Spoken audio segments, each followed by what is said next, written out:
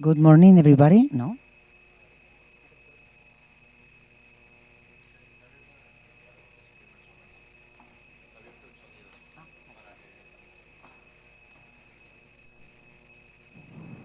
Good morning. We're suffering a few minutes delay, so we will be starting in around 10 minutes, just so that you know. Thank you so much.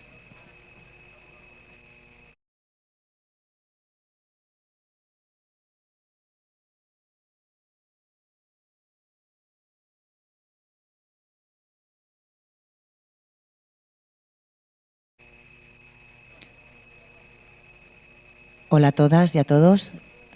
Ahora también en español. Estamos sufriendo un pequeño retraso por el embudo que se nos ha hecho en la puerta de acceso, así que estaremos arrancando en unos 10 minutos. Disculpad las molestias. Gracias.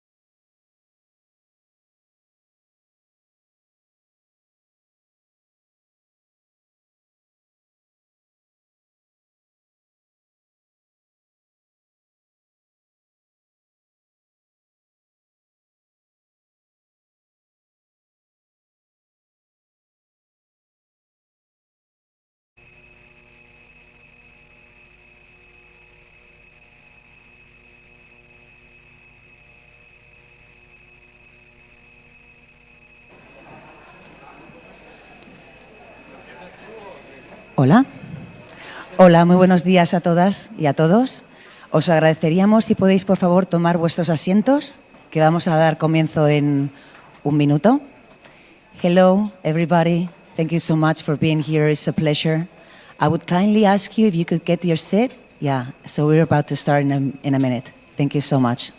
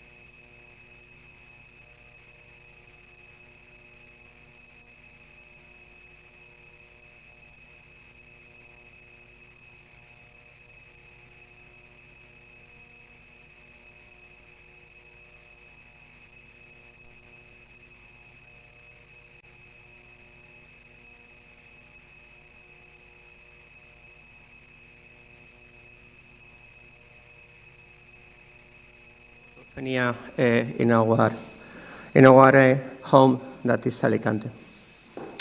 I would like to explain just in 1 minute what is Euthenia.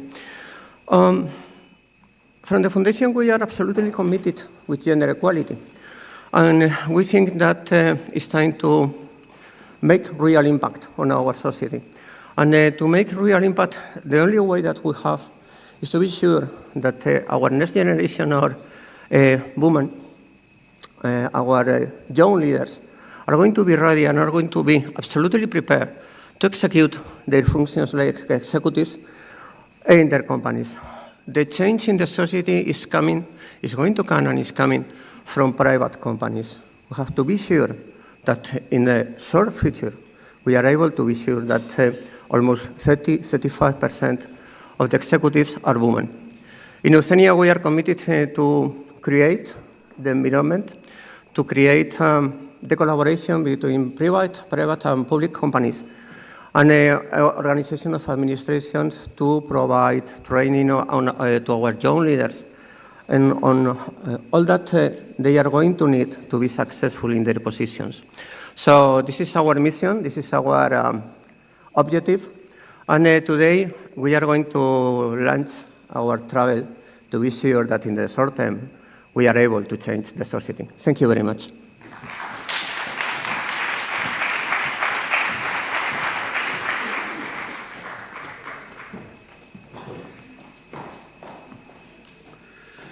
Good morning. Also from my side, I'm David Henneberger, the director of the Friedrich Naumann Foundation in Madrid, responsible for Spain, Italy, and Portugal, and our Mediterranean Dialogue project, of which Euthenia is also a part. I want to thank, first of all, the City of Alicante, Mari Carmen de España, her team, Manuel, and everybody else involved here in Alicante for the hospitality and the friendship that you offered to us. It's really amazing to be here in this wonderful auditorium. If my university had looked like this in Germany, I would have I would have gone with more pleasure. This is really beautiful. And we feel honored to have the second of 2 annual Euthenia conferences here. I'm also happy that I can be here today because last year I catched COVID right before it, so I couldn't attend the event in person. I'm really impressed by the number of participants here from Alicante, but also, of course, from the Mediterranean region, from Germany, and from West Africa. We have Gisela Pilz here, our member of the Board of Trustees of the Friedrich Naumann Foundation. So we are really honored that our headquarters is represented so highly as well. We all know these are difficult times in so many different aspects of the world, and Euthenia has been created by us and Eva Diaz, the leading sister of Euthenia. She doesn't like if I call her the mother of Euthenia. To stimulate, at the end, economic growth, to create jobs in the Mediterranean and West Africa. And we believe dialogue is essential for growth and the role of women in society. There are numerous studies about the issue. It's so important when it comes to stimulating economic growth and, of course, also equality, gender equality as such. So there's a moral aspect to the goals of Euthenia, because we believe everybody should be equal, and of course the role of women in the society is one of the core issues of liberals as well, because we are the liberal German foundation. But there's also an economic interest to increase the role of women, or increase the number of women, rather, in our economies. I don't want to talk much because we have a fantastic conference program. The Friedrich Naumann Foundation for Freedom is really committed to environmentally friendly events. So you find the current program on eutheniaconference.com. So you can check the program there throughout the day. We also have a lot of people watching us online. Sorry for the delay. But we had so many participants coming that we had to start a little late. But I would also want to welcome you who are watching us in the comfort of your home or at the office today. Not a bad thing to spend a day at the office watching the Euthenia conference also. Lastly, I want to thank our team. Eva is not a staff member, but a family member of the Friedrich Naumann Foundation for Freedom in Madrid. I think we can say that. I want also to thank the Euthenia team at the FNF office in Madrid, Valeria, Raki, Rahel, Carlos, Berta, who have this event made possible, because I just flew in last night from Berlin. And they are really the persons who make these kind of events possible. And I want to thank them enormously for their great effort. And yes, it's fantastic to have, and I feel honored to work with such an amazing team. Thank you so much. Let's have a great day together, and let's learn a lot about enhancing the role of women in the private sector. Thank you so much. Muchísimas gracias y que sea un día fructífero. Gracias.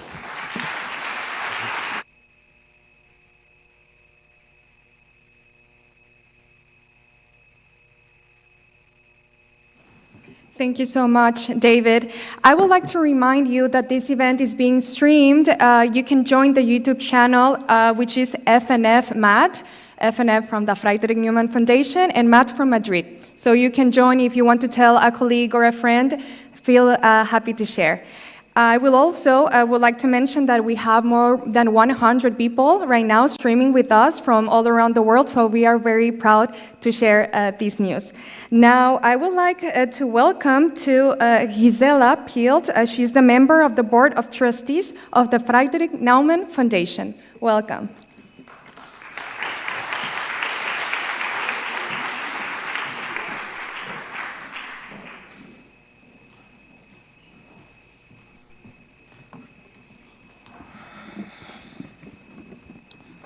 Buenos dias, and welcome to the Euthenia community, and welcome to the second conference in Alicante on behalf of the Friedrich Naumann Foundation. I know my name and the name of the foundation are very German, but I think you somehow get used to that. Euthenia, the goddess of prosperity.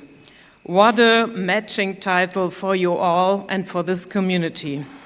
Our foundation, despite the male name, okay, that's history, we know that, is very committed in promoting the participation of women in various areas. We want you to achieve a greater balance in corporate and political settings, and therefore we have a lot of different programs all over the world for you, for women. There's a Female Forward program, a global campaign which lead, of course, to this program. How can women better reach their goals in society, politics, and in work? And at this point, I want to thank the City of Alicante, especially Marie Carmen España and your team. We feel very welcome. It's a great city, and you've done a lot of us, and without you and all of you in your team, it wouldn't be possible to do such a big convention. So thank you very much. And of course, I want to thank FNF, my colleagues, if I'm allowed to say so, my colleagues, and I want to name Eva and David as representing all the others. I think you're doing a fantastic job, and I hope somebody of the headquarters of Berlin is streaming this event to see it, and I will tell them, of course. How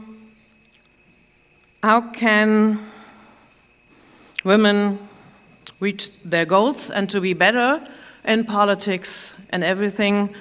I said before, I think we need more programs like this one, and I'm really impressed by Euthenia. I've been with a workshop yesterday, so I'm now quite familiar with this program, and I think this could be a role model for the Friedrich Naumann Foundation all over the world. I'm looking very forward to Alicante in 5 years, because I've learned yesterday then we want to have 1,000 participants. So please, could we organize a bigger convention for that in 5 years? I'm really looking forward to this. In this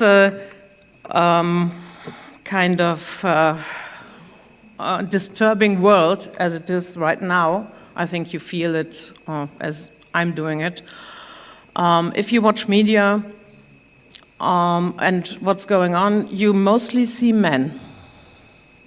You see men in every color, younger or older, but you see mostly men. And I think it's time to change that. I think the world needs women, and therefore the Friedrich Naumann Foundation has more programs for women in our pockets, so you can call it in Germany. In Germany we have a female empowerment program, and for a year long women will be accompanied to find their role in our party, and a lot of them are member of councils or even the parliaments. And there's a European program called, what is it called? Female, I didn't find my card. That's a problem if you try to write something down and you can't read it. So, but there's I'm sorry for that. There's a program, and even out of this program, we have four members of the European Parliament. So I think we're quite successful in doing that. But I think the Euthenia community is the most promising thing we are doing right now. So I'm really looking forward what you are doing. I'm really looking forward to the day and to the fantastic program. And ladies, there's a lot to do outside the world. Let's lead the change and have a good day. So, thank you so very much.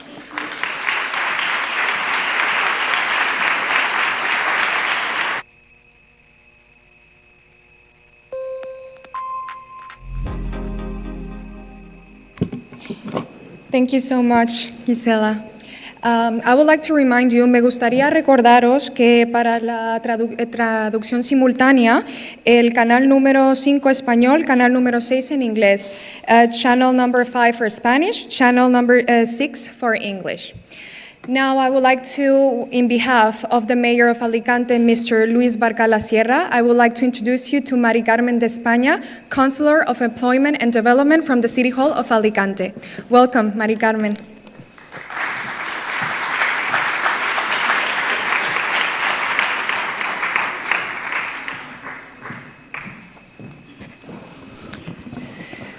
Muy buenos días a todos y a todas. Good morning, everyone. First of all, I would like to apologize for the absence of the mayor, who had to travel to Madrid and could not be here this year. So he asked me to thank you for being here in our city to hold this wonderful conference. As Councillor for Employment and Development at the City Council of Alicante and also President of the Local Development Agency, well, it's a pleasure for me to welcome you institutionally to this Euthenia Conference 2023, this event around women leading the change that we organize with the Friedrich Naumann Foundation and the Council of Alicante and the collaboration of Casa Mediterráneo, one of the casas of public diplomacy in Spain with headquarters in our city. For Alicante, for this council and the productive system of this country, this integrating city, it's a pleasure to welcome this meeting of women leaders in the Mediterranean after the first meeting in 2022 that exceeded all expectations, and we were very proud of it. So we feel an active part of this Euthenia Foundation and shows the collaboration work between the leading women of the Mediterranean. We are moved by a common cause, which is to help for the visibility of executive women in our region in these times of global transformation, by demanding the feminine role. And from the City Council, and as a woman, we identify with it. Today, and after a year, and thanks to the Friedrich Naumann Foundation and to the director, David Hennenberger, who was able to attend this year, and thanks to the work of Eva Diaz and her team, we meet again in Alicante, and we welcome in our city tens of women leaders of companies from the north of Africa, Middle East, Western Africa. So it's a sample of female talent from the different parts of the Mediterranean. This conference wants to increase the collective impact and to inspire a new generation of leading women, because there are many women who have broken the glass barriers and the stereotypes, and you're redefining the future of business and the evolution of the economic world. You are promoting innovation, sustainability, and prosperity in our region. And thanks to your effort and commitment, we are celebrating this conference, and where Alicante identifies with you. Even in 2022, we talked about business leadership and the commitment with innovation and technology. Now in 2023, with all of you in this hall of the provincial government of Alicante, we're going to talk about the best practices for executive leadership developed by women in the Mediterranean area, with testimonies showing how this is changing our society in times when this is really needed.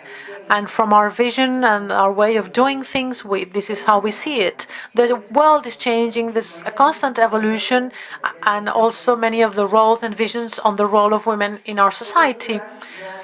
We have no doubt of the capacity, huge capacity of women to lead projects, initiatives, to lead companies, not only generating well-being and progress, but also generate a unique social impact, with this desire to create, to project,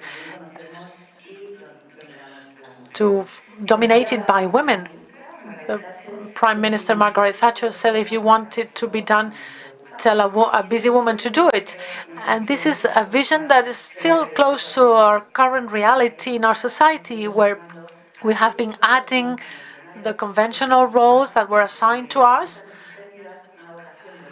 And also we had a business leadership and a commitment for progress for all that is changing the business world and transforming the business world, improving it with a better way to lead teams and institutions. Those who are coming to Alicante for the first time and those who knew it before or through references, you should know that this is a capital committed to to talent and opportunities. Alicante is a city where, with a very bright way with the Mediterranean, we defend every day, without hesitation, gender equality and equality of opportunities for women in the development of our society with collaboration and respect. And we think that these values are the same as for Euthenia, are part of our government action in Alicante. The local development agency, Impulsa Alicante, that I lead and I manage, has many programs and actions throughout the year for financial promotion, generating employment, and the creation of opportunities for our society, especially with activities focusing on female talent. The two strategic projects, Alicante Futura and ALIA, a strategy that was a pioneer nationally and started in Alicante, have included from the beginning the idea of leadership and female talent as an element of dynamization in the economy and a factor for transformation in our society. And this is reflected in the performance of our department in the council. So we take advantage of this opportunity provided by Euthenia to know, so that you know that your failures, successes, and your work shared in this plenary session and the workshops organized for the afternoon will be a source of inspiration, will be a gift for those who are going to listen, aware of the diversity and your contributions. I have followed very closely the work carried out by all the teams of ALIA and the Talent and Investment Department, and the collaboration with all the teams of the FNF and Euthenia network for this program today. So thank you very much for all this effort, and I am convinced that all of you is a voice that should be heard, a creative mind and a daring heart where we can learn and be inspired.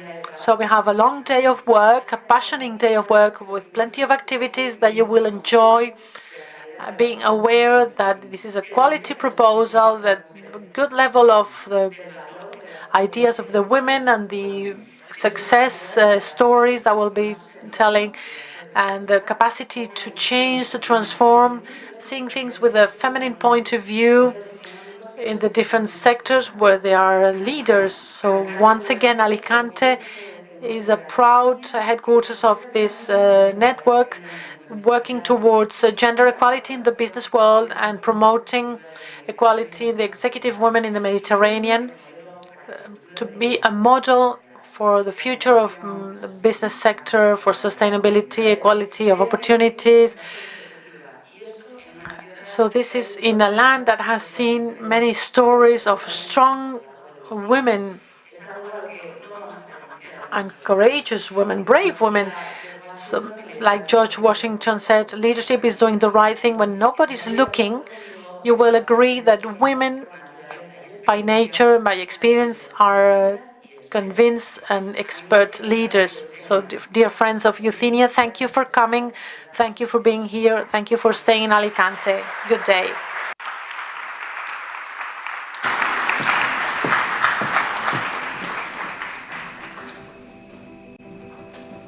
Work in a place where big decisions are made.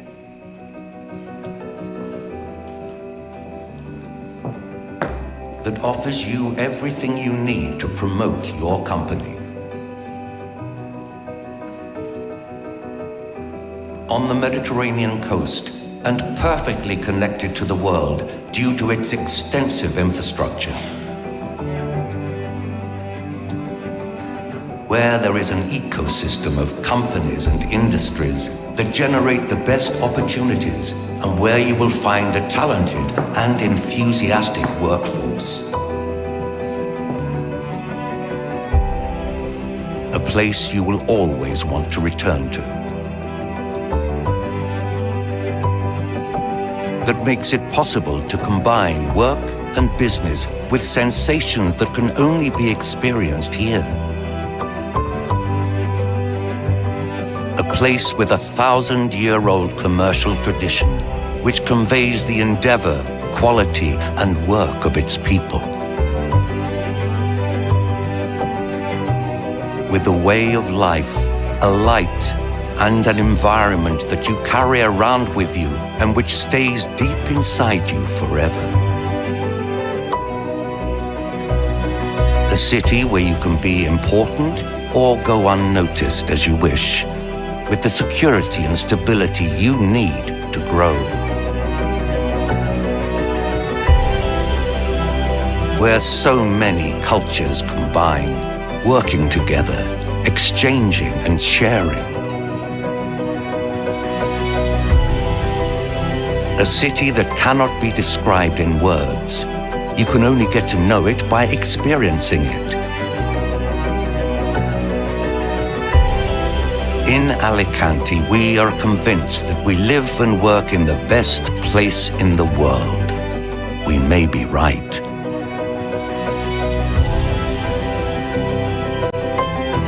Alia. Invest in Alicante. Mediterranean life. Business quality.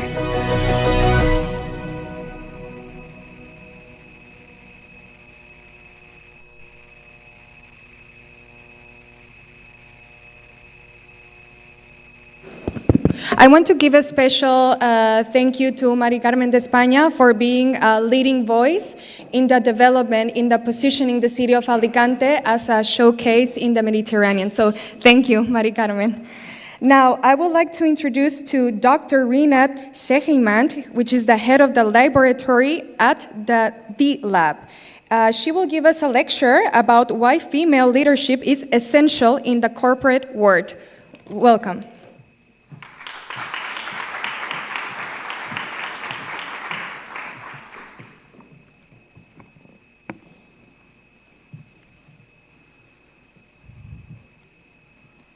Ladies and gentlemen, esteemed colleagues, and distinguished guests, good morning.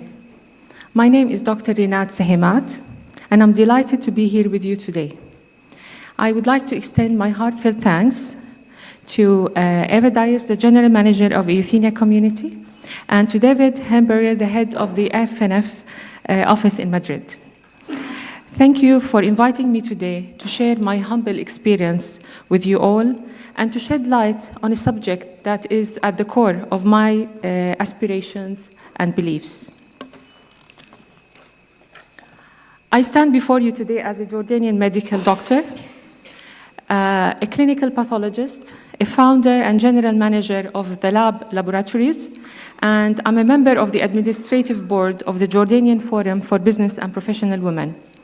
I'm also a recently certified leadership facilitator, which I'm proud of, and a proud mother of 3. In a world where women constitute approximately half of the population, their presence in high-level corporate positions remains disproportionately low. According to the 2020 study conducted by McKinsey & Company, women occupied a mere 29% of senior management roles on a global scale. In the context of my home, Jordan, despite the efforts made to empower women economically, their participation in labor force remains low, around 14 to 50%, compared to men, which is around 54%. These numbers and figures are according to the Department of General Statistics of Jordan. Now, while the percentage of women representation in the corporate boards of directors does not exceed 8.1%, which reflects a weak participation of women in decision-making process. In the MENA region, 80.6% of the companies have less than 30% of women on their boards of directors. Another point is women, both in our region and across the globe, continue to receive lower compensation for than their male counterparts for performing the exact same job. Women simultaneously in our region, they're often burdened by the responsibilities of raising their families, a role so important, yet it's undervalued and unjustly used as a hindrance to their promotion and advancement into senior management positions. Despite the progress in certain areas, that was supported by his king, Our Majesty King Abdullah and Queen Rania, we still ranked on the Global Gender Gap Index as a rank of 131st out of 156 countries. So there are many laws and new legislations that Jordan is working on with the Ministry of Trade and Industry and other sides to improve the percentage of women participating in head boards. And just before coming to this conference, we had the good news that it became mandatory in companies of public shareholding companies, at least 20% of the board of directors should be women. And this is a very significant step in the right direction that we are proud of. Now, throughout the course of my career, I had the privilege of witnessing the incredible dedication and resilience of the female employees that I was surrounded with. They left a remarkable mark on our organization. Simultaneously, I've seen with my own eyes the several obstacles and barriers that stood in their career path, ranging from social factors such as the cultural beliefs, the values that do not accept women as leaders, to personal factors, notably lack of self-confidence. A few years ago, I was invited to an event that was hosted by the Jordanian Forum for Business and Professional Women, a forum dedicated to supporting the economic role of women in Jordan. And I met a multitude of inspiring women who have broken through barriers and shattered glass ceilings to make their mark in the industries of various kinds. Their achievements were a testament to the limitless potential of female leadership. And after some time with them, I was elected as an administrative board member. So far, it has been a remarkable journey of personal and professional significance, allowing me to view my company not only as a business, but also as a platform for female empowerment and societal transformation.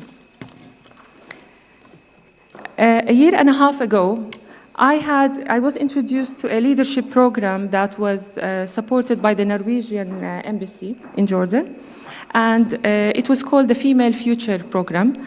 And the main thing was to teach the leadership skills from leadership, rhetoric, how to be a member on a board director member.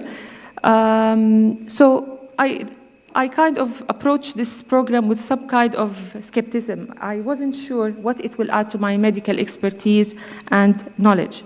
But to my astonishment and delight, the program proved to be a transformative and an invigorating experience that enlightened me to what it takes to be an exceptional leader and not just a CEO or a manager. Leadership program helps us to, it brought to me to recognize my own strengths and weaknesses, and it enabled me also accordingly to plan my personal and professional goals. So the experience was so fulfilling that it led me to become a trainer myself in the hopes of empowering more women, unlock their potential, and nurture their self-belief. Allow me now to delve into why female leadership matters. And it's not just for the sake of equality, but also for the society as a whole. The first thing to consider, if we can imagine together a piece or missing in a puzzle, if that one piece, a single piece is missing, still the picture is not complete. So having a diverse management team is so important in order to consider a wider range of ideas and viewpoints and to lead us to better decision-making and problem-solving, which will in turn encourage innovation and adaptability. So women bring their new points of view and new unique insights, especially when it comes to consumer preferences and market trends, since we are recognized of having an inclination to shopping, maybe. We also need role models. Having more women in leadership positions sets such a good, it's a very good example and an inspiring role model for young girls, demonstrating that they can aspire to any role irrespective of their gender. Women also consistently demonstrate high levels of emotional intelligence. Who thinks here from the audience that females, women and men are equally intelligent, or who thinks that, let me do it this way, who thinks female are higher when it comes to emotional intelligence? Can you raise your hands? And who thinks men are higher in emotional intelligence? So who thinks they're equally intelligent? It's the same. Okay. This question actually was interesting when I was preparing this, because I thought, or I heard a few times, that women are high when it comes to emotional intelligence, have very strong emotional intelligence. But it's actually that men and women are both emotionally intelligent, but it's the different qualities and traits in both of them that make them that's intelligent. For example, when it comes to resistance to stress, self-confidence, men ranked higher with in emotional intelligence, but women had higher skills when it comes to empathy and communication. So, and these are two very important traits in leadership, because empathy makes the leader connect with the emotions and the needs of their team members, and it will build trust, collaboration, and a supportive work environment.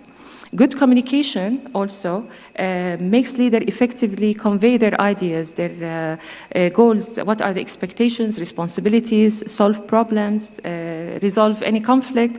So women show high capability of communicating and understanding and having empathy with their team and co-workers.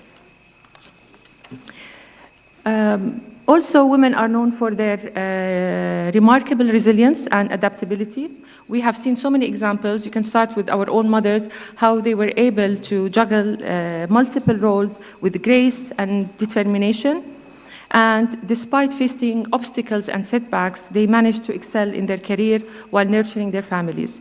They are really the meaning of bouncing back and making, handling challenges that arise. And this mindset helps any corporate to adapt and to have, to change their strategies and plans according to any change in any situation. Of course, having women in leadership is a matter of equality and inclusion. We are, embracing female leadership is one major step towards achieving gender equality, as it sends a powerful message to everyone, regardless of the gender. They deserve an equal opportunity to succeed. And it has also a great community impact. Research, and there's a lot of evidence that demonstrates that women in leadership roles, on average, tend to prioritize social and environmental corporate responsibilities. And in this, these times where we're talking about climate change, sustainability, we need a greater number of CSR-oriented businesses, which not only prioritize their financial bottom line, but actively seek to make a positive impact on the society and the environment. And the important point, last point, is economic growth. According to a survey conducted by the ILO involving 13,000 enterprises in 70 countries, 57 of the respondents agreed that gender diversity initiatives have significantly improved the business outcome.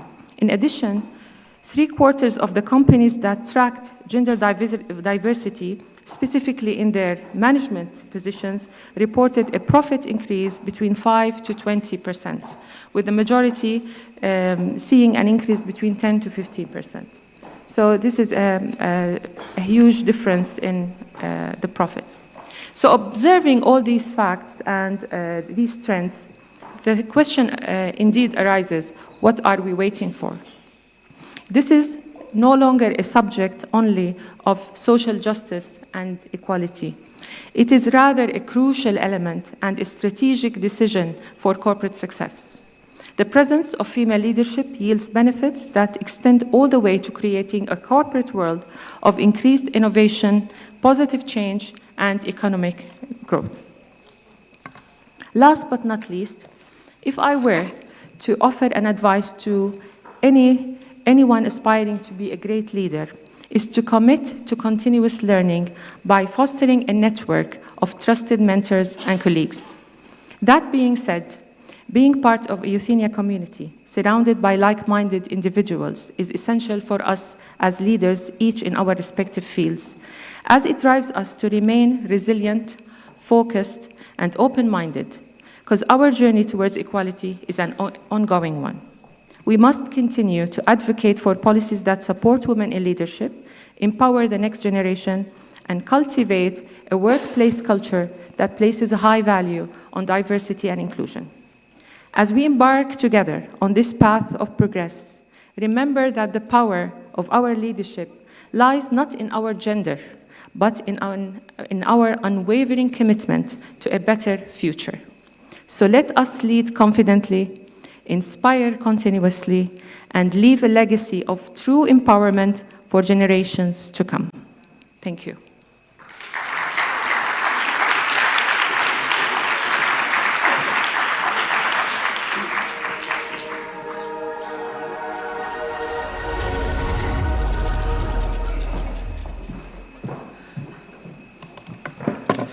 Thank you so much, Dr. Rinat.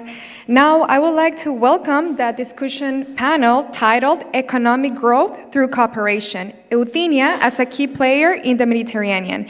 It will be moderated by Eva Diaz, General Manager of the Euthenia community, and the participants are Maria Barga, Honorary President of Alastria, Alexander Kniepertz, Head of the Office of the Friedrich Naumann Foundation in Tunisia and Libya. And last but not least, Ayşegül Sensoy, I hope I pronunciate that well, Chief of Strategy and Marketing Officer at XYZ Technology. Welcome.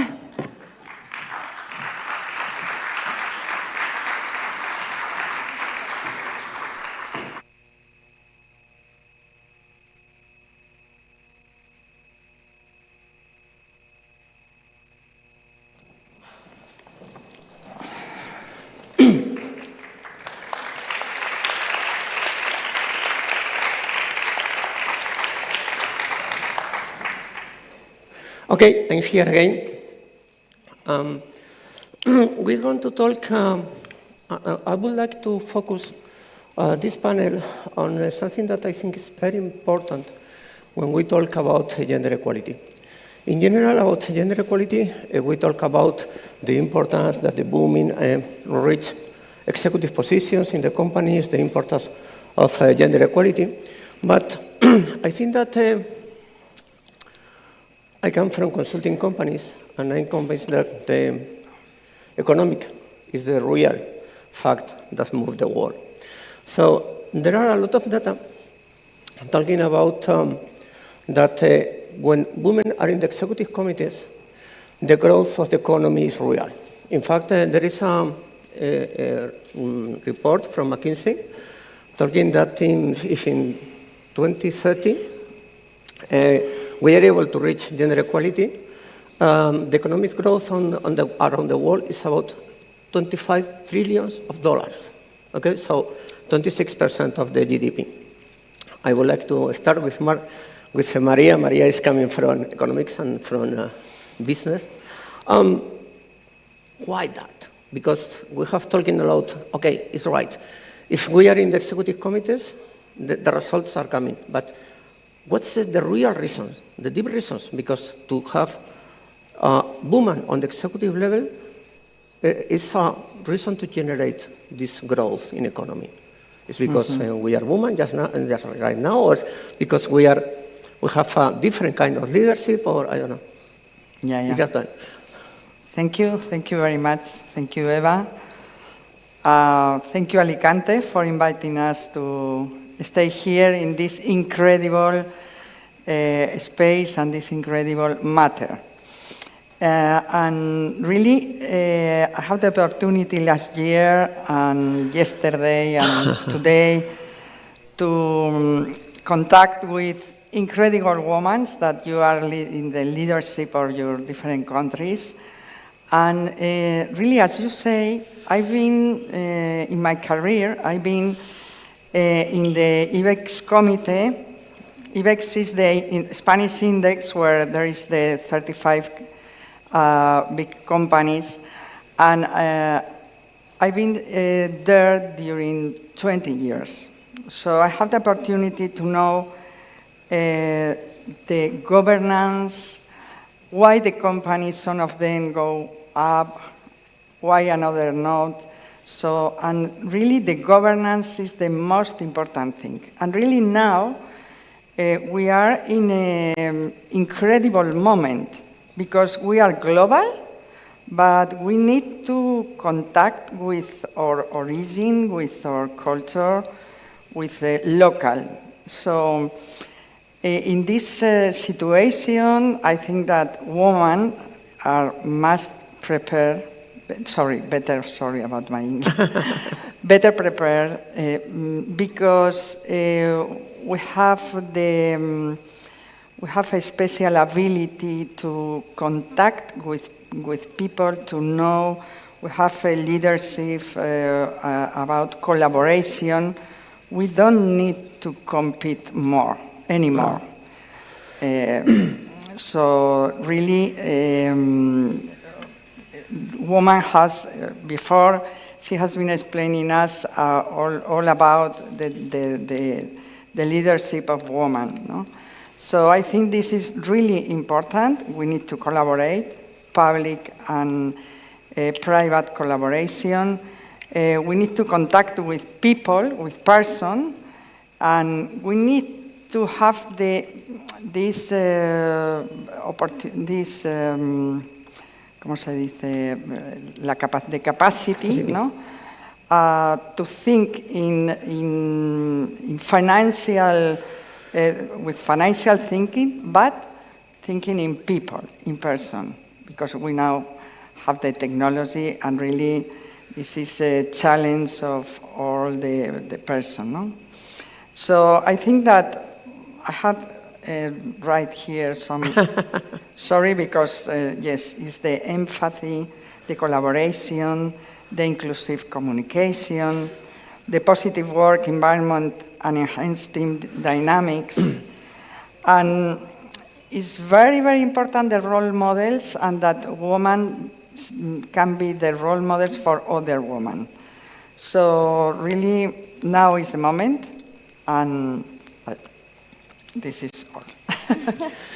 Isa, do you like your position of leadership from your age? That is not mine. Maria was talking about the importance to be in contact with persons, to be in contact with the reality, and to generate an environment of collaboration. Are you living that in your, especially in your country, in Turkey? Yes. First of all, I don't believe in the near future we don't have to say sorry about my English, because artificial intelligence will solve it also. It's all our last. Yes, this is typical for women. Typical.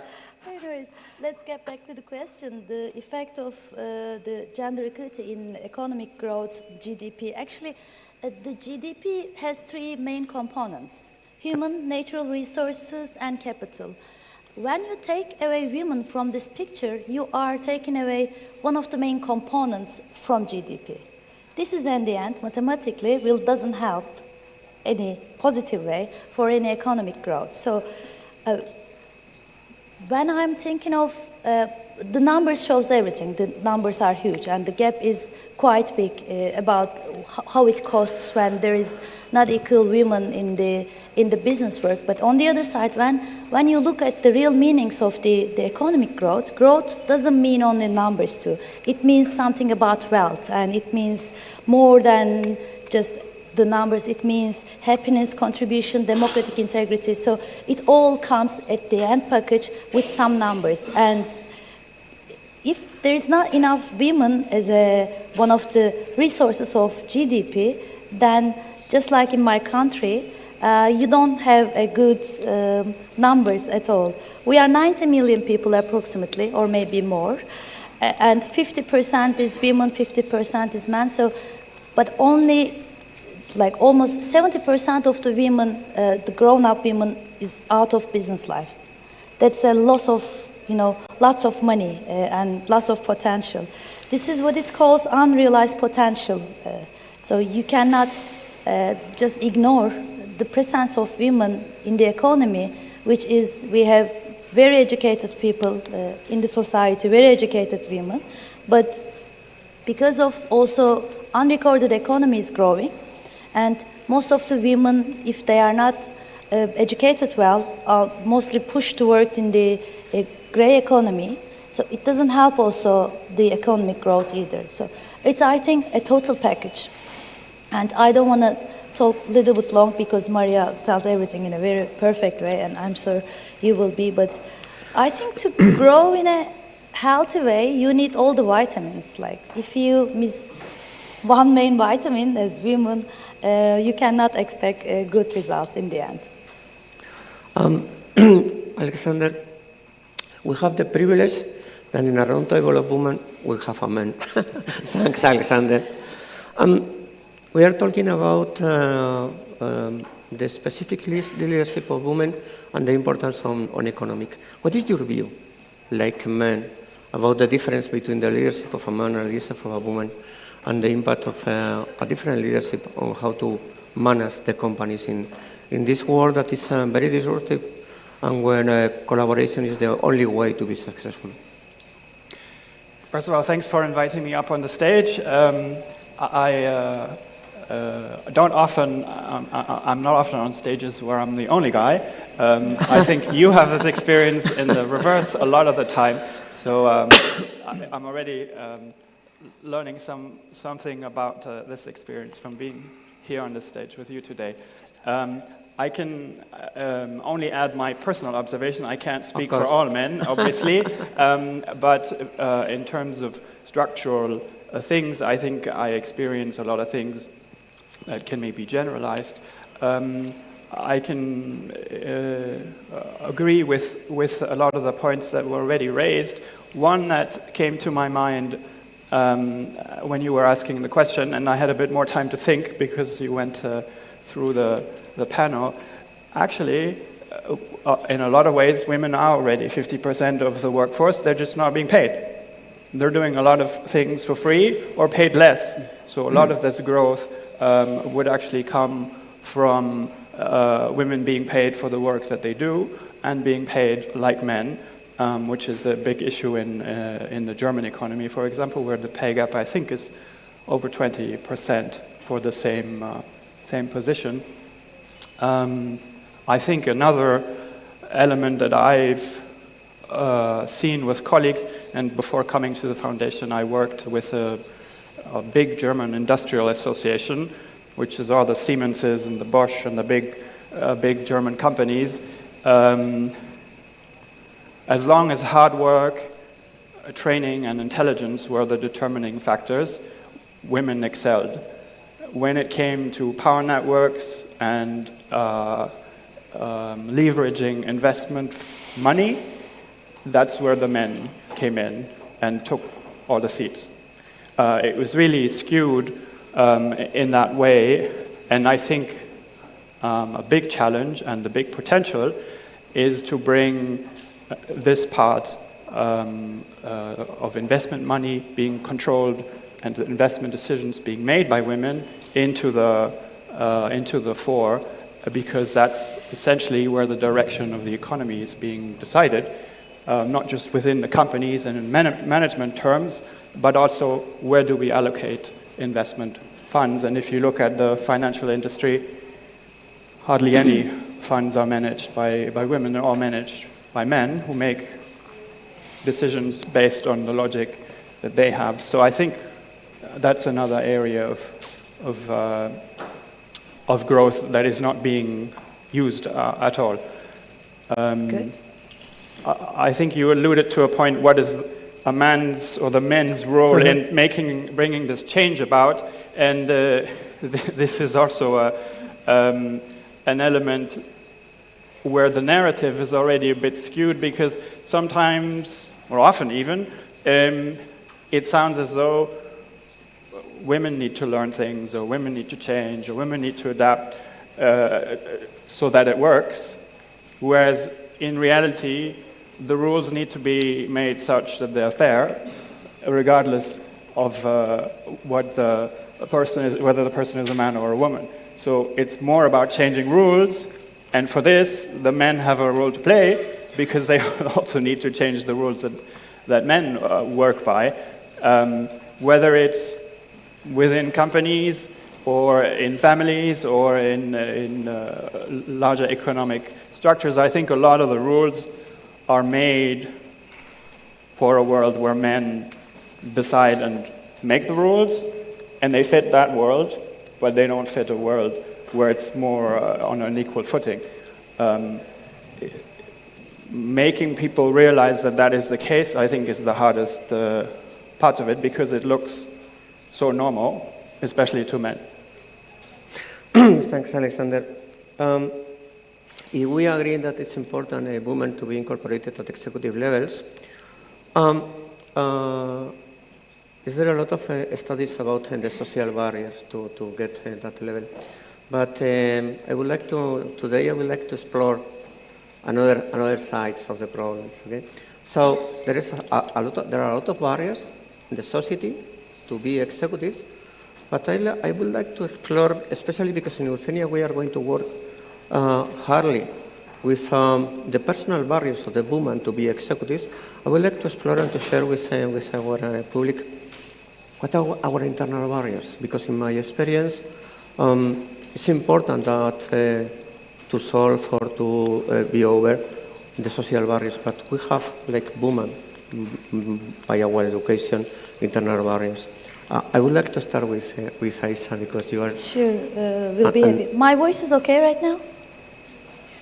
Okay, yep. Great. Thanks, Eva, for this question. I think it's really good to look at first to ourselves and inside to figure out the problem. I think it all starts with awareness, even to say that there's a problem, because if you don't realize that there's no problem, then you don't act. And most of the time, especially in business life, and where it's man-dominated, they don't really think that there's a problem, because it is how it is always. I used to work in the marketing departments before. Now I'm in the technology sector. When I used to work in the marketing departments in many international companies, I also wasn't aware that there's a problem about this, because in marketing, maybe some of you know, there are many women all around you, so it's almost balanced. But when I jumped into the tech sector, it's a deep tech, so around 5 years ago, then I see that the things are not like that in the normal life. Like when I jump into any room or any conference, you can count the women not more than 5%, 6% back those times. So I think that time that there's a problem, because I know that there are many talented women, why they are not in the tech sector. After this awareness start, I started to do something. So internal barrier, as myself, that as a summary, I wasn't aware of the problem that time. So today, 90 level in my country, 90 level of C-level are men. And especially in tech sector. And only, I'm in blockchain business, only 6% of the companies are female, CEO level.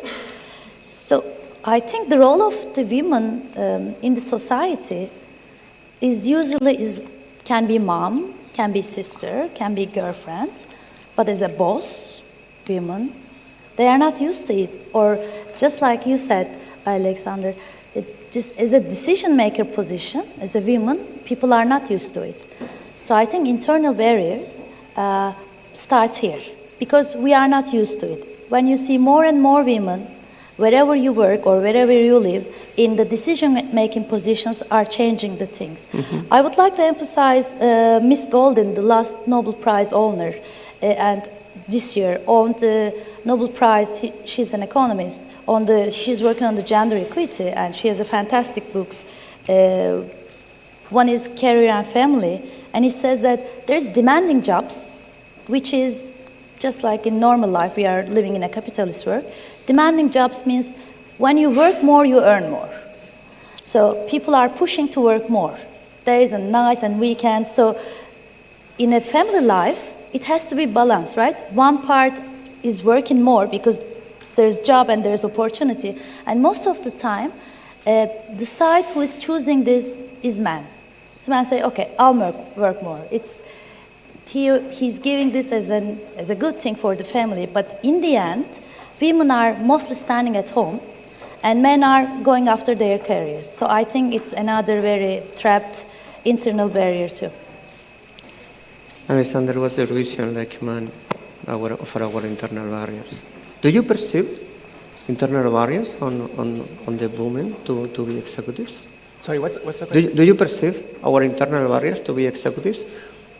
Perceive. Identify. You're asking about the role of women executives in bringing about change? Yeah, I know from my colleagues and from my family, my sister, it makes it realistic if you see a person who is a role model and you can see it can be done. We had the experience of a female chancellor in Germany. It was also an executive of a country. I remember how strange people felt it was in the beginning to have and in German the word even changes for chancellor. It's a different word for a woman than it is for a man. So it's a huge change if that just becomes a normal thing. And it became a normal thing over that period. I would say, with this example, maybe others also, there is also a risk that these powerful and very widely known figures obscure structural problems that are still existing behind that. We, for example, had a woman chancellor, but a lot of things didn't really change because it looked like everything was fine. You know, a woman can be chancellor, so where's the problem? Yes, the problem is that only the chancellor is a woman, and then after that, they're not equally represented. So I think there is the symbolism, and that's helpful and it's encouraging, but the substance should also stay in focus, even if these symbols are important, I think. Yeah. Thanks, Maria. You are one of the most important business executive women in Spain. No, I think, in my opinion, because I absolutely agree with you, that we are more perfectionist. Yeah. And there is a thing that is the perfect is enemy of good. Why? And I think that, for example, in a competitive leadership, we feel bad because we think that everything must be perfect, so we feel bad. But in a collaborative leadership, in a confidence space, no? I think that Euthenia is very good because it's a place of confidence, no, for women. Because we are so it's very difficult to change. So it's very, very important to think, okay, and not only by myself, it's because I know a lot of incredible women that they feel that everything must be perfect. And I say, no, not perfect. It doesn't matter. No, I think this is one of the most important barriers. And perhaps the other is that, again, the world must change from competitive leadership to collaborative leadership. And in a competitive leadership, the problem is that we don't like. So sometimes they offer you have the opportunity to do this, and you say, no, this is not for me. So I think it's important too that we change this, and now it's changing, of course. One of my first learning at the beginning of my career is that perfect is the enemy of good. And I agree with you. We try to be perfect in our execution because we feel insecure in order to show a work that is not perfect. But thinking on our mind, not in the mind of the counterpart that we have in the table. So I think that we have to be more aggressive on the positions and be more confident on our capacity to be executives. I would like, let's go to talk about life balance, okay? And using Alexander, I'm convinced that we will be able to reach life balance when the men really change their beliefs about what is the role of the man on the society. I think that to reach life balance, we need to collaborate with the man. Gender equality is not just a battle for us, it's a battle for both, for women and men. So I would like to ask you, Alexander, I'm sorry, what must change in the mindset of the men to promote that for men is good to collaborate in the home task and to think more on emotion or no more on the professional career? Good question. That's an easy question. I can only speak for myself, like I said, but I fully agree that it cannot be that half the population, the women, need to adapt and change if things are really supposed to change. This example that you gave for a more collaborative leadership style, it requires understanding the other person's position, their interest, the way they work, a lot more empathy to be able to work. And if it's a mixed team, then all members of the team need to have some degree of empathy and understanding the other team members' roles. So that's one example I would clearly see. Men don't manage by empathy. It's not to say that men don't have empathy, but it doesn't enter into the management logic. It's more about interests and power and efficiency in a lot of ways, and not so much about finding a consensus with all members of a team. So I think that's one way where I can see a practical expression of a change that requires men to change the way they look at things and go about managing in the economic sphere. I would say my impression is to even understand what the changes should be, there has to be an open dialogue between men and women working together. How do I work? How do I function? There needs to be the willingness to listen and to be honest about things. And I would say even that's quite challenging, because in a work environment that is defined by competition, there is a tendency to keep things to oneself and to keep the competition going, rather than putting it all on the table and finding a solution for that works for everyone and that's more inclusive. It's part of and I think it always comes back to these changes that are systemic and concern the way we work have to be, to a large part, done or happen with or in men and the way they work and the way they go about things.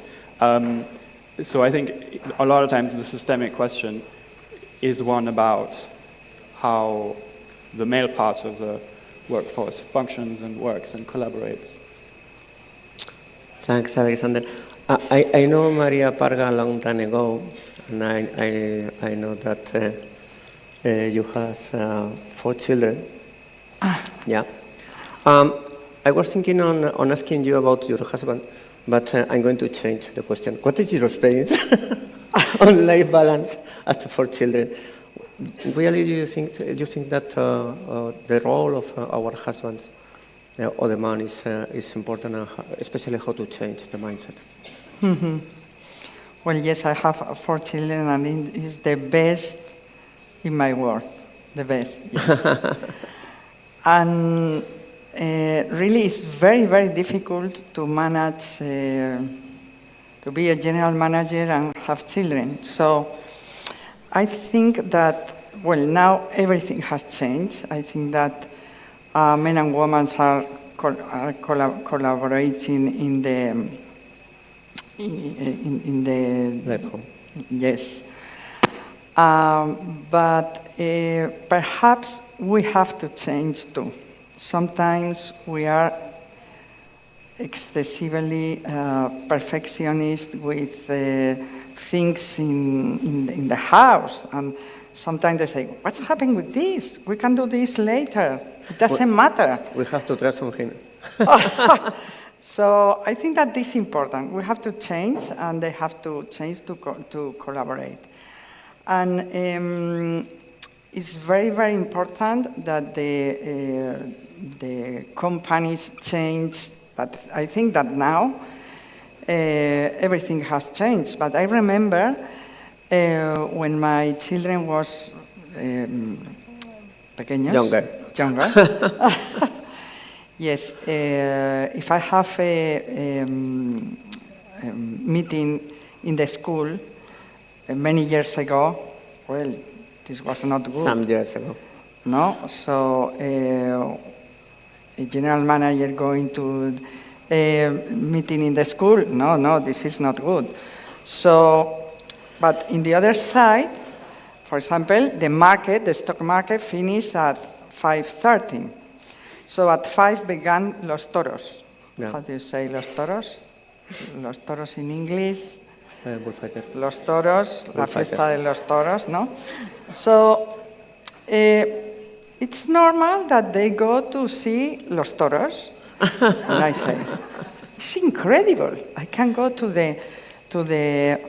So then I decide to organize different meetings, of course, not going to the school, but for example, it's a conference about something or another thing. No? So this is only to explain you that I think that now everything has changed, and it's easier to have a high position and to go to the school meetings, etc., etc. No? And another thing that I think that is very, very important is that now is most complicated to educate children. Yeah. Very, very, very complicated. So it's necessary that both be looking at the children. For me, really, I decide, okay, sport, music. So I always have with them with sport, music, but now this is not suficiente, enough, no? Mm-hmm.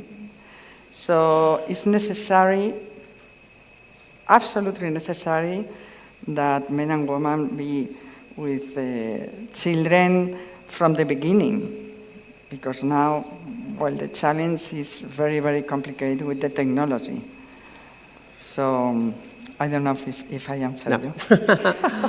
Isa, my daughter is 28 years old, and she told me that she don't see change on the new generation. Is that right, or do you think different? Because I feel I have contradictory feelings about the new generation. I think that in some way the new generations of men, of boys, are more committed with gender equality. But I received news or comments or etc. saying that the increase of gender violence on the new generations. What is your perception? You are the youngest between us. Take from words here that I have quite big faith in the young generation. Like, they'll not be speaking the same topics as we are speaking today, hopefully. But on the other hand, most of said, just like Alexander said, the problem here is who owns the power doesn't want to just share it right away. It's against human nature. So in the business life, because mainly man has the power, they are not willing to share the power right away. So I think we need policies. So countries like us is quite following EU policies or the SDG reports and everything. This shows us a path to follow. Otherwise, especially when there are so many economic crises or so many politics going on in the world, these topics could be on the second or third level importance, because you need some rules to do that, and then you follow. Let me give you an example. There is a research made in, I think not only in Turkey, but around Turkey, asking the CEOs when they are choosing the board members, if you need all have the man member and if you need to put one women member on the board, and what you're gonna do if you cannot find the right person for after 2 months.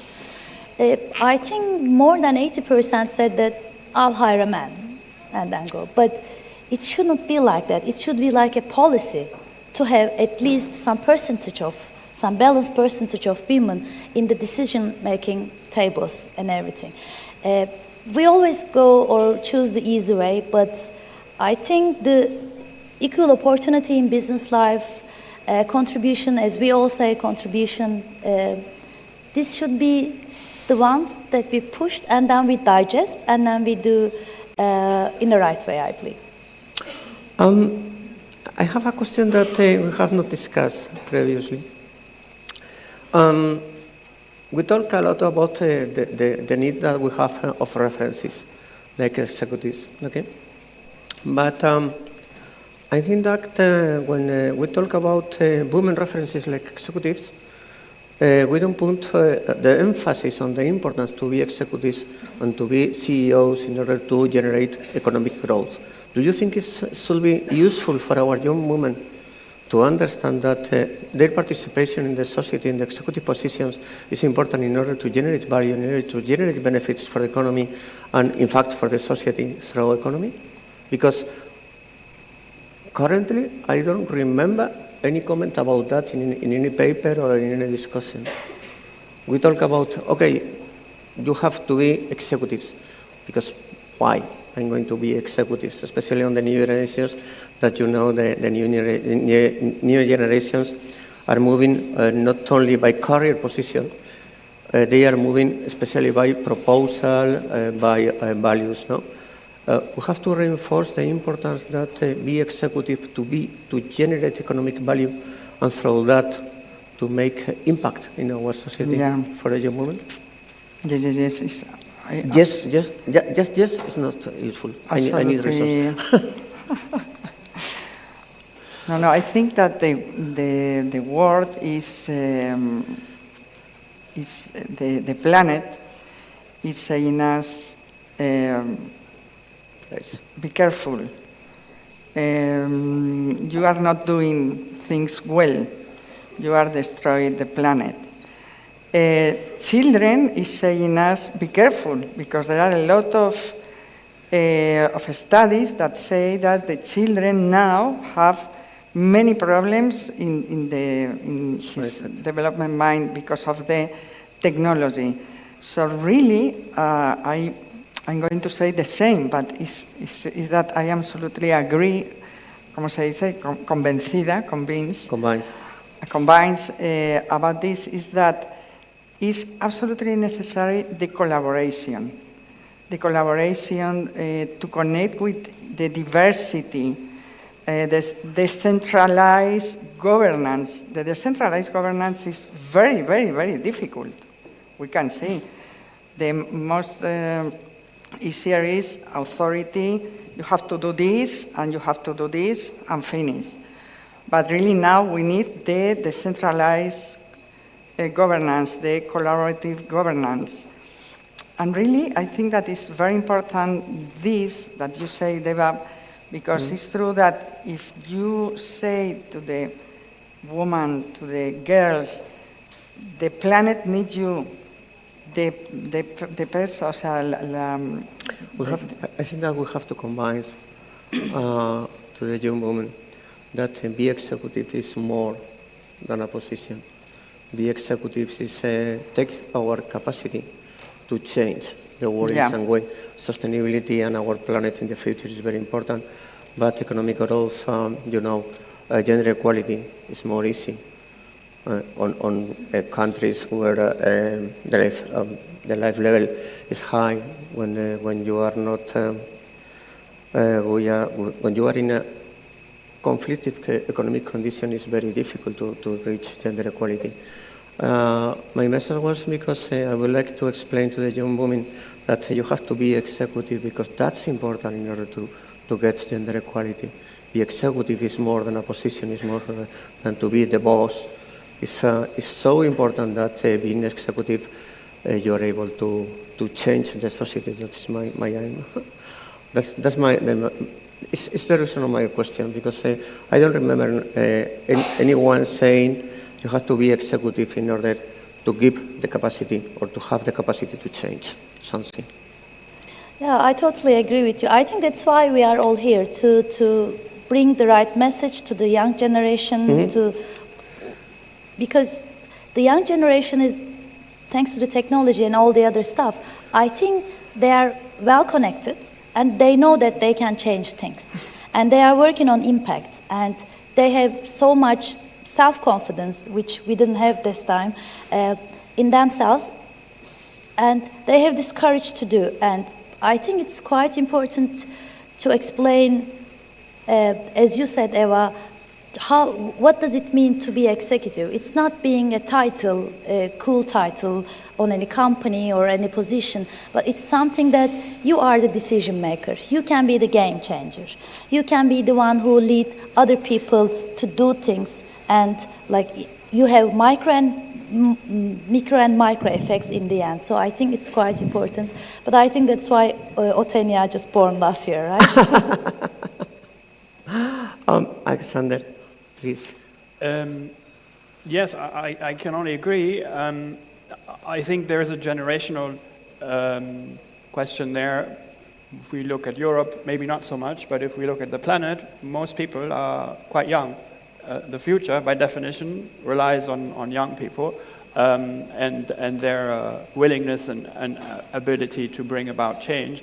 The other question that's in this theme is about political power, is taking it and using it to change things, which is difficult and scary sometimes. And I think not everyone is ready or willing to step into the limelight and say, I'm changing things. And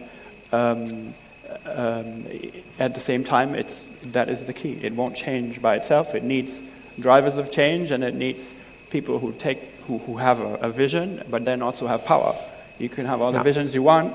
If you have no power, then nothing is going to change. And I think that's an important element. And I have in my head a phrase that one of my bosses, who is a man, said to us when we did a program, and then a lot of people were upset with the program. And then we were all worried, oh no, not everyone's happy, and now these people are complaining. And he said, it's no problem if people are complaining. It just needs to be the right people complaining. Telling us that if you upset people, it's fine. It's the people who need to be upset if we want to change things. We're not going to change things if everyone's happy. Nothing's changed. We've just confirmed the way things are because no one said, no one complained. That was a very eye-opening thing for me, to think about it in that way. The aim is not for everyone to be happy. The aim is for things to change, and some people may not be happy, and that's fine. Okay, I can be talk with you several hours, but I would like to take some time for questions. Just a final question, because we are here because we are launching Euthenia. What role could Euthenia play in this world in order to make or to generate these new executives? What should be the role of Euthenia, in your opinion? Your opinion from foundation in Tunisia or in Turkey with different points of view of cultures, or from Europe? Who start? I go back to my initial observation. As long as it's competence, training, hard work, women have all the opportunities. When it comes to having access to decision-making power, having access to financial power, having access to funds, things change. And I think strong networking between women in business addresses this aspect and this element. I know of two networks that I've come across in my career. One was a network called Women in International Security that joined women who worked in defense policy, a very male-dominated domain. And the other one is a more recent one, a network of women who work on the topic of green hydrogen, also a very technologically focused subject, but they are extremely powerful networks for distributing knowledge, information about developments and things that are happening in the two sectors or industries. And they're also about using network power to gain access to positions of power, positions of influencing policy, access to funding, and these kinds of things.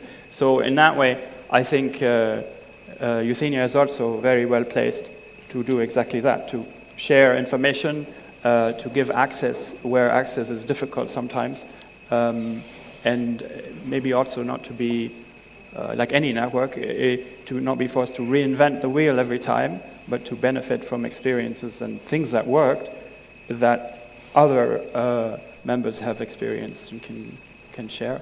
And I think working across the Mediterranean, which is the other element that I represent, even though I'm German and I'm not from Tunisia, but I work with Tunisia and the cooperation projects that we run there. There are a lot of very powerful women in Tunisia who have very interesting and valuable experiences to share, and I think sharing these across the Mediterranean helps both sides of the Mare Nostrum that we're placed around. So it's helpful for the networks that we have in Tunisia around the foundation, but it's also a great opportunity for the Northern Rim to bring these two worlds together.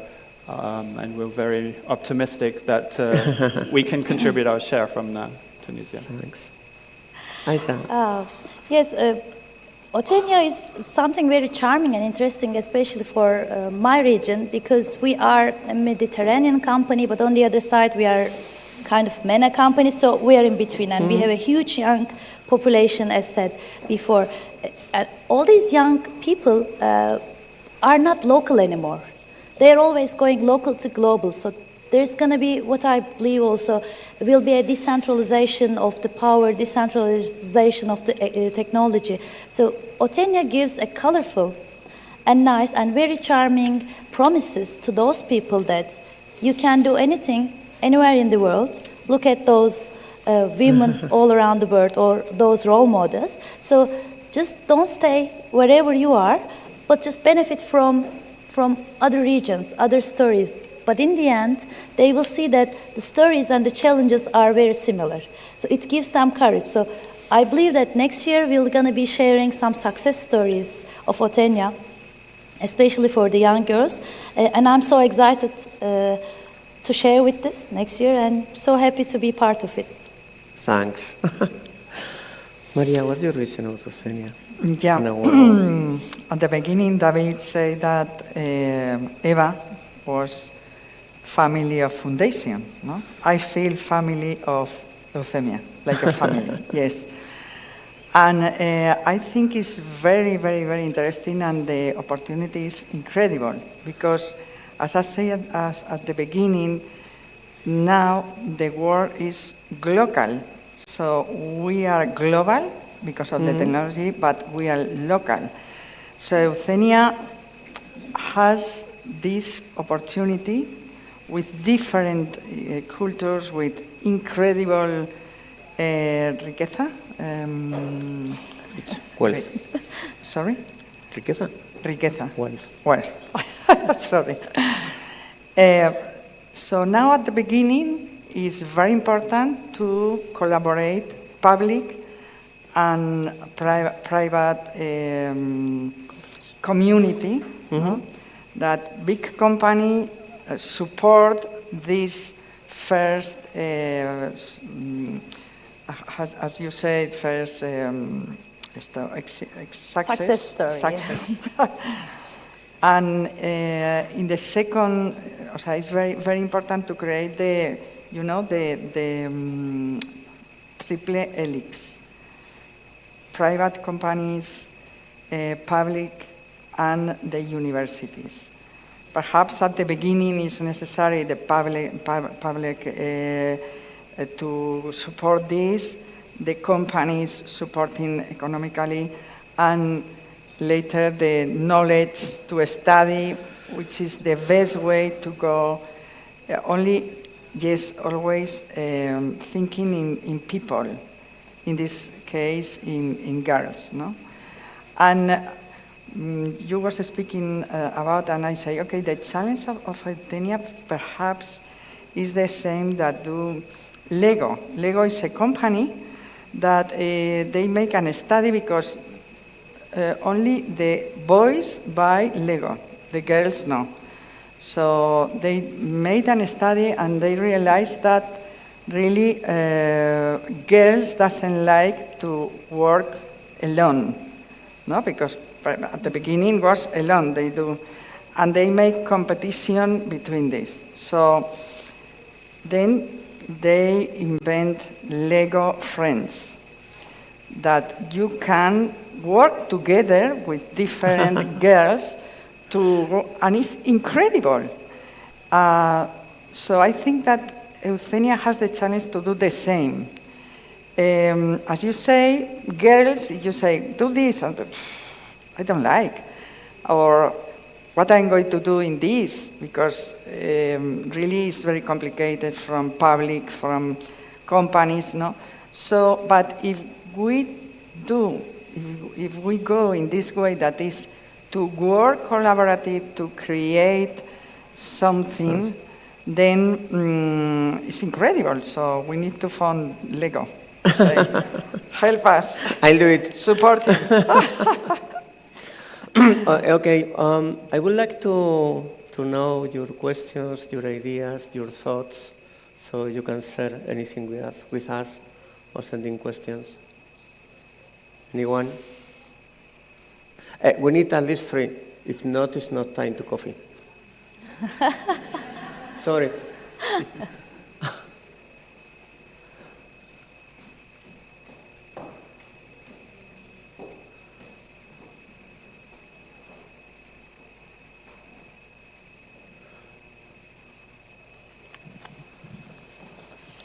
Muchas gracias por vuestras palabras.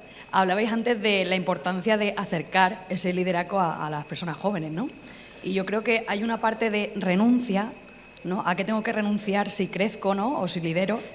Y hay una parte de hombres que lo dan por hecho, ¿no? Esa renuncia, como decía, ¿no? A los toros sí, pero al colegio no, está mal. Entonces hay un cambio, ¿no? Hacer en esas posiciones donde esté bien conciliar para que las mujeres quieran llegar ahí, creo. No sé, pregunto. Have you understand? I wish I can, but I don't get it. It's in Spanish. The question is that... Muchas gracias for your question. If importance I understand.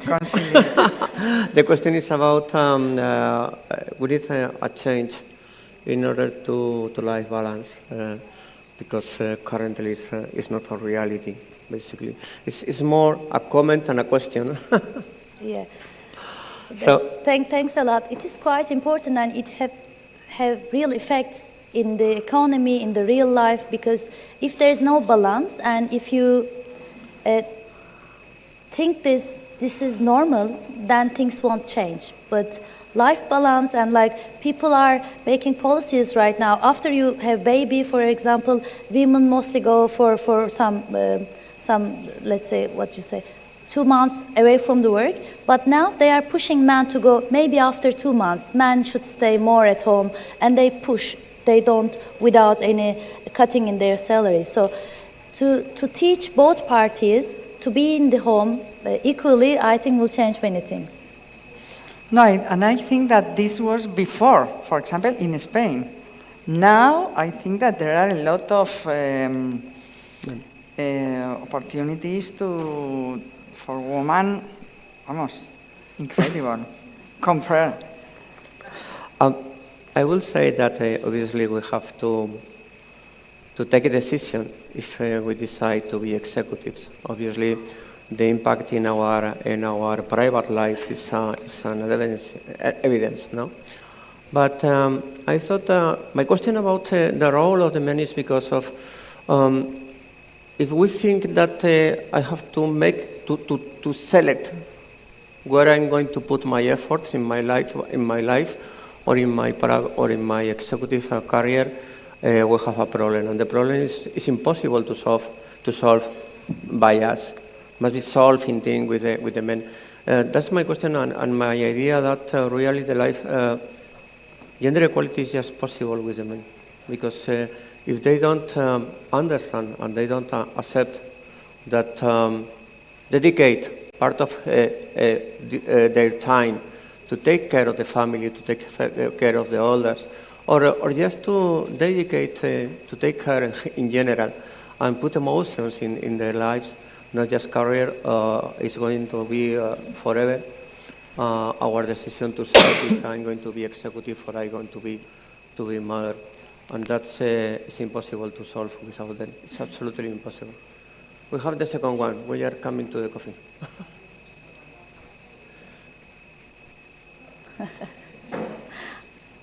On top of the mountain. Hello, thank you so much for sharing all these insights. I have a question. We've mentioned two interesting things.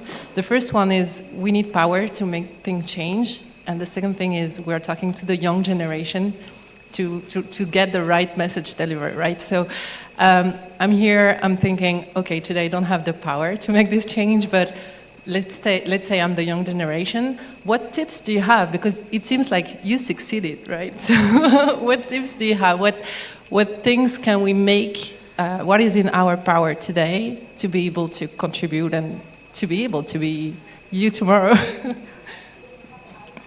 Maria, would you like to start? Aisa, how you understand? Again, me? Okay. Yeah. She's talking about young women. How I do things in the technology sector is we created an association, for example, Istanbul Blockchain Women. Before, there's only an association with all businessmen and all these corporate companies. But we create this association to welcome all the girl and women who would like to be in this field, but they don't have enough, let's say, courage to do that. So I think being together makes us stronger. So my first tip would be just be open to the people and welcome them anytime. Blogs and some informative, let's say, LinkedIn posts or social media helps a lot. Be reachable. Use these associations to reach people and welcome people. I think that's what I did, and it was good on my side. You're talking about what is the power. I think that the power for us is in two sides. One of them is on us. We were talking at the beginning, if we believe on us to be executives and to take the power. The power is not in some place and we take the power, okay? The power is on us, and we have to take the decision to execute our power. And about a second comment about power is that I believe on the capacity of the women doing networking to execute the power. If we are together, if we work together, if we collaborate like women on being more strong in our society, on being able to make impact, we have the power. The power is not out of us. The power is on us, like individual and like a collective. Third one is the last one for the coffee. Is the power. Okay, you have coffee. Well, it's more how I can help. I was executive, I was part of a board, and now I'm here and I'm available. How I can help? And I have the energy, and you know, it's a conference about we can grow through cooperation. How I can cooperate with you. Who is Lego? No, I'm sorry. Ese es el Lego. Lego Friends. What's really the question? I'm sorry.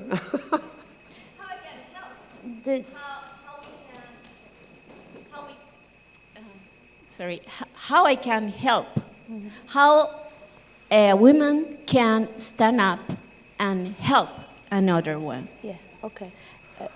Come back to the network, okay? That's very important. I think that, do you want? Yeah, why not? Actually, we have a good structure. I'm for the finish. Yeah. Euthenia is just born a year ago, and we have a good structure. We have some working groups. We have an international channel. We are doing regularly Zoom chats discussing, and we have some topics. So this working groups is targeting 18 to 30 years old, young, talented ladies. So you can help in many ways, but just join the community. We have our website. We will be having our website. We will be having our social media soon. We'll be posting everything you need on that. But while we are here, we'll be happy to chat with you and all the women and men here, talking more about Euthenia and what we are doing. I think we are just starting. So we really need your support too. The other way is to collaborate with Euthenia. You can work with us in Euthenia in order to help. Alexander, you are in silence. Yes, because I don't think I could have answered the questions that were there before. I can't directly answer this one, but I have a thing that came to my mind. I have two women friends who have been executives of large organizations, very powerful positions, and very successful. Both of them are taking part in a training program over a year. To me, it sounded like a bit like an MBA system, but it's about how to join a board. How do you get on the board of a company or of a large organization? And I think this is where your experience is super helpful to explain how does that work? How do you organize your troops? How do you organize the votes that you need? How do you see where the power lies really, not just on the paper? And you need a first-hand experience, and you need someone to guide and explain how this process works, because without having someone on the inside, it's almost impossible to do. And I think this is what came to my mind, this experience that my friends are going through, because this is how you get to the powerful position that people on boards have. Okay, yes, so you can collaborate. Sorry? You can collaborate by yourself. We are going to create the sorority network. So if you know, for example, about philosophy, society, agriculture, whatever be, you will, tú podrás, you will can help, sorry, some specific woman, and the other is through your company. So perhaps you can explain the different bronze, silver, and gold supporting through companies, no? For example, I think it's very important to collaborate by yourself and introduce your company. No? We can talk in private, because I promised coffee after 3 questions. And especially, there is no time, sorry. We can chat during the coffee though. We'll be there, right? Okay. Yes, of course. That's one.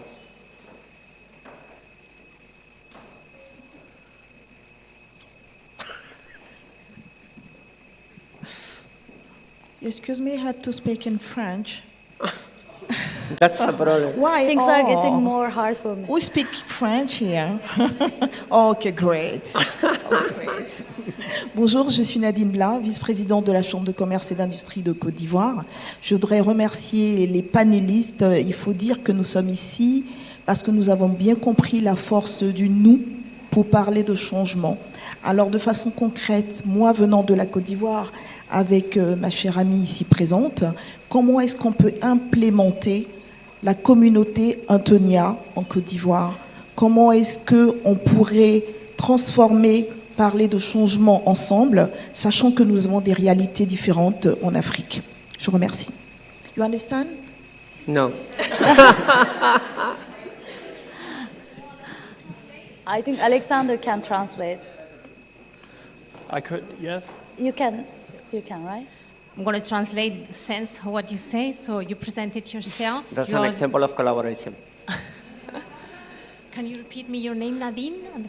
Nadine and your family name? Nadine Blas, and she's the president of the Chamber of Commerce of Côte d'Ivoire in English, of Ivory Coast, thank you. And she was here together with a colleague, and she was asking, okay, how they can implement Euthenia in their country. J'ai bien traduit? Vous voulez ajouter quelque chose? Ça va? J'ai résumé. I shorted a little bit up, but that was a core question. In each country? How? ¿Cómo? Implement Euthenia in each country? In Ivory Coast. No, their Ivory country. Coast. I think they're asking how they can implement ¿cómo se their country implementa to part of Euthenia en Euthenia. cada... Ah oui. Ouais. She mentioned a very relevant point.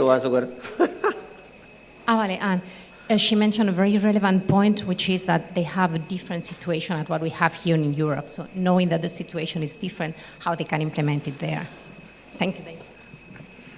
Yeah, just to help Eva a little bit with that.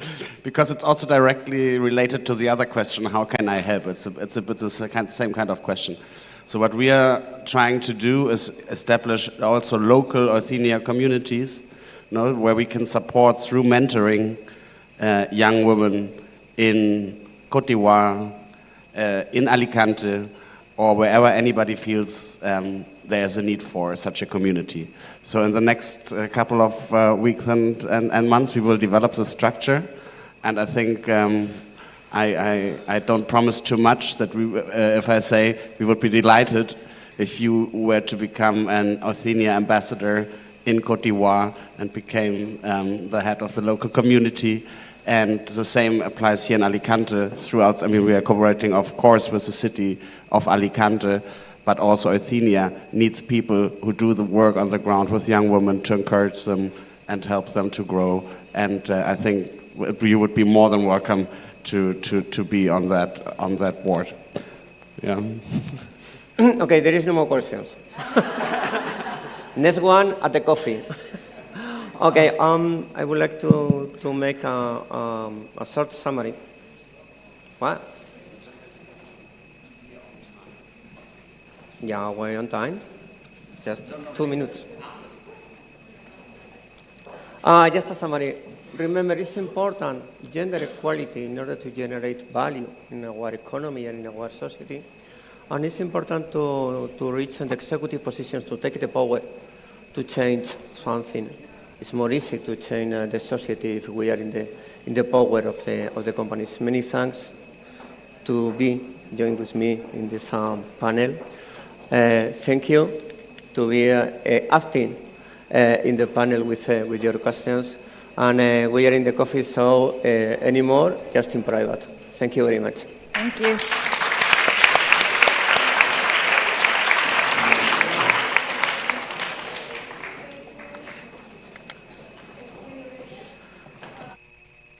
Out. Yeah, there you go. So if you can be back here at 12:30 sharp, we will be very grateful. So now you can just go and enjoy the coffee upstairs. Thank you so much.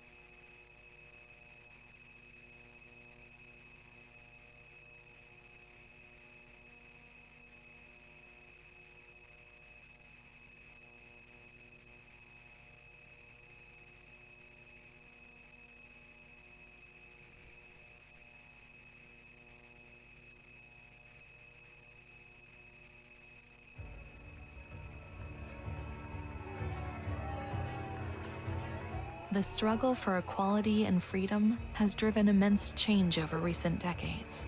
The anti-racism, LGBTI, and women's rights movements, amongst others, have created many landmark victories, producing great advances in civil liberties. Whilst as liberals, we must celebrate progress achieved, we must also ask, how can we continue the fight for individual freedom as an intrinsic and undisputed right? Diversity, but from a different perspective. To date, diversity has been articulated as a measure of differences between collectives, with individuals being grouped together by a singular defined trait or belief. We are both the victims and perpetrators of this, imposing limits on our own identity and the identity of those around us.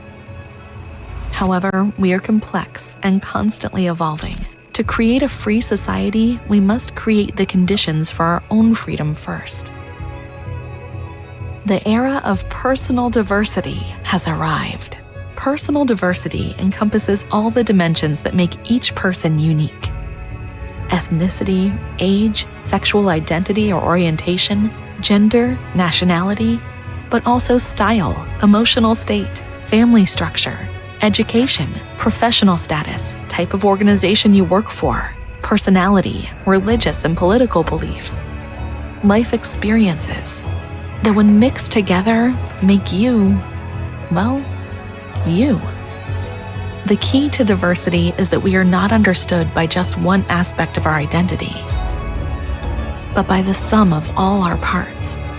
As we cut away the labels and understand that all individuals are diverse in themselves, we can embrace a truly inclusive and free future. Wouldn't that be something?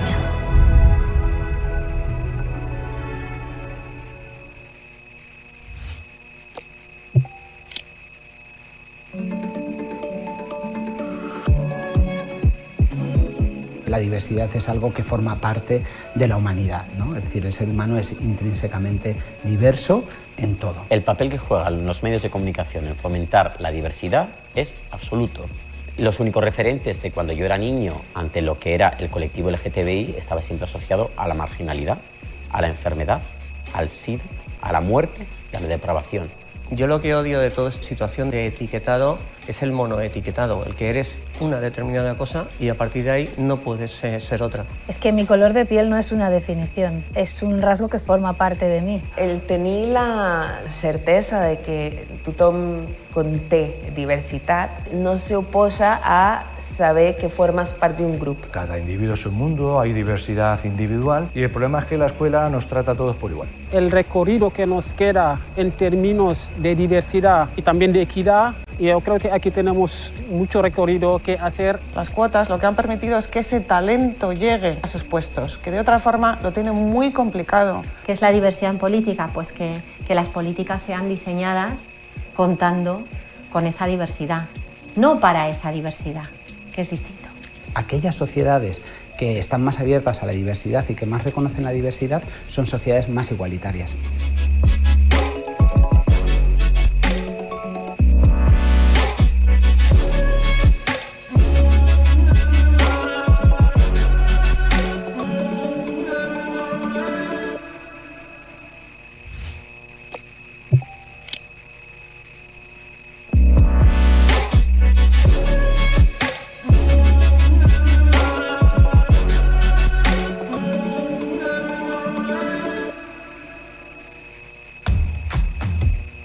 Quizá lo que más me define es valentía.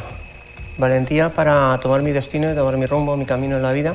Y valentía para enfrentarme a situaciones complejas, no solamente en la transexualidad, sino muchas otras a lo largo de la vida.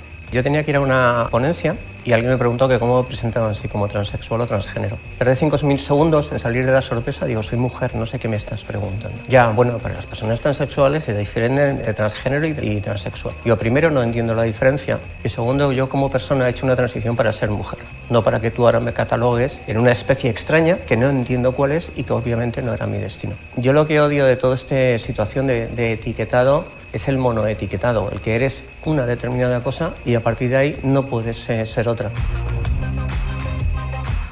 Creo que fue una de las cosas que más me sorprendió cuando hice la transición, ¿no? Yo era un líder que estaba acostumbrado a que la jerarquía supusiese un impacto y directamente mis órdenes fueran transmitidas a través del canal jerárquico. Y yo no tenía que hacer un esfuerzo por convencer, otra cosa es que quisiera hacerlo, ¿no? Cuando eres líder como mujer, la jerarquía tiene un punto menos de valor sobre los equipos. A mí me costó mucho entenderlo, pero una vez que lo entendí, mi forma de liderar fue distinta. No había imposición, había coordinación, había cooperación. Si yo en mi equipo tengo que colaborar con una persona homosexual, con una persona de otra etnia, al final acabo integrándolo y acabo normalizándolo. Y ese es el gran camino. La gran herramienta para fomentar la diversidad es la empresa, sin ninguna duda. Yo creo que lo que tenemos que hacer es contar, lo que tenemos que hacer es comunicar, lo que tenemos que hacer es superar las barreras de los colectivos, lo que tenemos que hacer es eliminar la ideología y la política de la diversidad, porque la diversidad no es política, la diversidad es cultura, la diversidad es valor en nuestra sociedad. Y salgamos a contarle al mundo lo que realmente somos, lo que hemos llorado, lo que hemos reído, lo que nos gusta, lo que no nos gusta, porque entonces nos van a entender.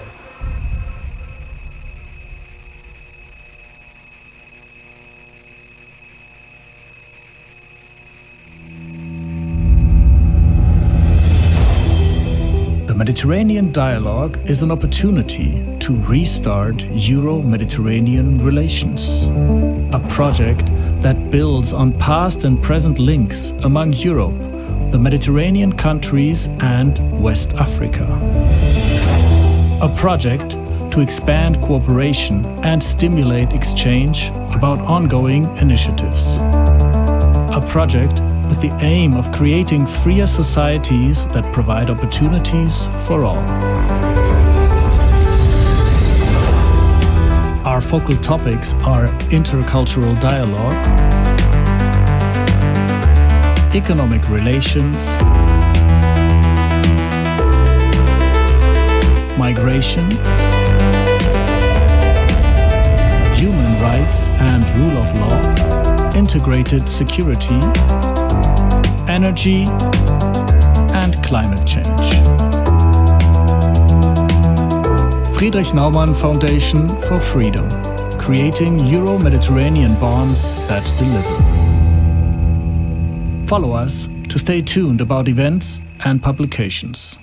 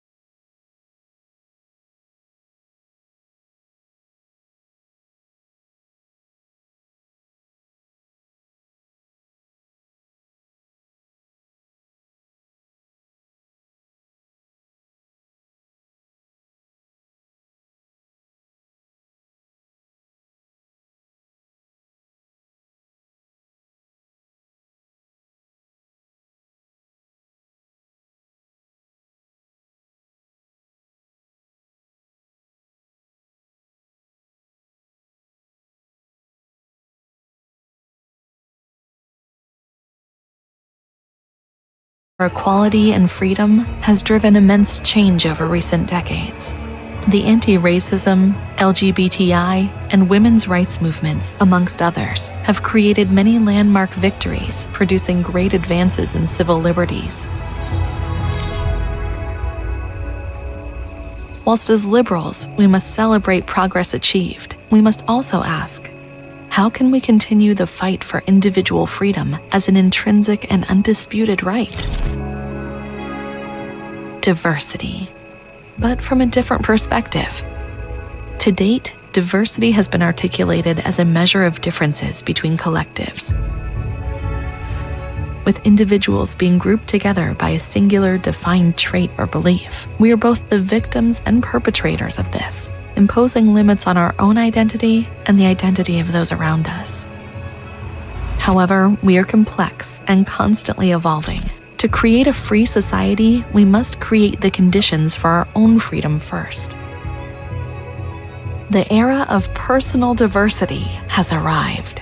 Personal diversity encompasses all the dimensions that make each person unique.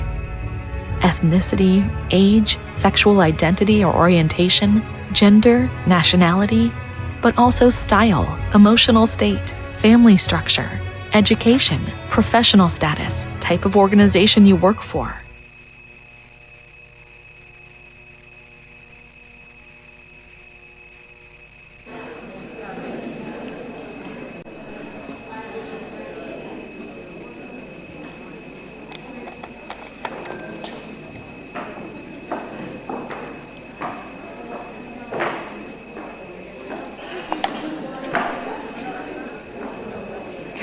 Welcome again, ladies and gentlemen. Thank you so much. I would like to remind you, that you're invited to stay the whole day with us. We have a very interesting program, and we have lunch at 2. And then we have, after the workshops, we have a very nice cocktail prepared for you. So I will invite you to stay the whole program. Now, I'm delighted, and I have the pleasure to introduce you to Andrés Perelló, the director of Casa Mediterráneo. He will give us a lecture about the Spain's role in a more inclusive Mediterranean. Andrés, welcome.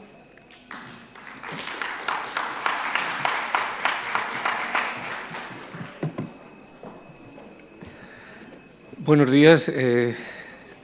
Bueno, como me han dicho que hay traducción, hablaré en español. Supongo que se podría, ¿no?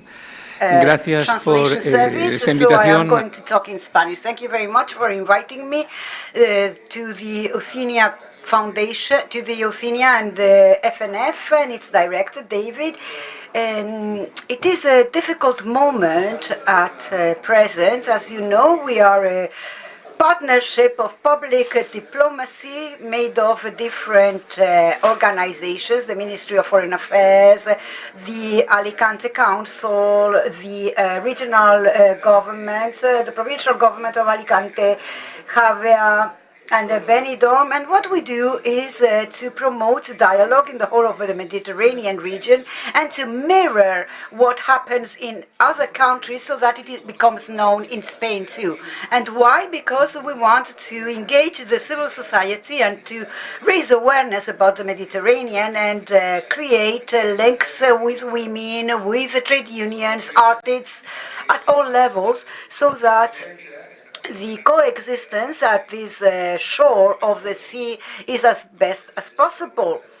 Although saying this nowadays, it sounds like an impossible dream, but well, our task may seem easy. It is part of the network of casas of the Ministry of Foreign Affairs. There is the Casa America, Casa Africa.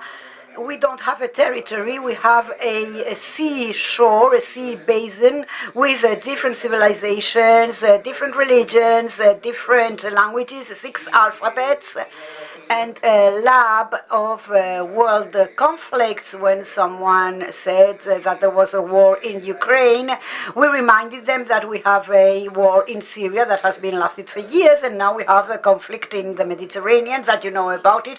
We have a closed border between Morocco and Algeria, and we have a failed state in Libya and a series of conflicts that are worth for studying the rest of the world. If you want to know how the conflicts develop, you just have to look at the Mediterranean to have like a window, like a shop window. And then you can see that the situation is very complex. And how do we work? Well, with a lot of optimism, because what is easy usually has some overbooking. It is already catered for. And what we have to cater for is for the difficult. And what is difficult is the sea, the Mediterranean Sea, and we want the people who are around it to regain consciousness.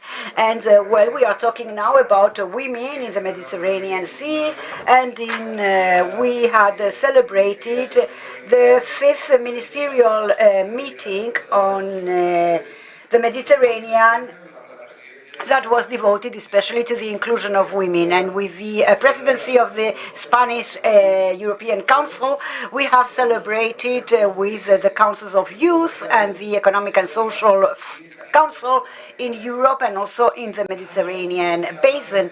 And we have been talking about the role of the youth and especially the role of women, because we need to see equality, because in other places it is further away than in other places, and there is not a real implementation of human rights.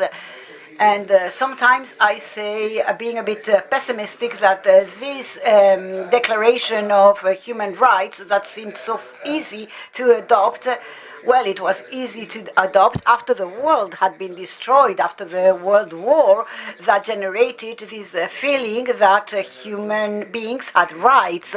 And this declaration has not reached the 75th year yet. And, well, we have moved forward after the million of years until the human being realized that they had rights. And once they started walking upright and losing their hair and stopped howling and making fire and inventing the wheel and so on, this has been millions of years. I'm not talking about centuries, I'm talking about millions of years. And the questions that we wonder now is, do we need, again, millions of years to conclude that we do not have to go to war to resolve conflicts? Do we need millions of years for this? And the international community now says, well, oh, the international community. Well, the international community is like a community of neighbors with all its disadvantages and none of its advantages. And it is so because in a community of neighbors, if you have a rent and you don't like your neighbors, you can stop paying rent and look for a different flat. And the same if you own the flat. But what happens if you have bad relationship with Portugal? If France has bad relationships with Portugal, where do they go? They have to go through Spain. Or if Morocco doesn't get on well with Algeria, you cannot change your address. And there is a B planet. There isn't a B planet. Even if there was a B planet, you would have other neighbors. You can't go anywhere else. So we have to see the international community as what it is, like a community of neighbors, and what you need to do is get on well with your neighbors, because there's nowhere else we can go. And if we need millions of years to reach this simple conclusion that there is no planet B, I'm not talking only about war, I'm also talking about climate change.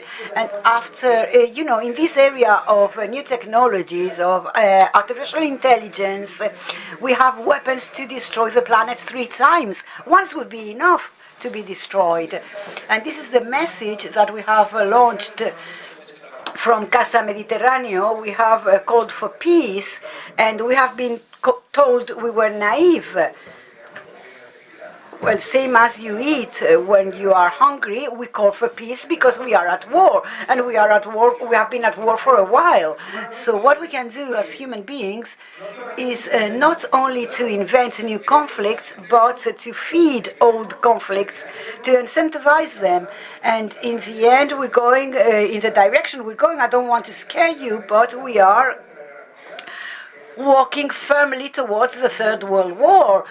And someone has to bring some sanity, because This is why Casa Mediterráneo offers itself to create a dialogue, to call the international community and the governments that compose it, make part of it. We have had young people from Palestine and Jew young, and they were coexisting together, and we are trying to reach an agreement with a peace agreement to be able to have a state in Libya. And this is difficult, but what's the role that Spain has? I have spoken with some members of the government recently,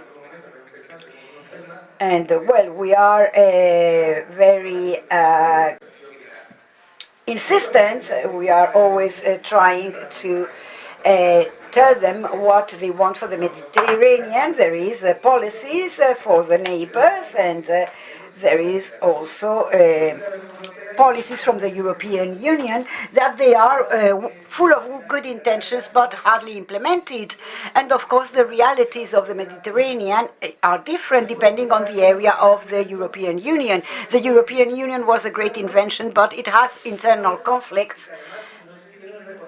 And I don't know if it has the recognition, because this union for the Mediterranean is composed of different countries. And this is something that we thought that had to be done in 1995. Of course, it does not need anything else. We just needed to take it out of the drawer and to talk about the Mediterranean and talk about a sea of peace and tranquility and shared progress. It's very simple, but it's very far from reality. We are talking about women inclusion nowadays. And well, our goal has changed. Last Saturday, we were talking about something else, and now we are talking about peace for women, men, and children. And then we will see what we will talk about something else, because if I come here to talk about equality, you will tell me, where do you come from? Because what they need is electricity, water, medicines, and food, and to get out of the situation in which they have. And for that, they need peace. And we also need peace, and we're not that far. Same as people from Ukraine or any other country that is suffering from conflicts. It's not the only one. There are 116 open conflicts in the world. And of course, we have moved backwards. We are not in inclusion. We are looking for peace. And when we reach peace, then we will talk again about inclusion. So we need to strengthen the Declaration of Barcelona and the Union for the Mediterranean. And this union has to step in and do its tasks. You have to walk the talk.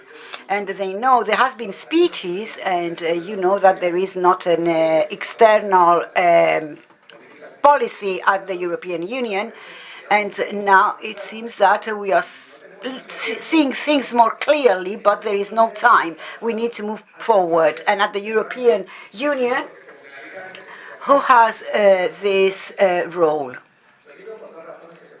Well, there are two reasons.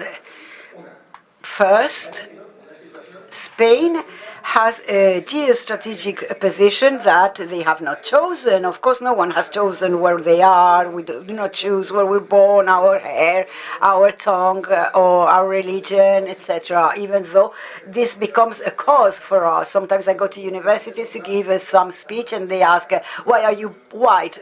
You're white because you were born here. If you were born in Congo, you would be black, so you cannot say that you're great because you're white, because you never chose that. It's the same as if you're tall or short. I mean, you did not invent penicillin. Maybe you can invent a cure for cancer and then do something for humanity, but being a man or a woman and do something for the world, but there are other things that you do not choose, or you do not. Now it's Spain, before it used to be Al-Andalus, and so on. But we are 14 kilometers away from Africa, and from an African country such as Morocco.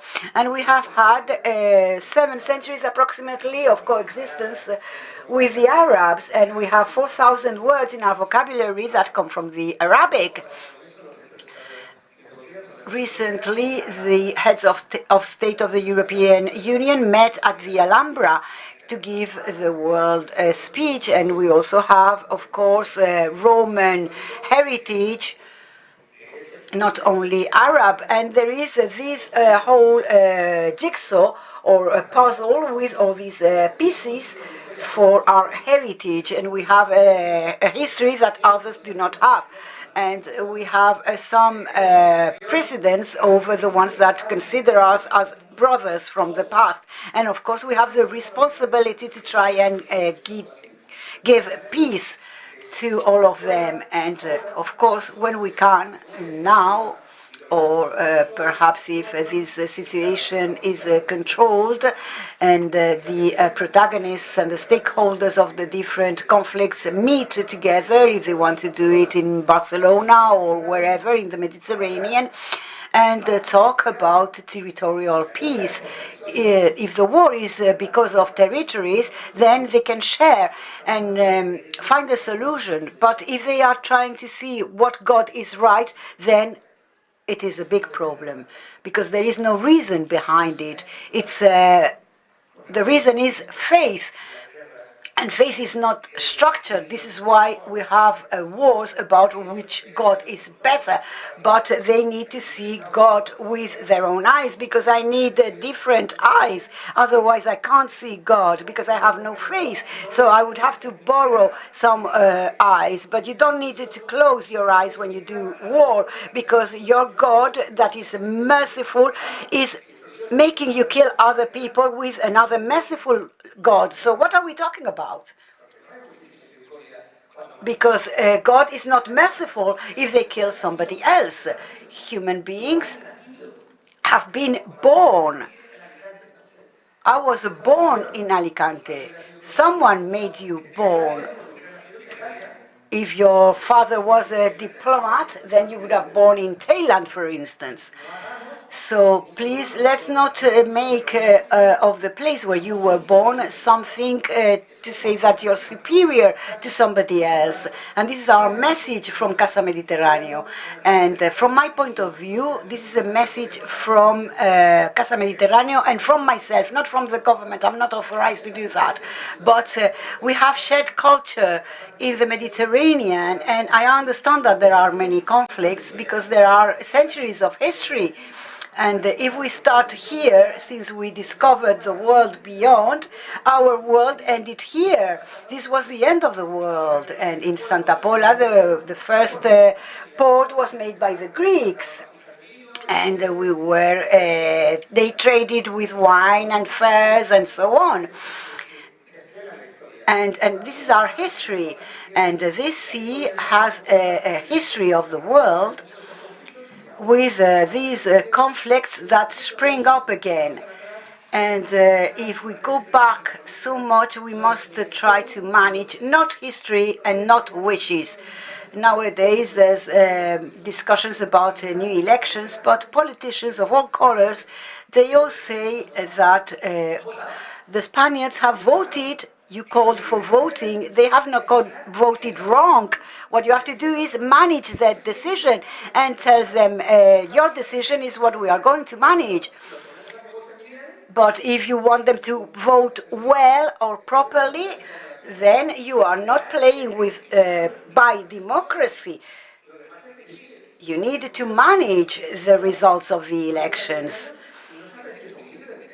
Maybe you're not a good leader, but you did not have to agree on anything, because agreements and dialogue are done when you manage the results of the elections and when you reach agreements and when you manage the will of the Spanish people. It's not the results that you wished you had. Because, well, I can also come out of the shower in the morning and think and wish that I was more beautiful, more handsome. But, well, I was born here in Alicante, and this is what I look like. But you cannot keep on thinking every day, if only I had been somebody else. If I had 190 members of parliament, but you don't have them, so you need to manage that. And people are at war. And what we have to approach is how we solve this conflict with rationality. You are thinking about COVID, for instance, and things that no one solved. because someone telling me how much I learned in Harvard or Oxford or wherever, well, I'm saturated with that because they are not giving me the solution. We are not moving forward with so many analyses. We need solutions, and I am talking about the Mediterranean, the role of Spain in the Mediterranean due to its geostrategic position. And they have to do, of course it can fail, Spain can fail. Everything we know for sure, all of us who are here present, is that we will die someday. I can die tonight even. This is my great certainty. I don't know the date, but I know for sure that I will die. So if it fails, it fails, but if you don't organize this conference, somebody else will do it. And if no one does it, then the conflict may scale up. So, you need courage and you need audacity. And if you are not brave and you need to look forward, you need to look for solutions, of course you can improve, we know that, everything can be better, but at least we need to approach the conflicts in the Mediterranean, and the Mediterranean can be a mirror to achieve peace in the world. This can be a lab at this seashore to reflect it for the rest of the world, because societies need to live together, because what doesn't come from the governments, and some of them may be very consolidated, but it has to come from bottom to top. If women organized themselves, well, I know when I'm talking about women organized, about women in Madrid, Barcelona or Berlin, but it's not the same in Tunisia or in Libya or in Morocco. I know there are differences that separate us. And inequalities in terms of differences, they have grown in certain countries. But of course, organized women, organized youth, organized civil society.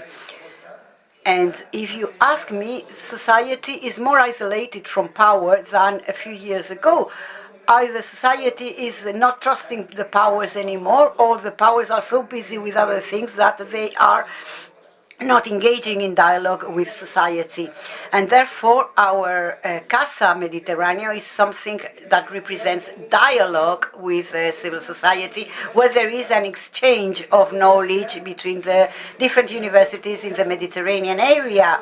And also, there is like a real Erasmus program where young from different countries can come and share their knowledge. And why the European Union hasn't done it? Because Erasmus is not only about learning a subject at a different place. They also learn when they are sharing a flat with a Polish or a British or an Italian student.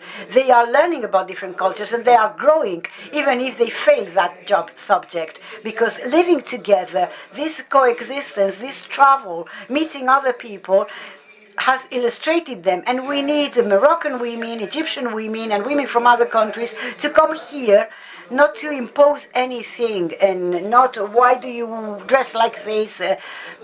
Well, no, it's not about imposing how you need to dress or how you need to affiliate to a trade union or how you need to revolt. That's very practical. And then you go home all smug thinking that you have done the revolution.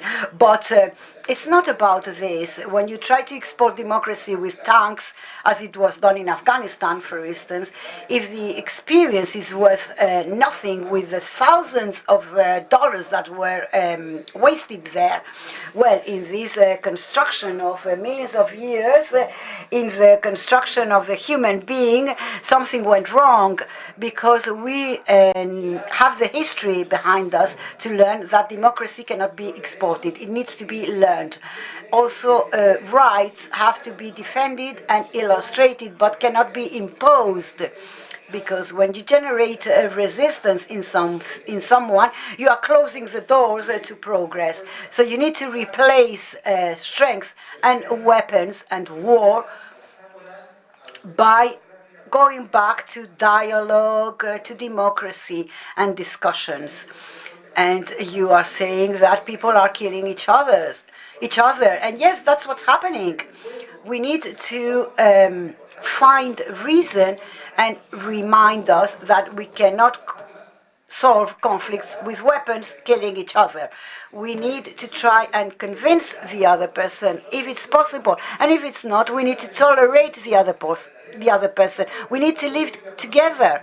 It's not to demonstrate whose God is better, or whose democracy is better, or whose country is better. Do your own thing. I am going to observe how you're doing, and we all need to take into account the different parameters in different cultures, different religions, different territories. It's not about imposing. It's about not being an arrogant, a Western arrogant.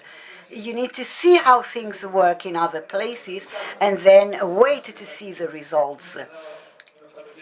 It took us 4,000 years to put wheels on luggage. Since the Egyptians started moving the blocks of stone for the pyramids, and you could see also the Spanish immigrants with their sacks on their backs. And if you think about this, then how am I going to reach peace if it took us 4 million years to place wheels on luggage, on suitcases? What we never have to do is surrender or stop. We need to share. And this is the message that we are giving to all the ambassadors of Casa Mediterráneo. Well, obviously, sometimes they cannot sit together.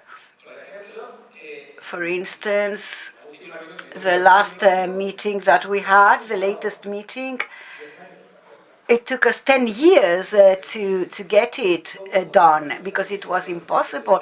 So how do we get this meeting with all the ambassadors from the Mediterranean? Well, here in the Casa Mediterráneo, you can look for Mediterranean, where it reflects Mediterranean history through music. The only day here in Ada that was available was on the 28th of January. And we invited all the countries to come here, and we would give them a music sheet so that all the peoples could play together the same music. Nowadays it would have been impossible, but we can seek engaging through culture, through trade unions, through civil organizations. We need to sit together. Israel and Palestine are going to coexist together as neighbors. So we defended that Israel had to have a state because they deserve it, and now we think that Palestine needs another state, and Libya needs to reconstruct its own state.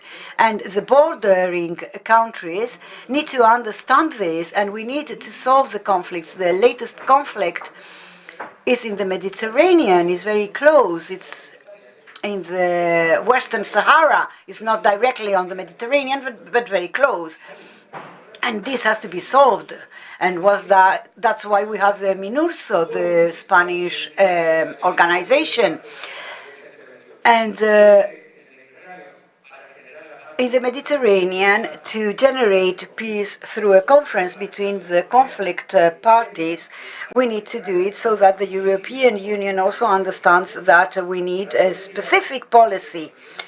And we need to transfer knowledge, to transfer technology. We need students living together and a whole movement around the Mediterranean basin with all the possible elements, with meetings with women, with students, with doctors, with musicians. And the commitment nowadays is to peace, because without peace we won't have inclusion. Without peace we won't have equality, because without peace human rights go back. So it's very simple, yes, and it's also very powerful. This is the message that I try to give in our latest call for peace. And you can, of course, add your signature if you want. And also you can visit our house, our Casa Mediterráneo, at a very spectacular building. Thank you very much for your attention.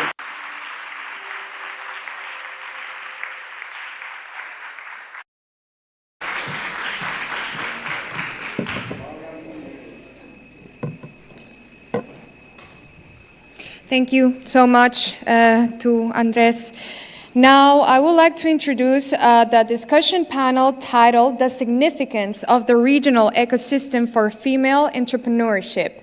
It will be moderated by David Hennenberg, Head of Office of the Friedrich Naumann Foundation in Madrid. And the participants are Yolanda Triviño, founder and CEO of Valkyria Institute for Futures.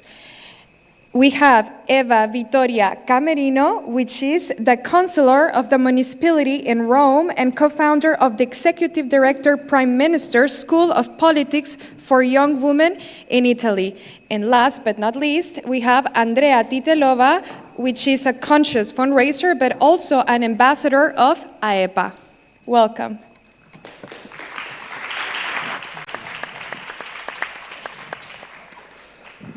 Yes, welcome to our last panel before the lunch break. I feel very honored to have you all here on the stage with me. Eva, special thank you to you because you accepted a last-minute invitation to be on this panel, but I think we can all learn from you. My pleasure. Yes, thank you. Let me start with a very simple question. How do you promote the local ecosystem in your daily routine? How do you use your networks, your entities, your associations to promote the network? What could we learn from you? Maybe we start. Shall we start? Myself? Yeah, Yolanda. Yeah. Okay. So thank you, David. Thank you, FNF Foundation, Eva Diaz for leading Euthenia, this impressive platform for empower female talent in the Mediterranean. It's a great pleasure to be here. I'm representing the 22 districts in Barcelona. We are the innovation district. We're a role model, I would say, because we've been working for the last 30 years. Is an example around the world of how private and public sector can work together, can design and build this confidence of promoting and fostering entrepreneurs working in this ecosystem. Basically shaped through what we call the fourth helix that I think Maria was mentioning this morning. We have private sector, companies, corporates, they want to grow, they want to innovate. We have entrepreneurs, they need the big companies, to offer their open innovation. We have public sector, of course, institutions participating, and last but not least, we have society, citizens. They need to take part of the ecosystem. So, the regional ecosystems, such as ours, 22 in Barcelona, we are a great example of how to lead, this empowering of talent. We are just generating, working as a hubs, attracting this talent around the world. They offer, I would say, is a symbiotic relationship, Everyone gets something, offers and gets something back. What this ecosystem can offer? Resources as finance, mentoring, education and training, very needed in this kind of, of exchange in ecosystem. Government policies, of course, from these private and public relationships, you get all these guidelines, very important, to lead in this sense. And as well, I would say, cultural and social impact. This is what, these ecosystems can offer. But as well, I would say, from the perspective of the female entrepreneurship, dealing with ecosystems, they show their best practices. I mean, I think is ideal, when a female entrepreneur can share her success story, her success case to share with others, because this is one of the points we were mentioning in panels before. Sometimes we have difficulty to share our knowledge and our brilliant talent. So I think these ecosystems empower, to highlight these competencies and these abilities of female entrepreneurship. Mm-hmm. I would just add this from our perspective from Barcelona. Fantastic. I would jump over to Andrea, because so you have a few more moments to think of your answer, Eva. Andrea. Thank you, David. Thank you, everyone. Good afternoon. Thank you for your question. Actually, when I was preparing for this panel, I found out that since 2019 to 2021, in the era of hard pandemic, that also like harsh pain, more than 74% of the women shifted from their employing positions to being the entrepreneurs, which is like a huge number. And as an ambassador of AEPA here in Spain and in Alicante, which is the only association that supports female entrepreneurs, mostly small and middle entrepreneurs, we could have seen that. As someone who is not Spanish, who is Slovak, but who has integrated in this life, it's even more precious to see the significance of networking, of this amount of women who can help each other. AEPA now represents more than 280 women here in Alicante and in Provincia of Alicante, who, as you can see, speak Spanish, but also speak other languages, so they can network each other, and also who are willing to support globally. As I spoke about the number, that's a global number, that's 74%, and in a number is more than 250 million of women who do the entrepreneurships. Many women are sitting here of our AEPA association, and the way of networking and supporting each other, as a global fundraiser, I see that the first thing, which we do also in AEPA, is finding the new streams of resources for the projects. Because as an entrepreneur, you need the time, but you also need a network and some resources of people who want to invest in you, either financially or either time-wise. So I think that's the first caveat that we women in AEPA who run the businesses, who are either on our own as like freelancers, or who have a small or bigger enterprises up to, let's say, 20 to 100 employees, which is the size of the smaller enterprises in AEPA, strive with. And the other one, I think, is also the opportunity that Alicante, that the city and the Ayuntamiento of Alicante and the people in Euthenia conference give us, is the ability to speak up, have a voice, and not present only our enterprises, but also present who we are. Because women have, I think, one amazing tool, which is like the intuition to seek for the opportunities, but also the intuition to connect men and women together to enhance the world of entrepreneurship in finances, in the events, in gastronomy, which is so profound in Alicante, and other sectors, technical as well. The sector of AI is so profound. So I think that these are like the first introductory answers to your question with some data, and presenting also AEPA, which I am honored to be here. And let's see what this discussion will unfold. Thank you, Andrea. Eva, you started Prime Minister. You're not the Prime Minister, you always have to, of Italy, although I would love to see you in that position one day. Yeah, exactly. But you started Prime Minister, as the name says, with a rather political focus, to encourage young women to become active in politics. Yes. And over the time, you also broadened the focus, and you now also work with talent who seek to pursue a career in the private sector. Yeah. How did that go, and how do you promote female participation in both worlds, politics and the private sector? Yeah, so I'm an Italian politician, so I have this focus, but I also have this association. I founded it with other 3 ladies 5 years ago, and as David said, it's growing a lot. And it targeted basically girls from 14 to 19 years old. So they are really young. The main focus at the beginning was politics, but we widened the scope. So to the private sector, to the scientific, technology, artistic, and networking.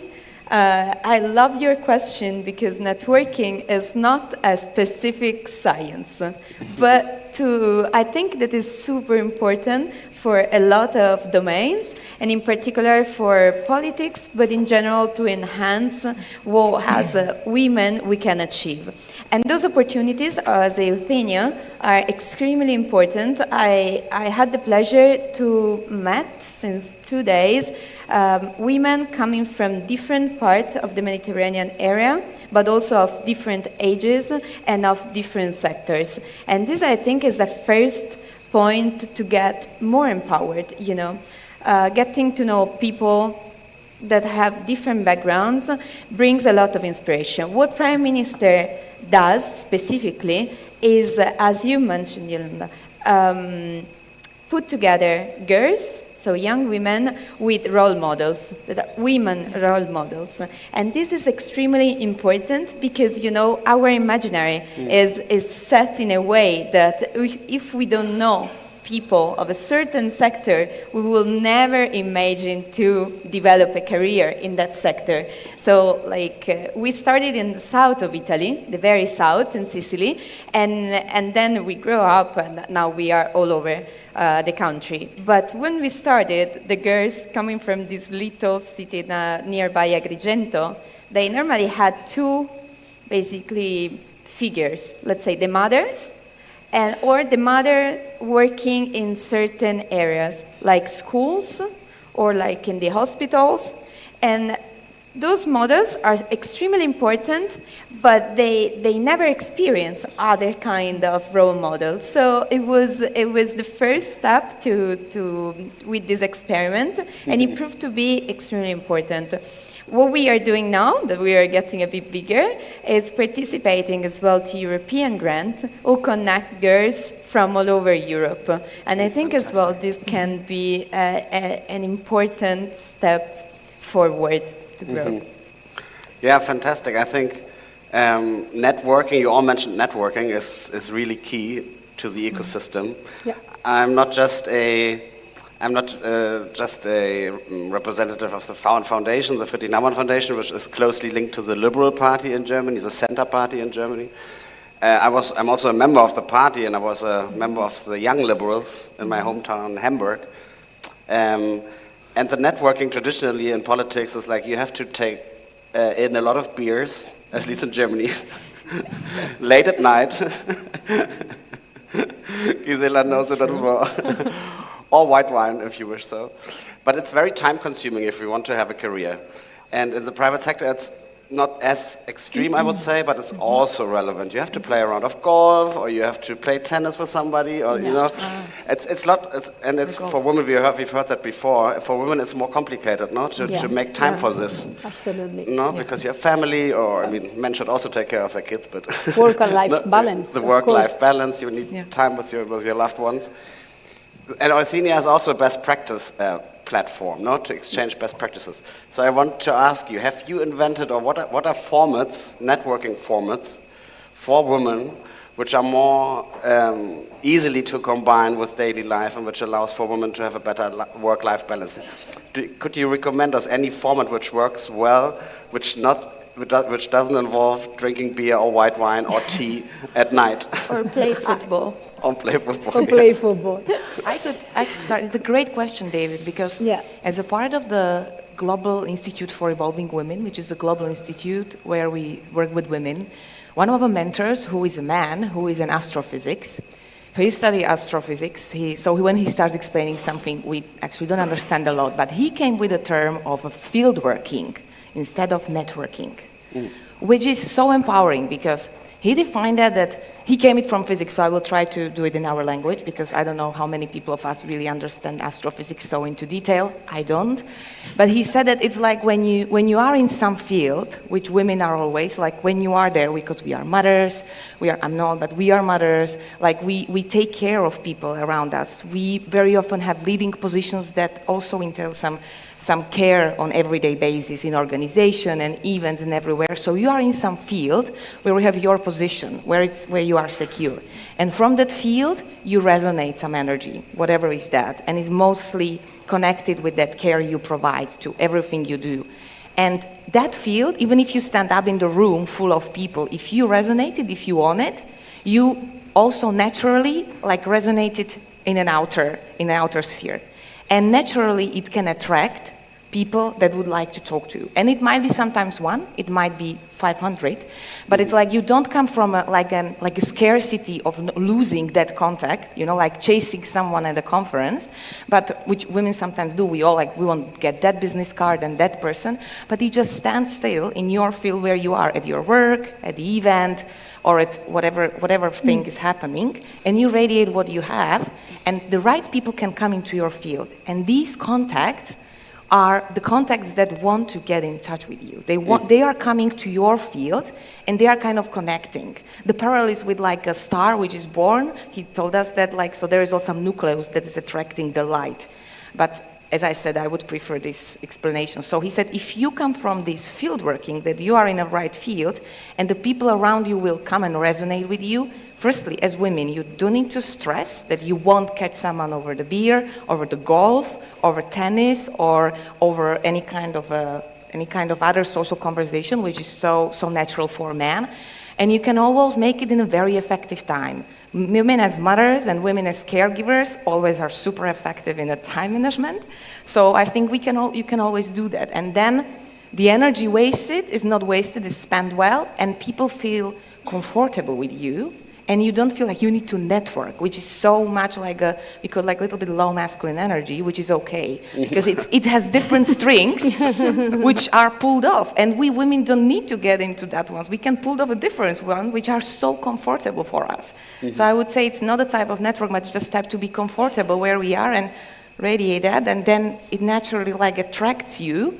So I would say this can be something which gives us also a little bit relaxed. And we can be fine with it. Don't need to drink a beer if we don't like it. You can still go for a martini, and you can make it. I'm going to share our experience. We've been leading a female startup platform in Morocco for the last 11 years. And what we do there is to have body coaching. Body coaching is to find a peer-to-peer, yeah?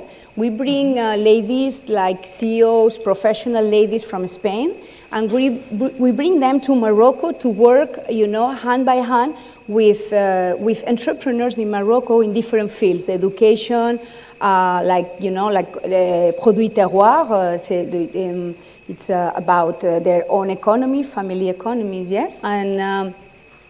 And what we do is to do this follow-up, It's very important to have in all your, to be an entrepreneur is very difficult. And you feel lonely many times, in your career. So I think if you have someone that you can, solve your doubts, your questions, have support when you are down, because some days you are high, some days you feel, you are, I give up, and if you have someone supporting you, giving you sometimes more knowledge, more methodology, and sometimes it's only, helping you in a motivational and emotional way, this works really, really impressive. And I'm talking about young ladies, young women, under 20, because it's at age that they have to decide whether they continue studying or they just give up studies, or to continue on follow-up, So this is a method, this body coaching, peer-to-peer, that it works pretty well for us. Fantastic. That's also a great tip. Yeah. Eva, you want to contribute something? I would like to share with you, let's say, the best experience I have in terms of networking that then brought some, changes, productive changes, has been situation where the networking was more than one day. So, doing activities together that are, of course, work-related, but also not work-related. For example, cultural thing, and I have to say that those experiences proved to be, the right experience, where then you open up and you share things that are more personal. They're extremely, as you said, extremely important, because you live a lot of high moment and then very low moment, and listening the experience of other women is really empowering, because then you can compare, but also take inspiration, elements, tools that then you can use. But this situation normally happen where you already establish a contact that start the first day, then the second day already you shared something, and then you open up a bit. Like, for example, this is a situation when this can happen. It happened to me, for example, in Germany at the academy. I had the pleasure to attend. And so space and time, and I agree with you that we always run everywhere, so it's not easy. And sometimes online, like coaching or meetings can be really helpful. But then if I can say, I prefer like to dedicate 3 days in a place and fully dedicated. And of course, not everybody can. This is obvious. But this is really, really important. I would add as well the importance, David, to, in networking terms, to get together. I mean, we have many female talent communities, and sometimes we all work besides our objectives, you know, our where we want to go, our aims, but we need to get together. There is an initiative of the Catalan government, and they create this platform called Woman Female Tech in Catalonia, and we try to do this, you know. It doesn't matter if you are a public association, private, wherever, but we get together once per month to exchange our best practices, our methodologies, and get together our members, because I think we can all learn one from each other. So I think it's very important as well, you know, this idea of communities of female talent get together, you know, to strengthen your power and to make it more visible and just to grow and to have these international connections as we need. Can I add something? I think an important role is the one of the facilitator in this kind of event. Because of course, when we have a lot of people, we have different characters. So there is someone who is more shy, someone who likes to talk a lot. So the facilitators can help and make a huge difference in connecting people. So this is something really important. Yes. Dynamization. Let me ask a follow-up question. I was living in Mexico City for 7 years before I moved to Spain. And what I realized is that in Latin America, out of necessity mostly, but also because of the closeness to the proximities to the United States and their environment, people are much more prone to found their own company, to be an entrepreneur. And in Germany, it just doesn't feel very easy. I mean, bureaucracy and all of which comes with it, like really don't encourage you to take risks, basically. And a relative majority in Germany and other countries in Europe as well of young people want to work in the public sector. I mean, we are also publicly funded, so I might not be the ideal person to talk about this. Especially here in Spain. In Spain is the same. I would say so. So in developing countries, it's of a necessity which stimulates some sort of risk-taking, but in developed nations, it's sometimes it's an even harder choice to make. I'm not saying it's a harder life, but it's a harder choice to make. And encourage me, to me, means also to encourage people to take risks. Not crazy risks, but controlled risks. And I sometimes feel that it might be, I have a sister as well, and I grew up with women, obviously, like everybody around here. And I sometimes feel that for women, it's just even a bit more tricky to take that risks, no? Because you want to have kids maybe, and you want to have a safe income and so on. What do you do to give young women the feeling that they are absolutely capable of taking that risk, just like young men? I would say that, to develop the soft or power skill, I love to call them power skill, and I think we have to start from schools with little girls.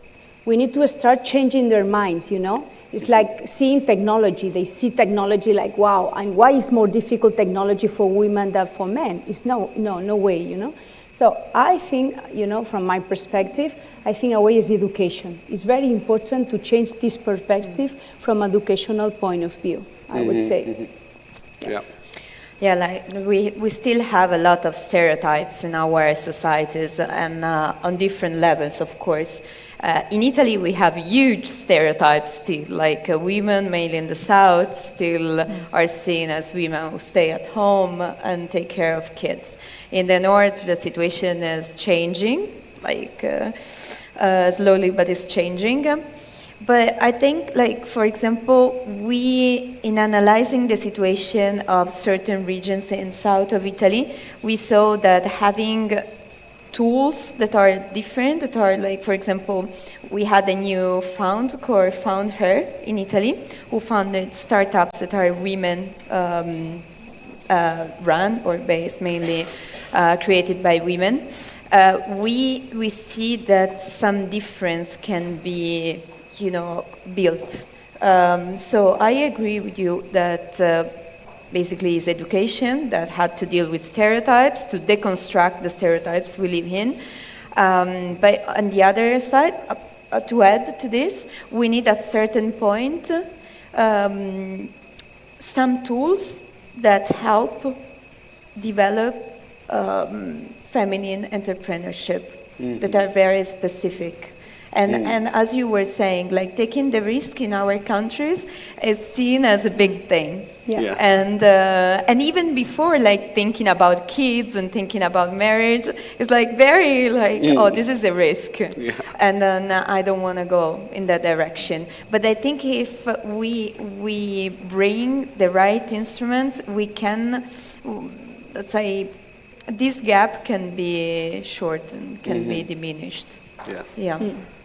I think there are two patterns. As someone who is a foreigner living in Spain and in Alicante, and someone who is also like a licensed freelancer, I think that there is a part which is like a financial diligence, that is a part of starting any enterprise, and then the courage. And I will start with this one, which we also see in IEPA a lot, and I saw it like, it's way more difficult, for example, to pay the taxes as a freelance woman and hire in Spain than, for example, in Czech Republic or Slovakia or in Austria and in Germany as well, which is a paradox. So, and I don't say it's this encouraging, but it might be an obstacle if you are a woman, if you are a single mom, for example, if you decide to start your enterprise in clothing, in gastronomy, in events, so in very hard sectors which don't have an influx of investments, for example, as an AI sector now has, and now you have to pay a trimestral taxes, which is the thing in Spain, and you have to pay your all VATs, and it's a lot. I mean, it's a really lot. I know why it's like that. The system needs to have a different ways of financing, but speaking as someone who also been a licensed freelancer here, I see the difference. It's hard, it's a challenge, and that's why also so many people and women want to be also employed, and it's understandable, because if you have a family, 2 kids and a husband, and you have always like the invoices on the trimestral basis and have a cash flow you have to do, it's a lot. And that comes from what a financial diligence you have towards yourself, your family, to do that, because it's difficult cost-wise, and it's also difficult mentally, right? And that's in my country as well, Slovakia, where I used to have my license, is in Czech Republic, where I used to work, and it also in Austria, where I used to be involved in some initiatives. So it depends on the country, but you always have to be aware, oh, I will have to pay some taxes somewhere in the end of the day, and also I have to feed my family. Yeah. So I think that the financial part is important, and we discussed it a lot in IEPA as well, how to support small and medium entrepreneurs. And this is the debate all over Europe, how to support small, medium, female entrepreneurs who need to feed a family, whatever family they have. Because we are also caretakers of our mothers and fathers who are elders already. You need to pay their pension houses, which are insane huge, and etc., etc. So I think this is the one part. And the other one is what you said, and I love it about the women. In Slovakia, there is a proverb, good girl needs to be seen when she is in the corner, which is like the good girl never speaks up. The good girl should be in the corner, and she will be noticed once. Don't at some point. So please keep and there. Don't make noise. Exactly. Keep yourself there, and you once will be noticed, which is very much different what probably is a good girl understood in Spain, right? Where probably she can be expressed differently, or in Italy. No, it's the same. Unfortunately, yeah. This is why we have the association, because it's not like this storytelling really doesn't bring us anywhere. Exactly, and this is the stigma you carry on. It's been like trespassed from your mothers, and you need to like cultivate it, how to speak up, but how to be courageous, which is, as you mentioned, Mexico, living in DC and working in lobbying there before, everyone is just rivalry about speaking up, right? Here we need to learn that, and we always come from being so humble to do that. Women are super humble very often. Oh, it's not me, it's him.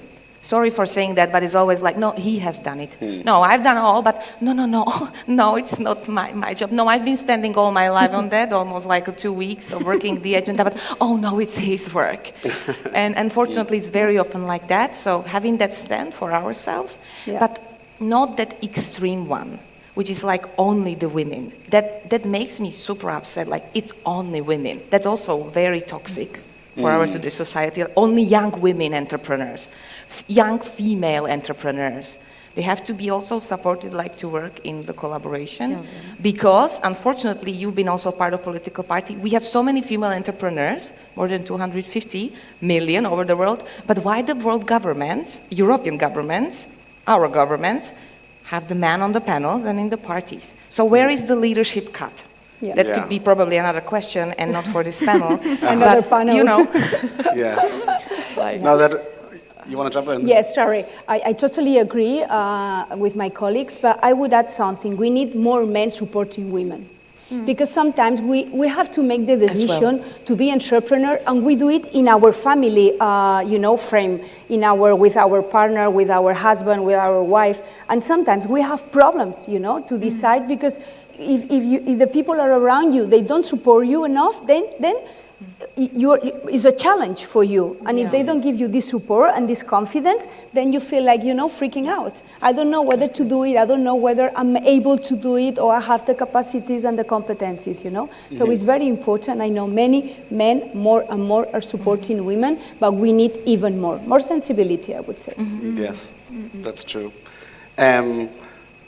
The educational system was mentioned, and I mean, it's really not that great for boys and girls in many countries. And I never quite understood why there's so much opposition, especially in the public school system all over the world, against entrepreneurship, against basic economic education and so on. There's really resistance sometimes from teacher unions and so on and so forth. But it's really like worsening the gap between kids from well-off households and from poorer households. So what would be, if you could design 1 year of school classes in your region, what would you put mandatory in the curriculum, so that boys and girls, but especially girls because it's a women's conference, are encouraged, have the basic knowledge about economic issues, about entrepreneurship? What are key factors of a good curriculum for 1 year in the last class? Yeah, I mean, financial education should be in Italy. We do not have it, and as we do not have sex education, so like neither do we have. We go to awareness, like of us, of our body, of our condition, or our future. And it's extremely, we are really far from it. There is a lady, a professor, a university professor. She just wrote an interesting book about money and feminism, and she had a great success because she brought up a thematic that was there, but nobody used to speak about it. So I think that financial economy, financial freedom, and also.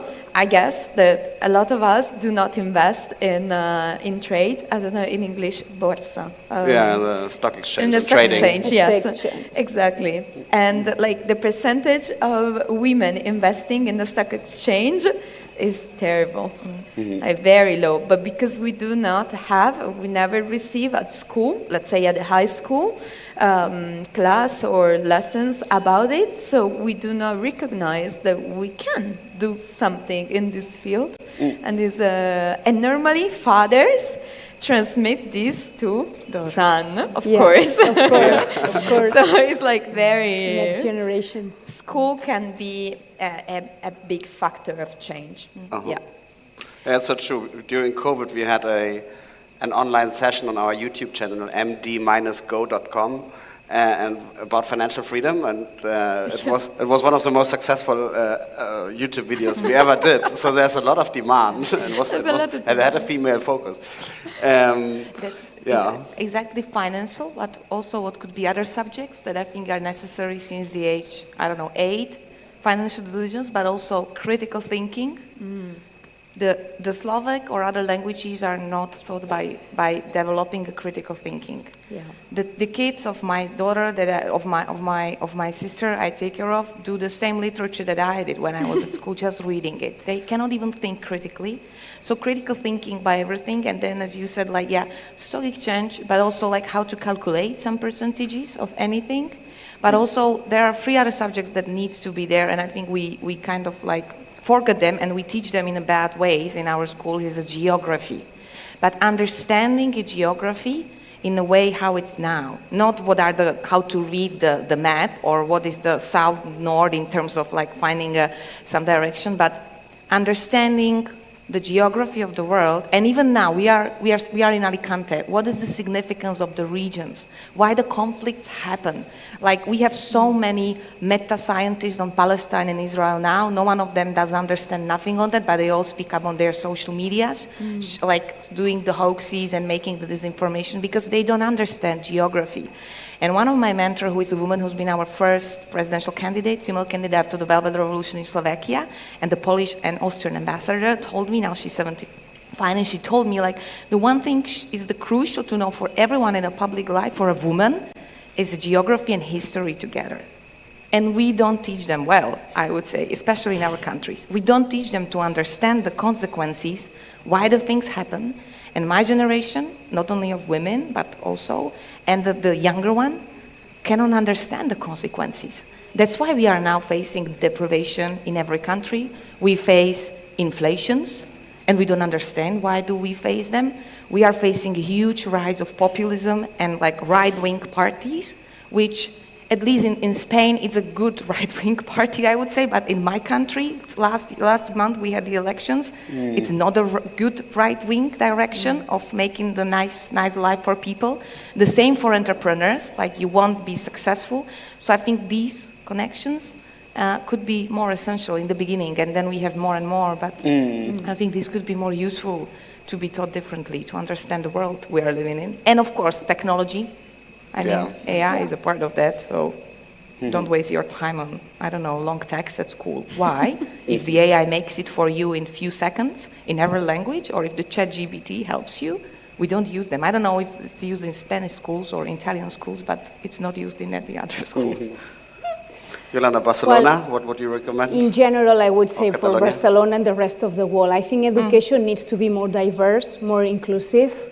We need to start teaching about these soft power skills, as I like to call them, and they need to be very little, of course, I have my children, 10 and 14 years, and, by nature, they like to play, boys with boys and girls with girls. But besides this, the education you need to offer, you need to deliver, is this gender equity. And we need to teach what is empathy. We need to teach what is, this critical thinking, but, from all these soft skills perspective. And you can tell in many corporates, especially IT companies that we work with, what they say is, we don't want talent that is, expert in IT. We want people that are open-minded and they can offer these competencies, to lead teams, to be good leaders, to have this empathy, this assertivity, this resilience. So these are, these key competencies that we need to develop. And they are not, all this emotional part is totally deleted in the educational curriculums at the moment. Totally. They don't exist. This is true. Memorizing. And we all have different ways of learning as well. No? So also, there's so much diversity in the brain, no? Neurodiversity, which we haven't even started to implement in the school system or acknowledge it. Totally, yeah. And after the COVID, the pandemic situation, we've seen all these psychological problems young people have been through. So I think it's very important to have this in consideration, talking about education. Absolutely. And maybe just to add to yours, like maybe at some point at the age 15, maybe we could have something that would be like a participatory tools for people. So they would understand how the government works, how to elect in the elections, why the system works like it works, because they teach it by the subject which is about philosophy, but they have no understanding why to vote, for example. And I remember before the elections in Spain, I was like so excited to talk with people in Spain about the elections. And guess what? Like people in Spain don't talk about politics that I understood, neither in Spanish, no one. Whether in other countries they want to talk all the time. So what's wrong? So that kind of participatory part, that I'm a part of the ecosystem and I want to be part of that, and I'm part of geography, living now in Alicante, which has also some advantages, why to connect, how to connect. I think we don't really do that. I haven't seen that in Visegrad 4, and I don't know how it's in Spain, but probably that could be, more like Austria has it, having 16 people at 16 voting. I don't know if Italy, I think also Italy, no, like people can vote at 16. No, we have. This is still the reason why we create the project, because we would like girls to be more involved, starting from a specific knowledge of the political system and civic engagement. But related to what you said before, we as well in Italy, we still have kind of the same programs when I was young and now. And I go often to visit students in schools.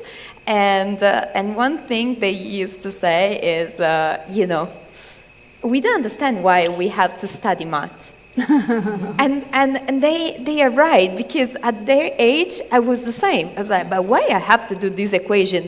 What does it bring to me?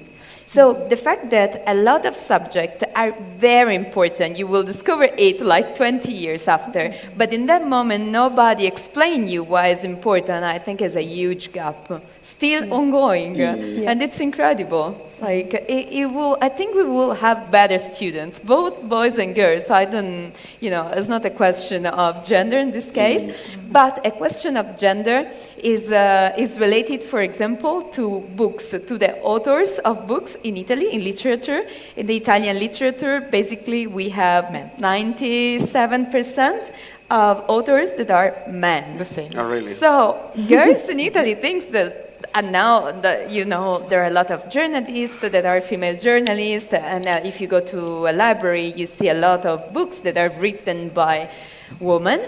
But at school, they don't learn that is a possibility.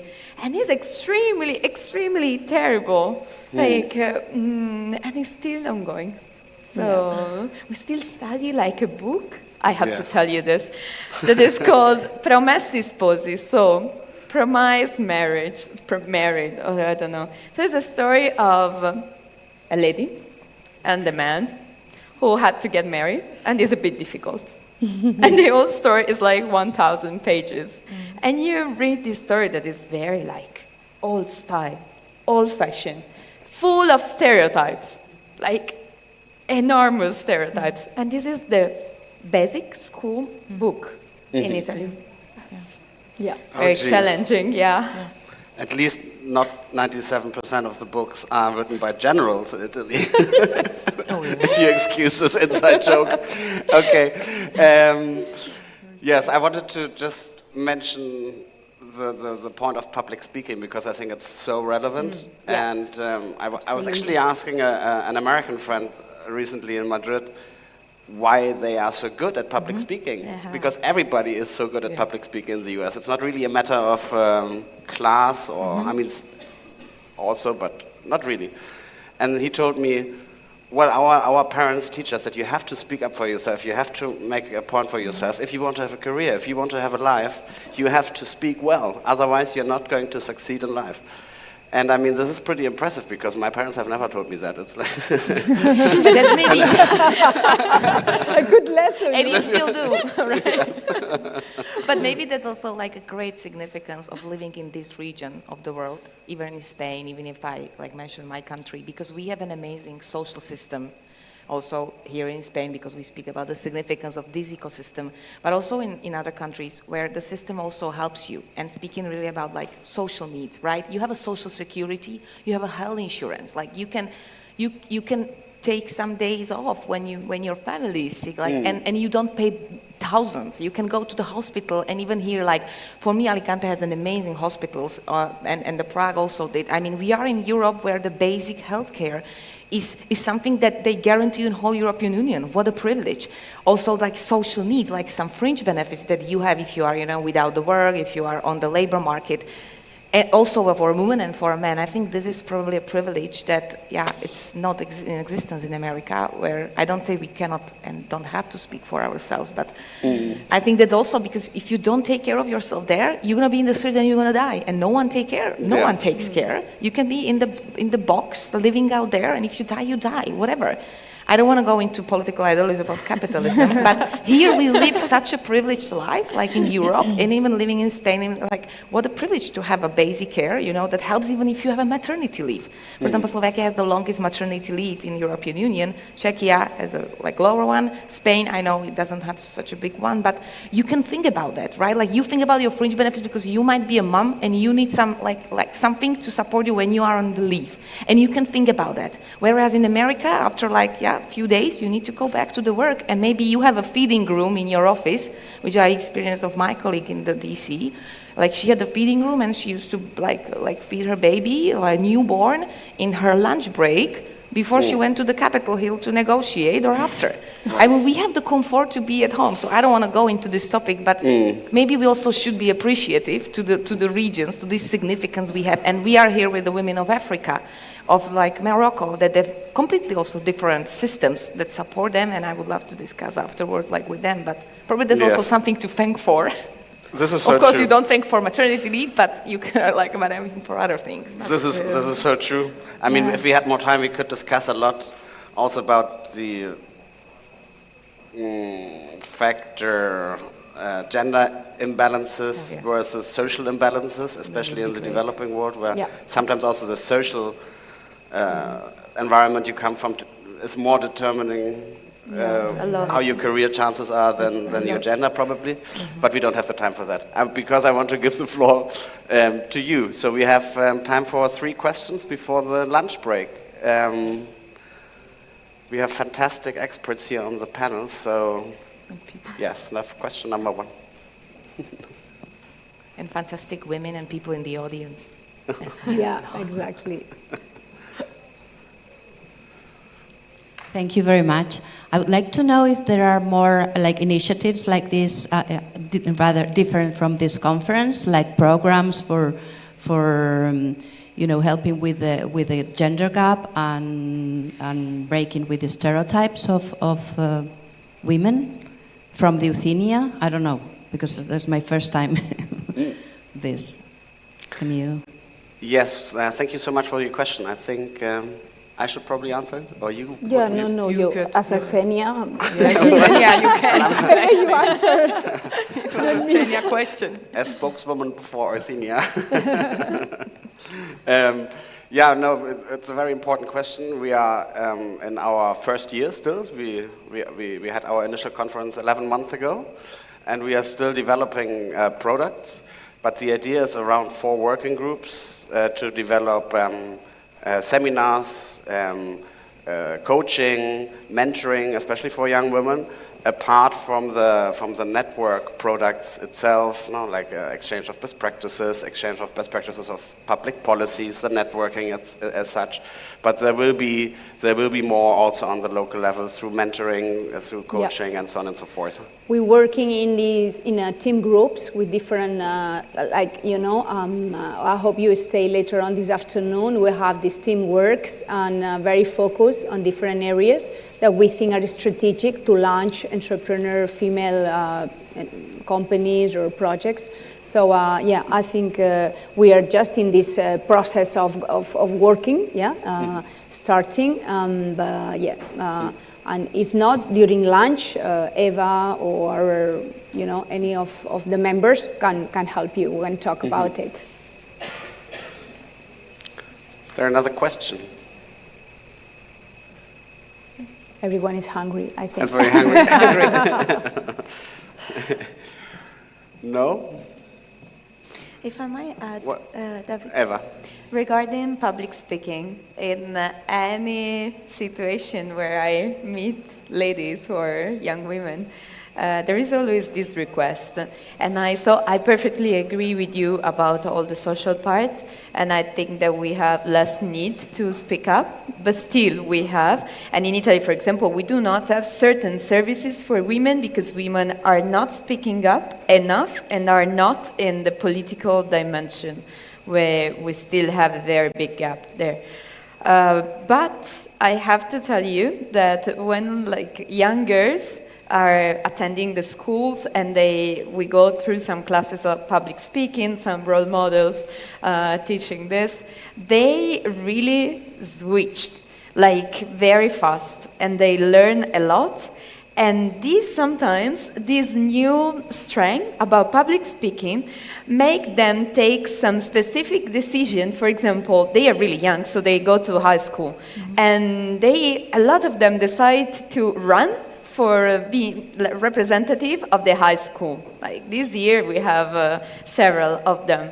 And this really switched something in their mind, and I'm really proud of this because it's always like a question of giving tools and developing skills, soft skills, skills that can help you get to another point of your life. Yeah, this is empowerment at the end. Yeah, absolutely. No? And I would add all the ladies that are here, the ladies that are connected, that Euthenia is an incredible platform, to get all these tools. And all these methodologies, networking, communities. So just get together, build up this community, and get the benefits from Euthenia. I mean, it's unbelievable the potential that we have, because it's more than a community; it's a think tank of knowledge and connections around the world. And this is not easy to find, everywhere. So just. We have to use it and take benefits from it. Absolutely. I think also on a more, we were talking today a lot about the personal level, not the individual level, why it's so important for young women, for women as such, to take their fair share. Take their stake. Yeah, their stake. Yeah, and share best practices as well. Best practices. Yeah.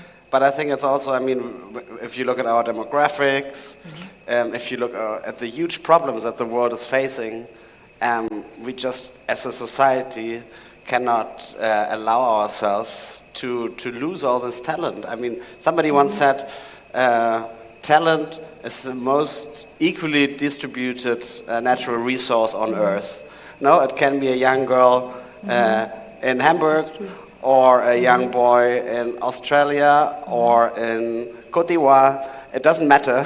It is as humankind, it's a horrible loss if we don't make sure that everybody who wants, if boy or girl, really gets a chance to explore their talent and maybe find a solution for climate change, or maybe find a solution for our mobility issues or for social issues. And so I think this is maybe a note we can close this panel with. That it's not just about women empowerment, it's about grasping every opportunity to make the world a better place. Yeah. Thank you so much. Thank you so much. Thank you.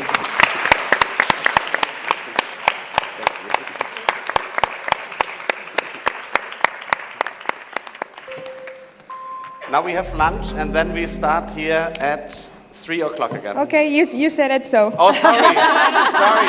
I thought you were eating already. No. Yeah, I would just like to add that afterwards, after lunch, please try to be here at 3 sharp, because we will start one interesting discussion panel. And after that, we will start the 4 workshop groups. So stay tuned and buen provecho. Let's go. Thank you. Muchas gracias.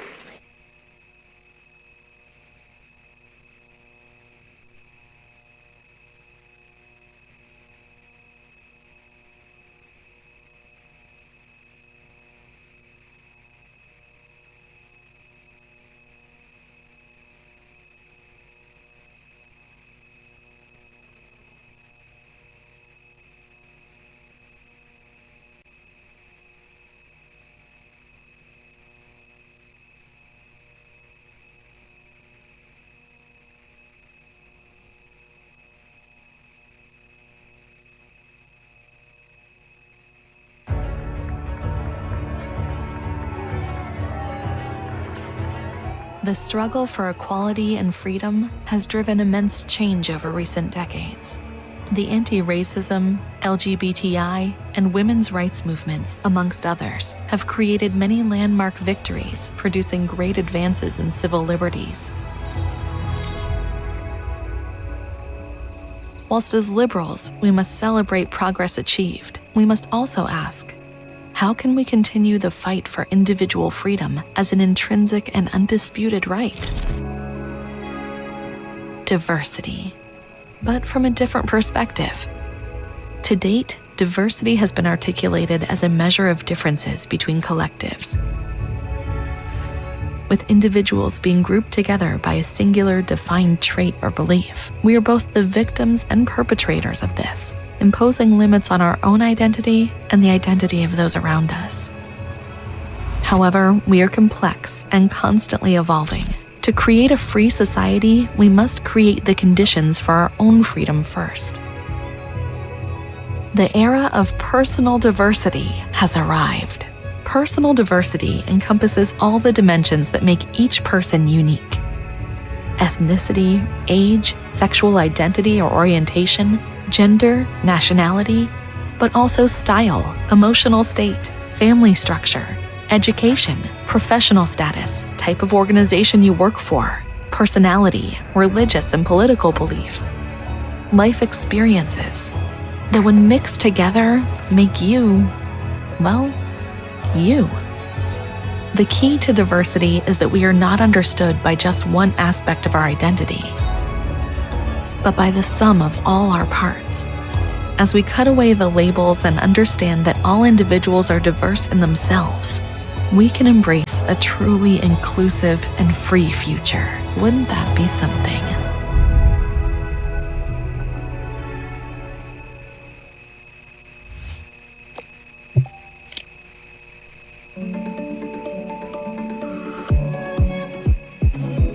La diversidad es algo que forma parte de la humanidad, ¿no? Es decir, el ser humano es intrínsecamente diverso en todo. El papel que juegan los medios de comunicación en fomentar la diversidad es absoluto.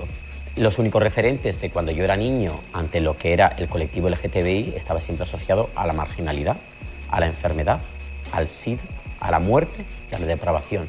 Yo lo que odio de toda esta situación de etiquetado es el monoetiquetado, el que eres una determinada cosa y a partir de ahí no puedes ser otra. Es que mi color de piel no es una definición, és un rasgo que forma parte de mi. El tenir la certesa de que tothom conté diversitat no se oposa a saber que formas parte de un grupo. Cada individuo es un mundo, hay diversidad individual y el problema es que la escuela nos trata a todos por igual. El recorrido que nos queda en términos de diversidad y también de equidad, yo creo que aquí tenemos mucho recorrido que hacer. Las cuotas lo que han permitido es que ese talento llegue a esos puestos, que de otra forma lo tienen muy complicado. ¿Qué es la diversidad en política? Pues que las políticas sean diseñadas contando con esa diversidad, no para esa diversidad, que es distinto.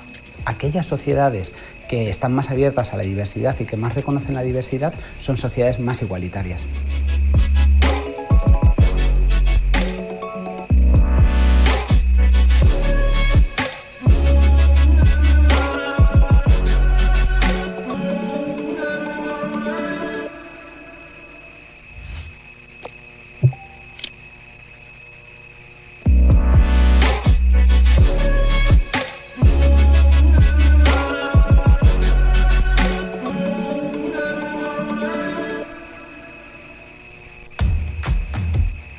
Quizá lo que más me define es valentía. Valentía para tomar mi destino y tomar mi rumbo, mi camino en la vida. Y valentía para enfrentarme a situaciones complejas, no solamente en la transexualidad, sino muchas otras a lo largo de la vida. Yo tenía que ir a una ponencia y alguien me preguntó que cómo me presentaban así, como transexual o transgénero. Tardé 5 segundos en salir de la sorpresa, digo, soy mujer, no sé qué me estás preguntando. Ya, bueno, para las personas transexuales se diferencian de transgénero y transexual. Digo, primero, no entiendo la diferencia y segundo, yo como persona he hecho una transición para ser mujer. No para que tú ahora me catalogues en una especie extraña que no entiendo cuál es y que obviamente no era mi destino. Yo lo que odio de toda esta situación de etiquetado es el monoetiquetado, el que eres una determinada cosa y a partir de ahí no puedes ser otra. Creo que fue una de las cosas que más me sorprendió cuando hice la transición, ¿no? Yo era un líder que estaba acostumbrado a que la jerarquía supusiese un impacto y directamente mis órdenes fueran transmitidas a través del canal jerárquico. Si yo no tenía que hacer un esfuerzo por convencer, otra cosa es que quisiera hacerlo, ¿no? Cuando eres líder como mujer, la jerarquía tiene un punto menos de valor sobre los equipos. A mí me costó mucho entenderlo, pero una vez que lo entendí, mi forma de liderar fue distinta. No había imposición, había coordinación, había cooperación. Si yo en mi equipo tengo que colaborar con una persona homosexual, con una persona de otra etnia, al final acabo integrándolo y acabo normalizándolo. Y ese es el gran camino. La gran herramienta para fomentar la diversidad es la empresa, sin ninguna duda. Yo creo que lo que tenemos que hacer es contar, lo que tenemos que hacer es comunicar, lo que tenemos que hacer es superar las barreras de los colectivos, lo que tenemos que hacer es eliminar la ideología y la política de la diversidad, porque la diversidad no es política, la diversidad es cultura, la diversidad es valor en nuestra sociedad. Y salgamos a contarle al mundo lo que realmente somos, lo que hemos llorado, lo que hemos reído, lo que nos gusta, lo que no nos gusta, porque entonces nos van a entender.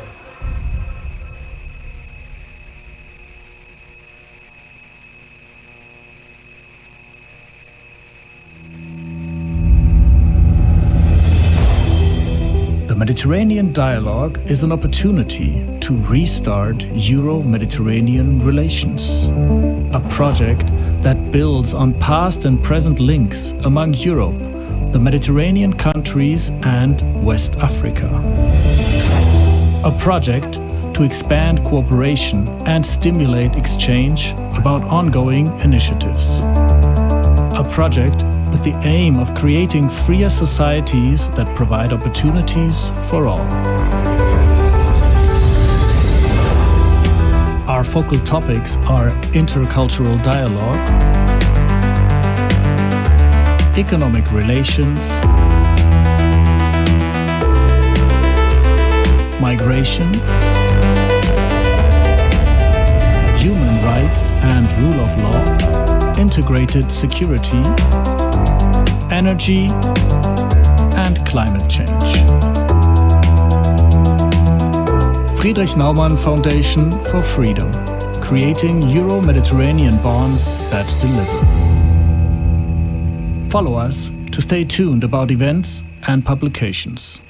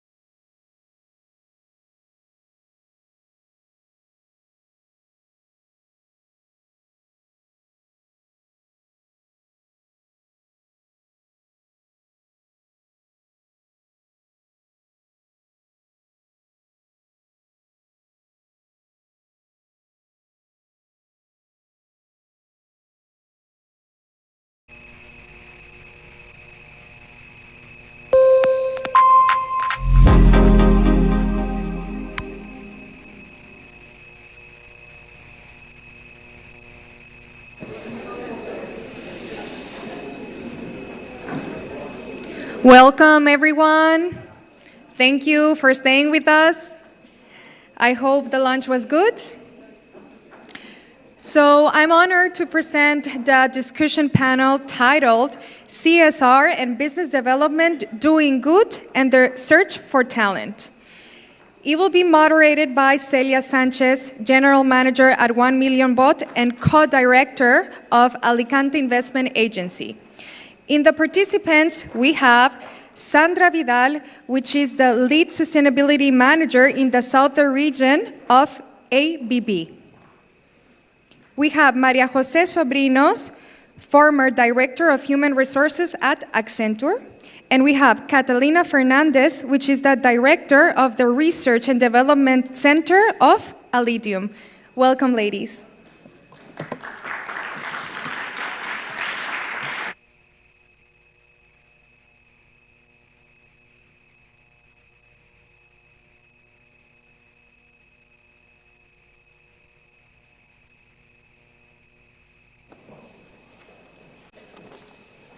So, welcome everybody. Hi everybody. Bonjour. Guten Nachmittag. Bon après-midi à tout le monde. Now we're going to speak about talent. Unfortunately, the gender gap is still a reality. Even in Europe, we are quite far away. Only 8% of women are in the boards, and only 21% of women, they have position where they depend directly from a board member. And if we go to the Mediterranean region, the numbers are even worse. So today we will start with the 3 talents that we have here. They will share their personal experience and also what they've been working regarding talent, and then we will have some Q&A session. So the stage is yours. So should I start? Okay. Hello to everybody. First of all, I would like to thank Euthenia for the opportunity of being here, explaining or talking about why gender is important, how to foster an inclusive environment, and even more important, what are the to-dos that must be made in order to make this, let me say, exciting topic reality. First of all, I would like to talk a little bit about myself. Maria Jose Sobrinos. I have developed my entire career in just one company. It has gone through different names, but it's just one company, a global consulting company that now is Accenture. During these years, I have done plenty of things. I have done business consulting, quality, operations. And you know, one day somebody came and said, we have a maternity leave in the HR area.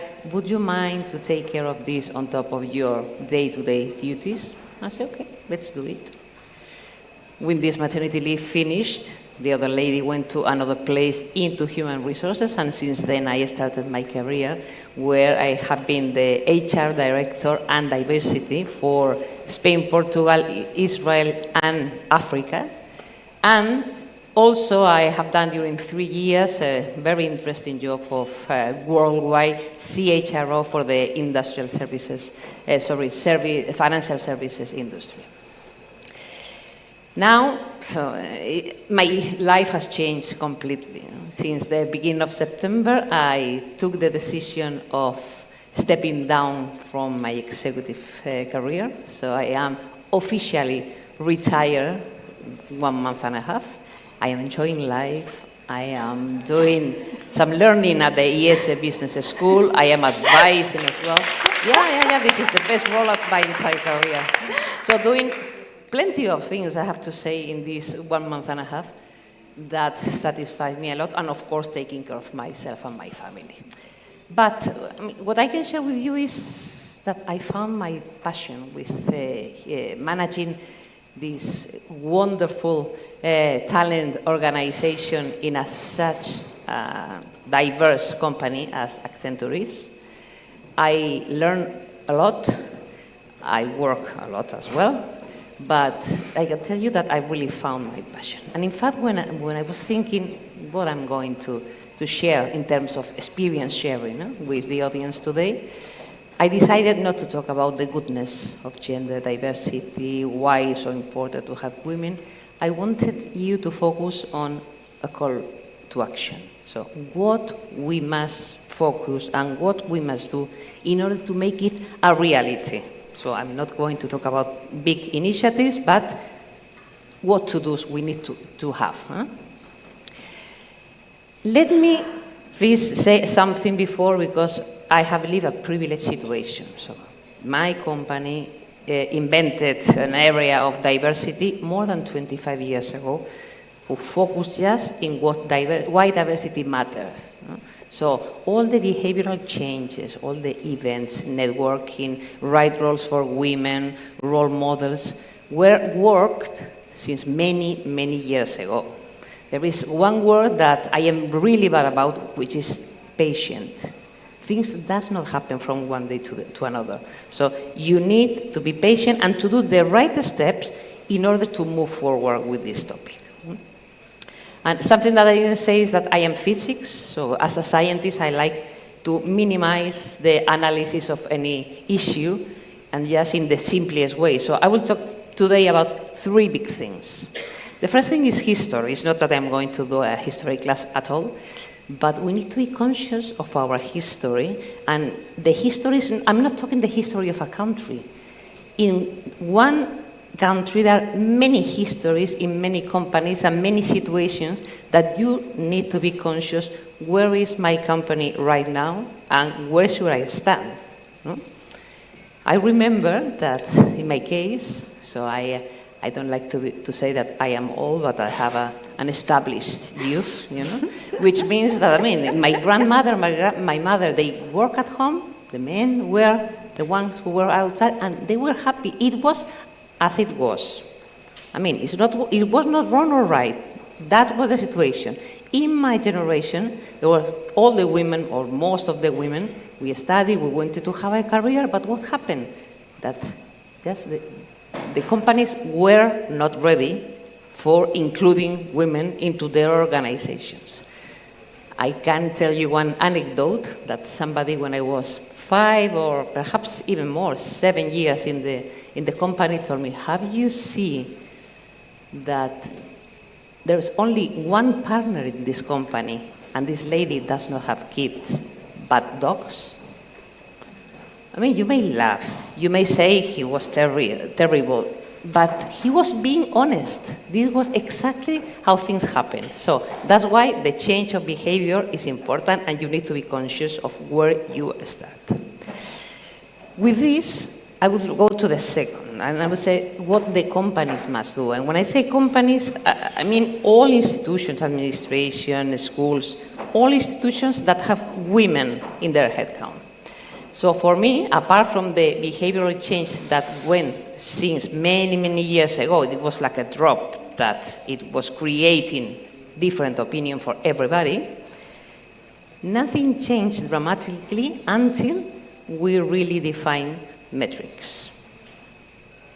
Objectives at the beginning of the year, measurements at the end to see if you have achieved it or not, and then a plan for what to do for next year. And to emphasize that, we started creating metrics, but the change came when the achievements of these metrics were impacting the pockets of the leadership.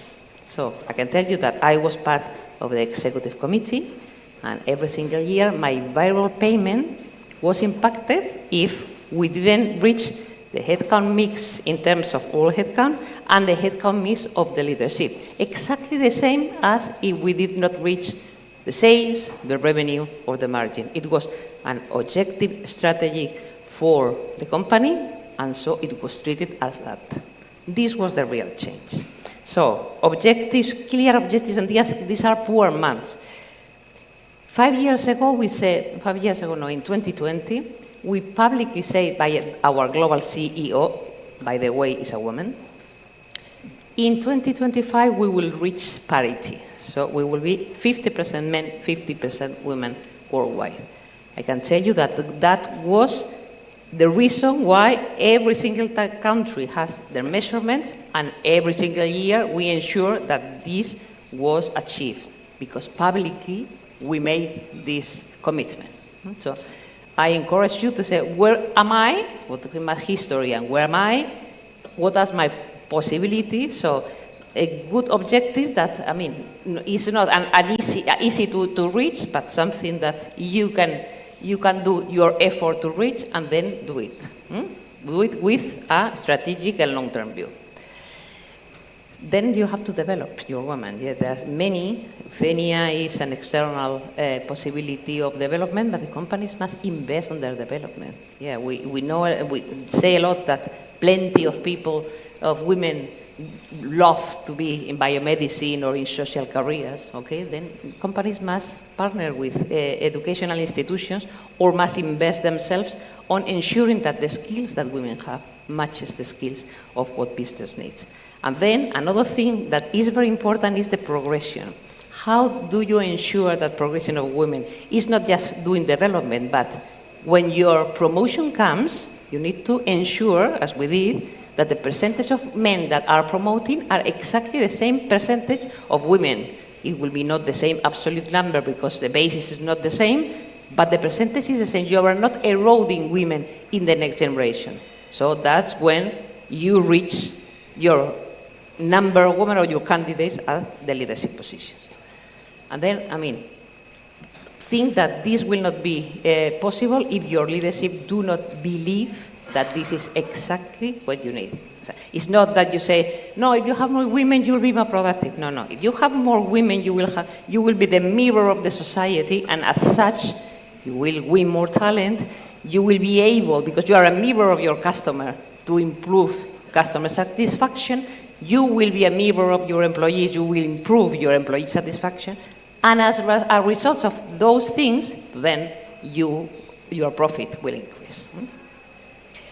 And the third one is on all of us. So I'm going to say that we need to shake ourselves. So it's not the women must sit on a chair saying, okay, so what should I do? So what programs do I have? So in my development, what my company gives me as an advice, who is going to coach me? No, no, no, no, no. We must own our destiny. And the first thing is believe in yourself. I mean, do you have a possibility and you are not a 100% fit? Well, you will learn through the journey. You have an event with important people to talk to, but you have plenty of things to do at home. I mean, you have to do an effort. Because remember, when a candidate, so when a new role comes and there are a number of candidates, people who think who are going to be the candidates will have a list of names on their heads. If you never go to any place, if you don't do a networking, that name will not be on their minds. So you will never be considered as a candidate for a certain position. Another anecdote, it was at the beginning of this year. I was still the HR director in Accenture. Somebody came and said, there is a rumor in the air that a very good position in the executive committee is going to be available for somebody because the one who is the incumbent is retiring. No formal notification, no formal communication about that, nothing. It was true, by the way, but I mean, it was just a rumor in the air. 4 men came into my office saying, this is the rumor, if this is true, I want you to consider me as a candidate. And I can tell you that no women came into my office to say exactly the same. No one. And why? Because they were just focused on what they were doing or what they need to do, but, I mean, they were not focusing on this networking and also, okay, be visible. That is why networking is important. You have to be visible and you have to make clear statement on what's your aspiration in your company. If not, nobody will know. Perhaps if somebody is telling, I want to do this, then when this opportunity comes, they say, this person wants to do this, not the others, because they never said they wanted to do it. And then, finally, I would say, ask for help. It's good that you have a coach, it's good that you have a mentor that is already established, but it's important that you ask for any mentors, any coaching that you think is relevant for your career. This is very important. So plan for your career. This is a kind of a job. I have to plan for my career. There will be some opportunities that are step up in my career, good. Other opportunities will be another movement, but you have to plan for them, and you have to be conscious that the train passes through the station. If you take it, you take the one decision, but it will never go again through the same station at the same time. Perhaps your decision is not to take it, but please do it as a conscious decision. Just to finalize, I remember that our former CEO unfortunately passed away a couple of years ago. He came in Madrid and he asked us, okay, we organized a meeting with a lot of women in Madrid, and he tell me some questions, and one woman asked him, tell us something, so what we should do in order to be sitting in your chair in a number of years' time. And he said to us 3 things. The first is be relevant. So whatever is your area of expertise, you have to be continuous learning in order to be the person to call if somebody needs something around your area of expertise. So be absolutely relevant. The second one he told us is be conscious of what's next. He told us about his career and many roles that perhaps are strange roles, as it was for me. So be conscious of your future and plan for your own future. And the third one, he'd say, we are like the financial markets. If you are an investor, you will never like to invest in a company that one year is up, the other is down. No. They don't want surprises. They want continuously high performance through the year and then making this visible. So this is what we need to have in mind.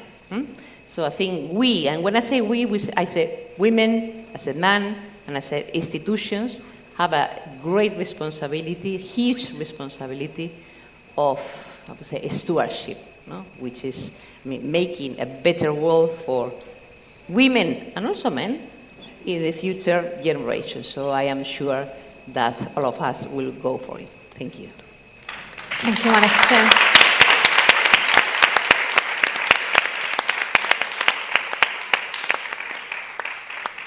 Thank you, Maria Jose. Very inspiring. I like the call to commitment from the organizational point of view, but also from the personal point of view.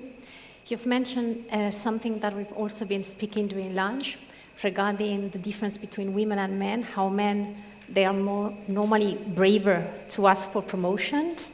And actually, there are a lot of studies saying that when we are really little girls and little boys, normally what we tell to a boy is, you are courageous, you are strong. There's a lot of adjectives that somehow foster the path to them to really ask for things and explore something new. But if we go to the women, to the little girls, normally the 3 main words that are told to a girl is beautiful, pretty, and good girl.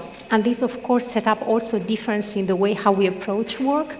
And they say there's a link between why women, we are much more concentrated on doing the work properly, because that's somehow been good and how we've been raised, and how men, they dare much more to go outside their zone of comfort. And even if they're not fully prepared, they feel much more confident for that. So it's also our commitment not to step outside what maybe seems still a big challenge for us. So Sandra, you are in a sector where the gap is even augmented, no? Absolutely. She mentioned yesterday something that really stood up for me very strongly. She has been working in a mine with 2,000 employees, and there were only 4 women among 2,000 employees. So you've personally lived a lot about that, and you're now working on the issue. Yeah, it was a nightmare, really. It was not easy, really. No, not a very good experience at all. But so can I stand up, maybe? Yes. Is okay for you? Go ahead. Okay. I would like to share with you some content, if you are okay with that. And first of all, I would like to introduce myself. My name is Sandra Vidal, and I'm industrial engineer. in this chemical specialist.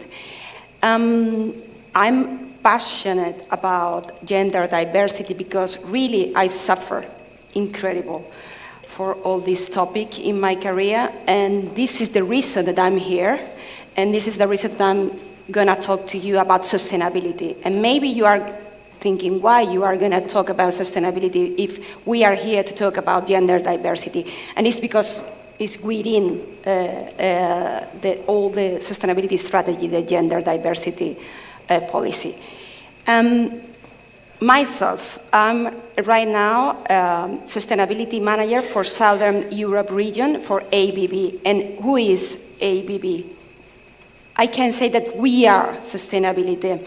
And I'm so proud to say, I don't know where is Elena, because yesterday we were talking about the greenwashing, and really I'm so proud that I can say that in ABB we are not doing greenwashing. We are absolutely sustainability.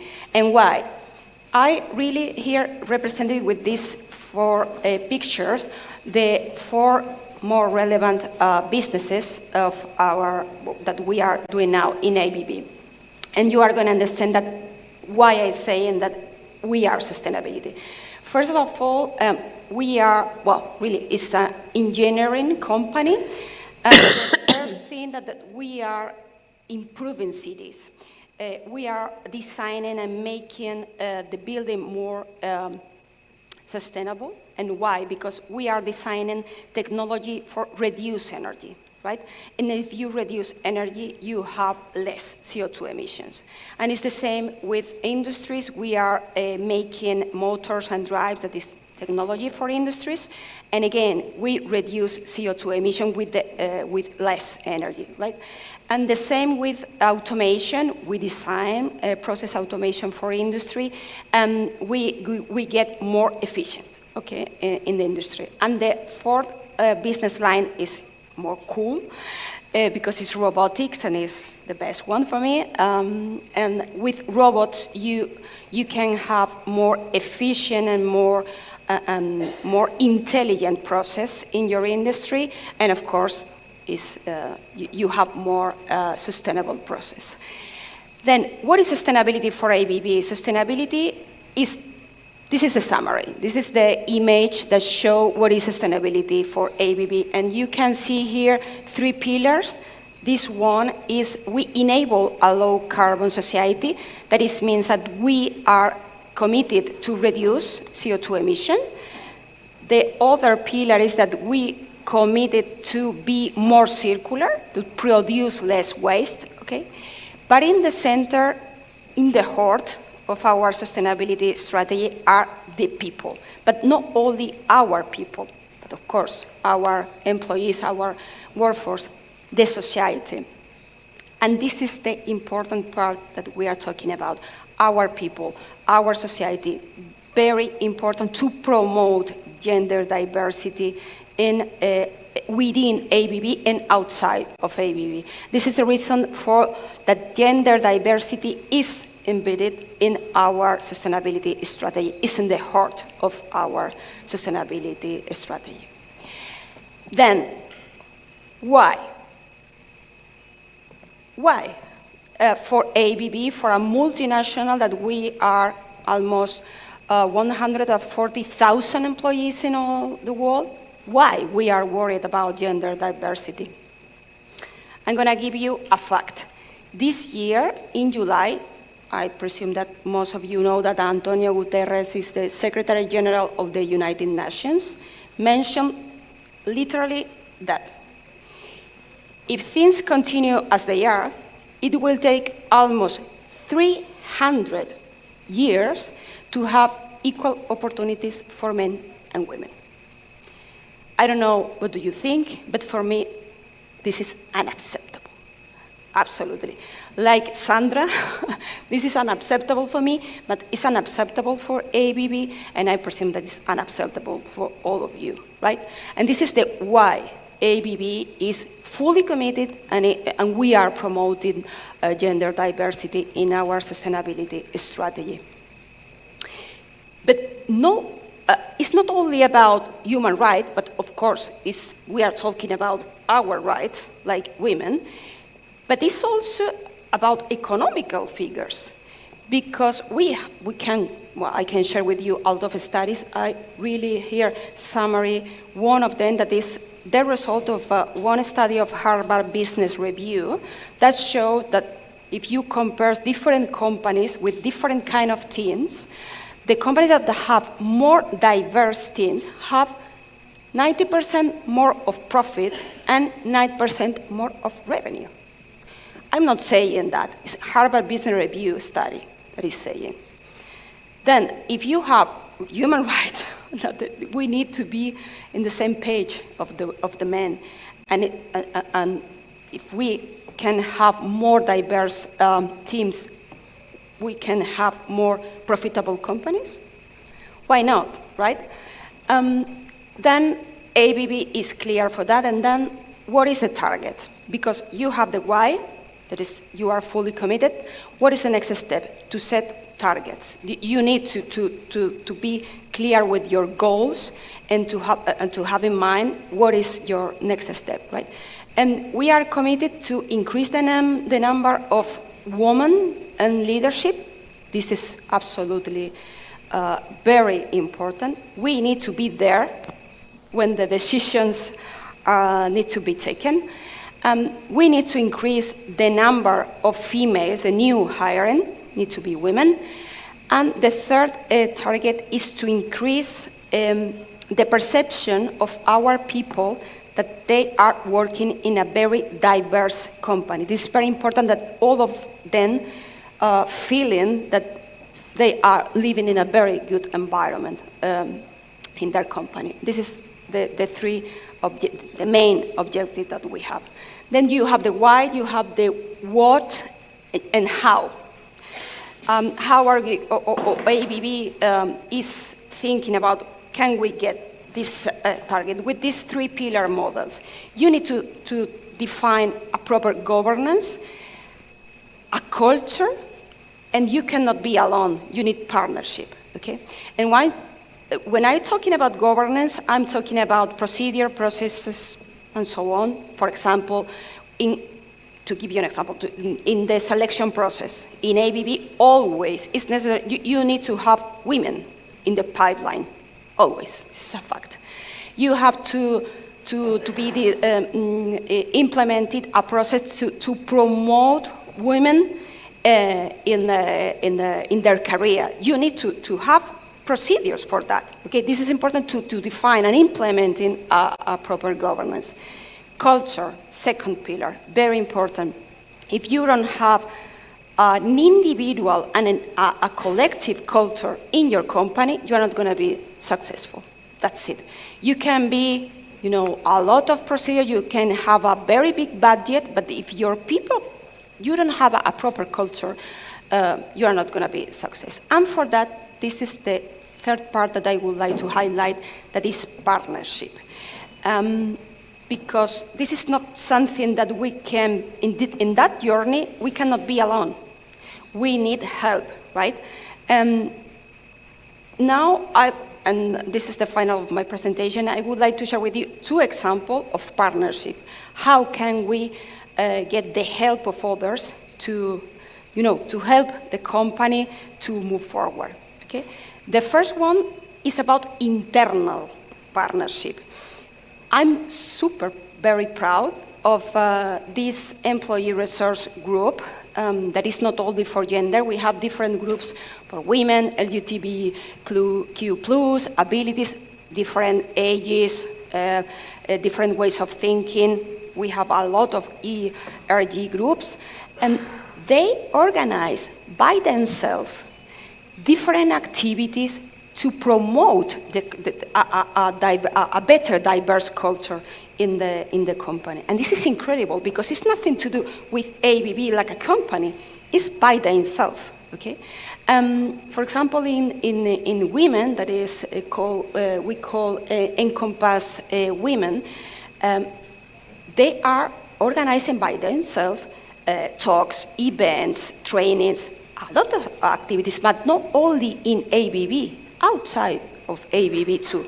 They appointed talent ambassadors, and they go to the university, to the schools, to talk with the young talent and trying to inspire them and trying to, to explain what it means to be an engineer and trying to encourage a new generation to study STEM studies. And that point, the last point for me is how can you be a partner of an external way, okay? And this is an example that I really enjoy with this experience that was, we share and we collaborate with a very young influencer, 12 years old, that is a very famous dancer in Spain. And we made a video with our robot, with Yumi, dancing. And after the video, she shared in TikTok and all her social media and goes viral, okay? Then after that, we went to a very big event in Malaga, in south of Spain, a talent woman event with 2,000 kids, okay, that went there. And we organized a big robotics workshop, okay? Then we invite all the kids to go with and come with us and dance with our robot, trying to replicate the dance of the influencer. The experience was amazing, amazing. And why? What is the reason to organize that? In my opinion, we need to encourage new generation. We need to talk the same language, right? And if their language is social media, TikTok, we need to talk that language. And if we need to organize TikTok dancing, why not? Okay, we need to think out of the box, and we need to think different ways to be closer to them. And then this is, for me, the conclusion of my talk, trying to be creative, disruptive, and trying to inspire others with the technology is very important, because all the challenges that we have in front of us in the future, like climate change, like, I don't know, artificial intelligence, are tied to the technology. If women are not there, it's not gonna work. Women must play an important part of these changes. We need to be part of that changes, right?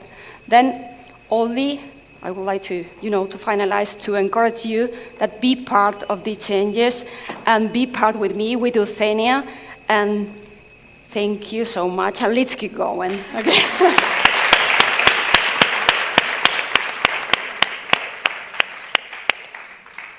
Thank you, Sandra. Exactly, Euthenia is actually a call to be part of that change, and you've touched also very relevant points like STEM, which is a special challenge within the female talent. So let's speak about that later on. Now, great. It's your turn, Catalina. Okay, thank you. First, I would like to present myself and my company. My name is Catalina Fernandez. I'm mining engineer, doctor in material science.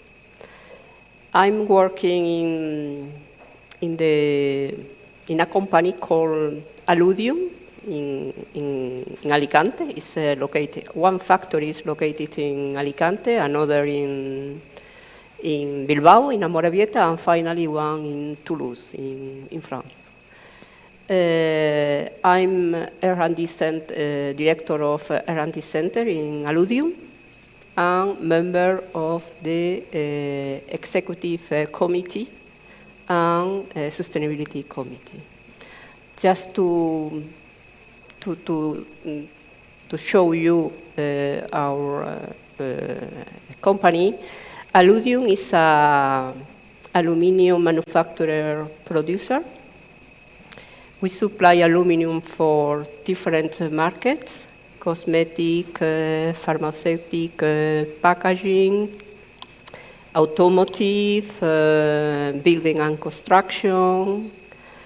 Our percentage of women in the company is in global 18%, far away from the 45% of the global market in Spain, but aligned, unfortunately, with our competitor in Europe. We are in the same range. You know, there are not many women in this sector. So we have here a handicap, and we have also another handicap because we are producer of aluminum. We have a blue-collar population and white-collar population. In the blue-collar, there are not many women, just 8%, but in the white-collar population, we are in the 44% of the share. But most of the women work in jobs with less responsibility. So we have a double handicap.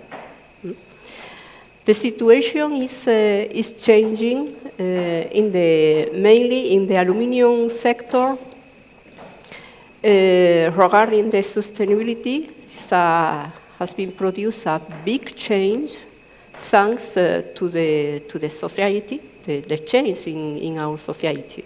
In the case of the aluminum industry, the driver to push this change has been a worldwide association, the Aluminium Stewardship Initiative, ACI, that is a worldwide organization. The main aluminum companies belong to this organization, and the way to work for this organization is very simple.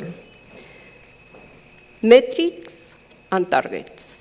So if you belong to ACI, you need to know your current status, measure, and fix targets for the 3 next year.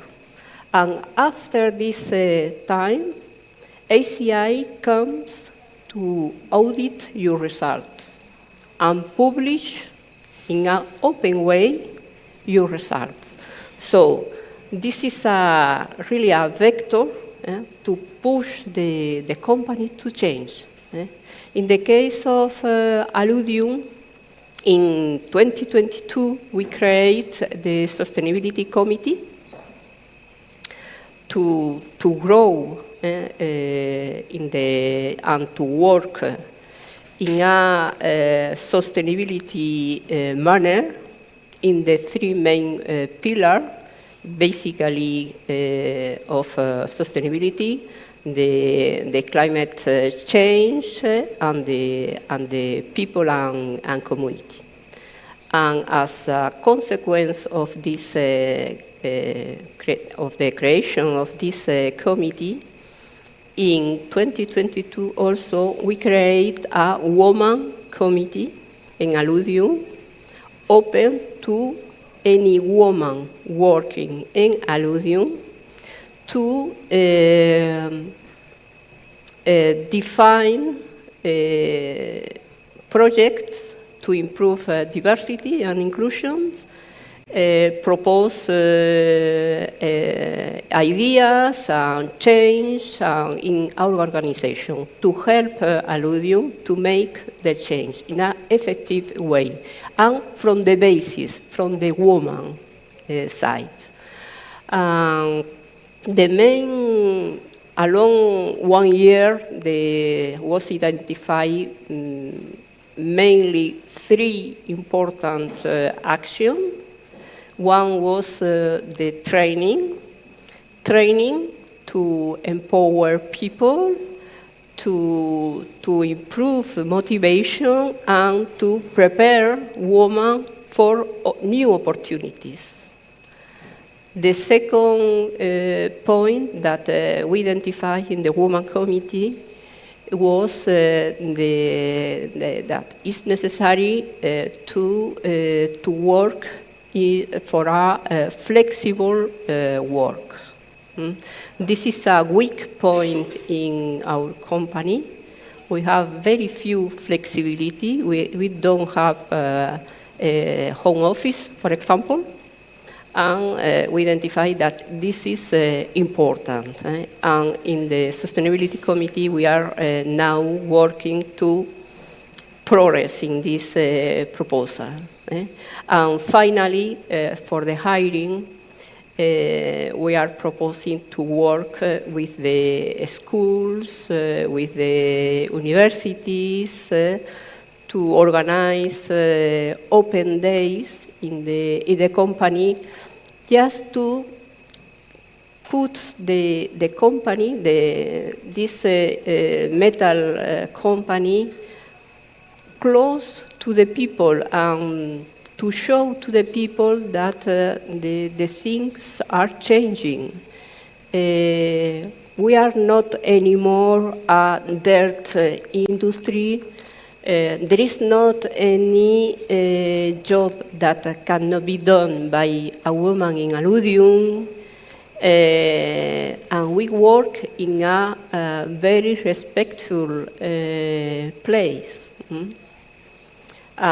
Finally, just to comment with you, one of the actions that we are making in this month, October, we have launched for the full alluvium people, we have launched a survey regarding diversity, woman diversity and inclusion, because it's very important to know, to identify the bias, the risk, and to propose solutions. And, we will see. This is our first survey issue from the Women Committee. We take advantage of this survey not only to receive the feedback from people about the question regarding diversity, but also to show what is the bias currently in alluvium regarding the distribution of women and men in the different job position, in the salary, and so on. So we think that the communication and the transparency are the key to eliminate the gaps. Thank you.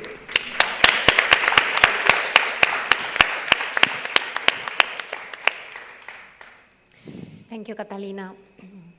Very inspiring stories, actually very different from a sector point of view, but with a lot of commonality. No?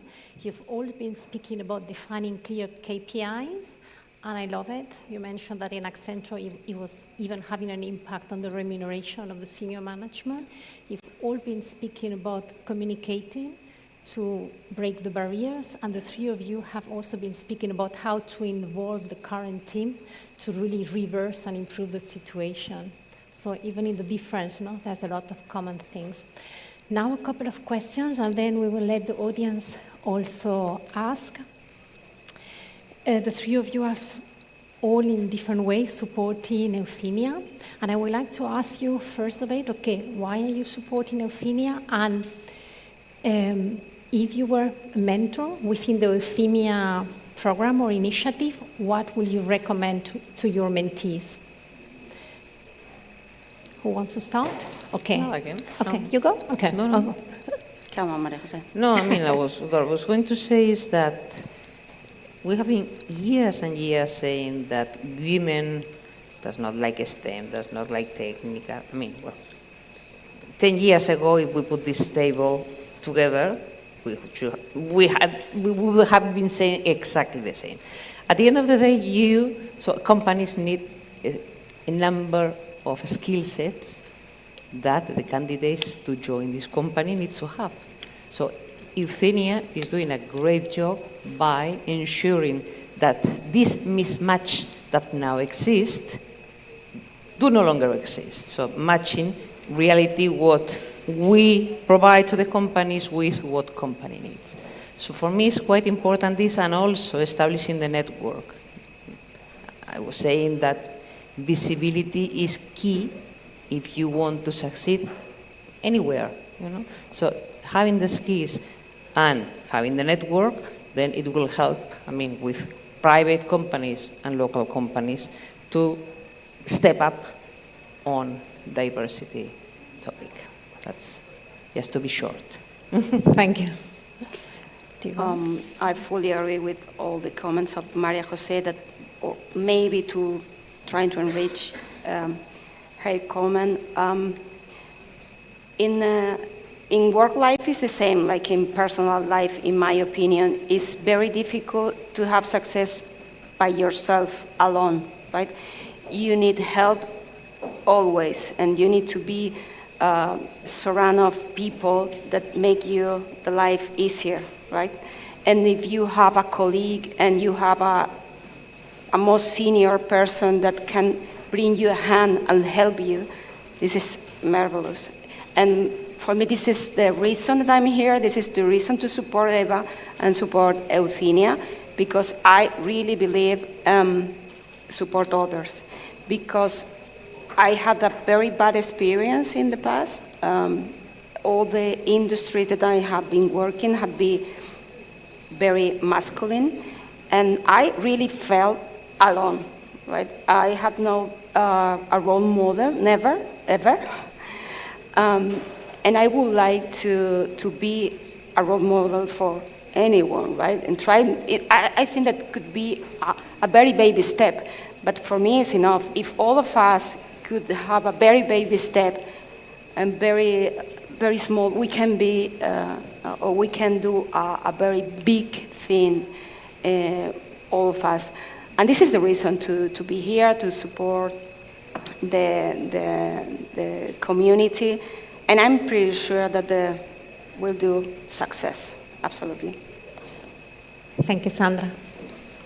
From my side, I think first you need to be strong, because when you are in a male environment, you need to be strong, sure of yourself, because we are very good in innovation, we are very good in teamwork, in communication, and this is skills that our both the companies are appreciating more and more and more. So this is a point, and then a second point is the mentoring. You need, if you need a mentor, you need to ask for this. This is the way to push and to help you in your career. Thank you. Now I'd like to go to the leadership side. There's one sentence that Maria Jose shares in a post that I really like. Let me have a look so that I can say it exactly. She was saying that people and their management are the key of everything what happens in a company. And I completely agree with that. You've been in a very top leading position that you've retired. What do you think do we need as new leaders, women and men, to promote this diversity and to completely close the gender gap? Well, I mean, if I had the solution, perhaps I would not be here, but I would be just in a kind of... I mean, I think we need to develop our skills. So I strongly believe on hard work, on relevancy, on networking, and yes, with some help. But we need to take advantage, first thing, and then I will go to the leadership part. We need to take advantage of the moment. We now live in a global atmosphere that fosters diversity. So it's now, like companies are obliged, and this is the reality, to have a percentage in their boards, to ensure that they have enough parity, because the history, as I was saying at the beginning, is not going to be parity in a certain years, but at least to move in the right way. So let's take advantage and be part, active part of the change. And then in terms of leadership, if you ensure that you're relevant, that you are a lifelong learner, and you control the promotions till your leadership positions. I mean, for me, a leader, I don't like to, yes, there are some qualities for women and men, but for me, a leader is, I would like to compare like an orchestra director. The orchestra director has the global view of what he or she wants to play, has the global view of what is the role of each one, and he's not an expert in all the instruments. Maybe he can play one, or if he's lucky, a couple of them. But I'm sure he's not able to play trumpet, violin, and piano at the same time. No, he's not able. But he knows exactly how to obtain the best of each of the members of the orchestra, and then the overall results is the better. So this, at the end of the day, this is a leader. And these are the qualities that you need to foster and to work hard and to be sure that you demonstrate to the others. So I'm sure that, considering that now the world, I insist, is clear that talent is genderless, it's our time, guys. It's our time. So don't lose the opportunity to ensure that we reach equality in the short-term period of time. Thank you. We've been speaking about STEM, and you put a couple of numbers, also you share with the team where the gender gap is very strong. And it is true, and it is a reality that STEM is a special challenge for women. Why do you think that's so? And how do you think from Euthenia we can especially work on this topic? Well, talking about STEM careers is a very big topic and a very big discussion. But this very sad story, because really I studied a long time ago, and today we have the same problem. Okay, the girls don't want to study STEMs, and this is a reality. Do you think we have the same problem in the same dimension? Yes, I think. I reviewed the figures before to start the presentation, and over the world, if you review the higher education students, only 30% of the students select STEM, the girls, I mean, 30%. And this is absolutely not enough to get all our goals, all our technology goals that we need to set in the future with all the challenges that I mentioned in my presentation. We need tech girls, that's it, because we need to be in the table when the decisions are going to be taken, right? And of course, it's a problem. I don't have the solution, sorry. I would like to have it, but I don't. But again, I think that, of course, it's a social problem. It's a problem of governments. The education is a very complicated problem. But in my opinion, we can do something, every one of us, right? Like mentioned before, a little step forward.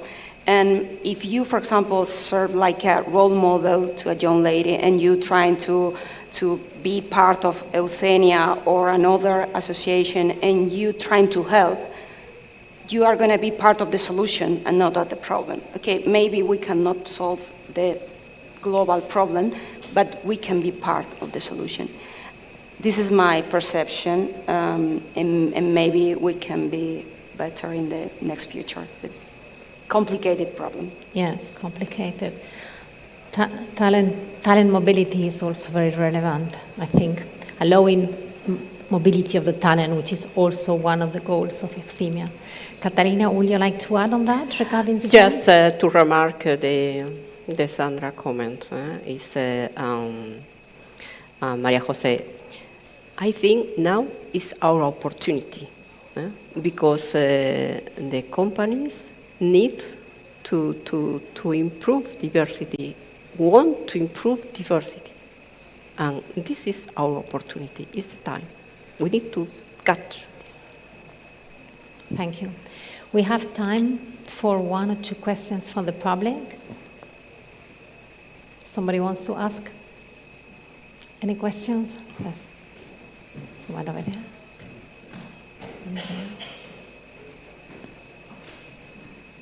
Thank you so much. I'd like to ask you, because you represent also the companies, what has been the one concrete example in your career where you saw that your CSR strategy or something you do for good, for social corporate responsibility, had an impact? What was one concrete project that lasted in your mind, that made an impact with company resources to the outer world? Can I ask? I have a lot of experience to share with you. Maybe after the presentation, I can give you a lot of examples. But I'm pretty proud about one project that is Be Healthy that I would like to share with all of you. That is a well-being project, and it's related to sustainability, and it's related gender diversity because promote the balance between personal life and work life, especially for women. And I organized 3 years ago, at the very beginning for the pandemic situation, and the successful of the project has been amazing, right? If you invest in people, if you invest in trying to balance this equilibrium between work life and personal life, the people really appreciate. And we decrease the stress of our people, and we know because we are doing every year surveys about psychological, mental health, and so on, and really decrease. Then it's a fact. This project resulted a success for the people. And really the budget was not so big. I mean, you can be a lot with not a big budget. It's only, I mentioned before, to think out of the box. How can I be more creative? How can organize my resources, my money, to be more impactful in people? I think, in my opinion, we need to invest in people. We need to invest absolutely in women, but in people, in our workforce in general. I don't know if I answer your question. I can complement on that with an action. I worked previously in Adidas, and Adidas has organized some offices where it was called family office. So if you needed to take care of your kids, you could go there. It was kind of a half circle with a small playground in the middle, and you got offices on the sides where you could see the kids, but you could have a meeting either with colleagues or with suppliers or whoever, or customers, whatever. And this simple action actually increased a lot of the satisfaction, reduced stress very significantly. And at the beginning, it was mainly used by women who couldn't cover up, when there was something happening at home. And after a while, there was also a lot of men where the women didn't have such facilities, and it really became, I would say, half-half. I don't know if we've measured that. So sometimes it's really simple asks that decrease stress, and they feel that this combination about family and professional life is just part of life, and it can be integrated. Yes, fully agree. Do we have time for another? That's half a minute. Quick question. Okay, there's one there. We'll be very fast. But where's the micro? Or if you can speak up if there's no micro. Oh.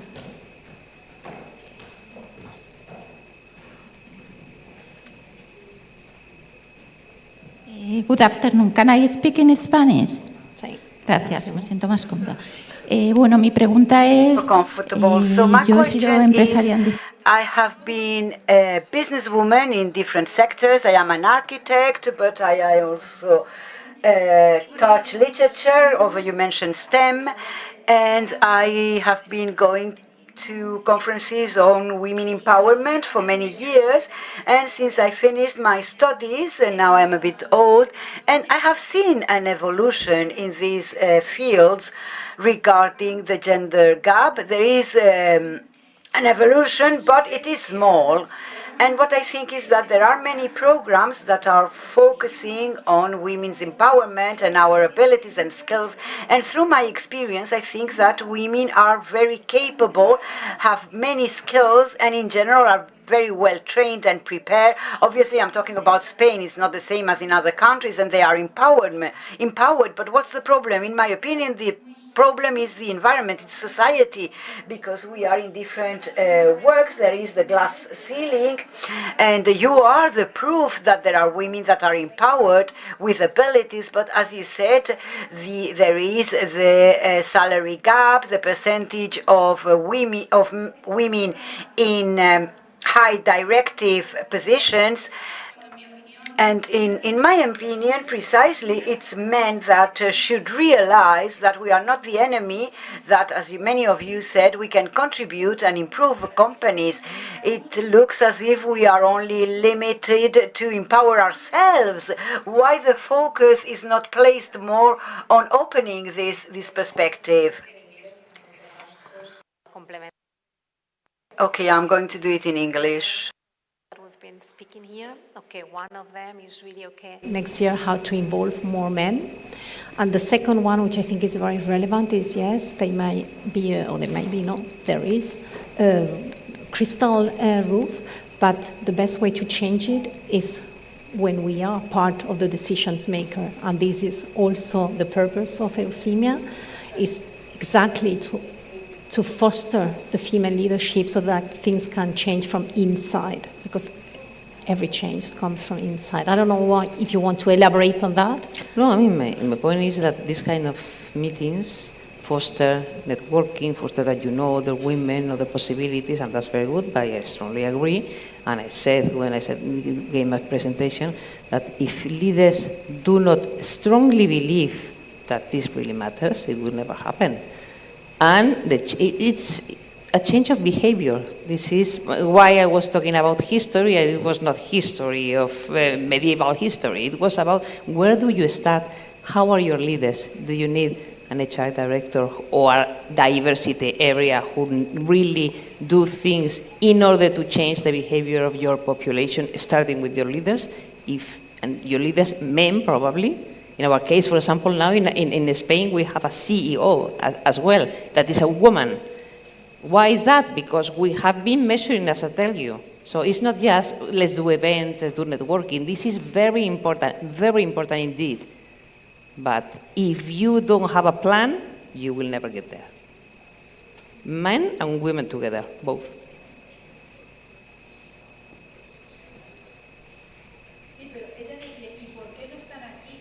Por eso una de las respuestas, la primera respuesta que he dicho, lo voy a hacer en español, era que uno de los aspectos one of the aspects that we are dealing with is how to increase a men's presence and how to integrate and engage them precisely, because this program is open to everyone. But of course, here the drive for leadership is for women, because there are many other fields. And of course, when we want to introduce this organization to men, we have to work on these aspects. Yes, Eva, I think you are the best prepared to answer this.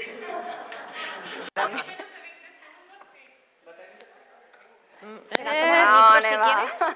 Toma micro.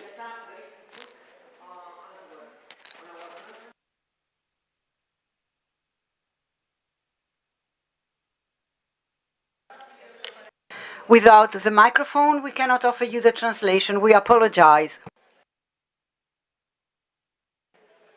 Okay. In Euthenia, absolutely sure that we need them on the discussions, because as we talked it in the first round table, if the men is not in the team, if the men is not combined, that they have to do something in order to promote gender equality, and they are not combined, that they are involved on gender equality is not possible doing nothing. So on the next year, we are going to have more men on our teams. We are going to include the men in our teams, and we are committed to be sure that our discussion is not just about us or just with us. It's going to include those men that really are committed and really they want and they can to change the men because we have make the change, but they have to make their change. Okay? It's just 1 minute.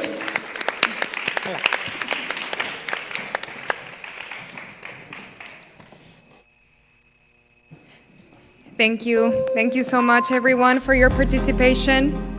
I'm sorry. Okay, now I want you to listen very carefully to the instructions because we are now facing the workshops. So we are having 4 workshops. So the first one is titled, well, before I give the titles, you have the free will to join any workshop you want. I'm sorry.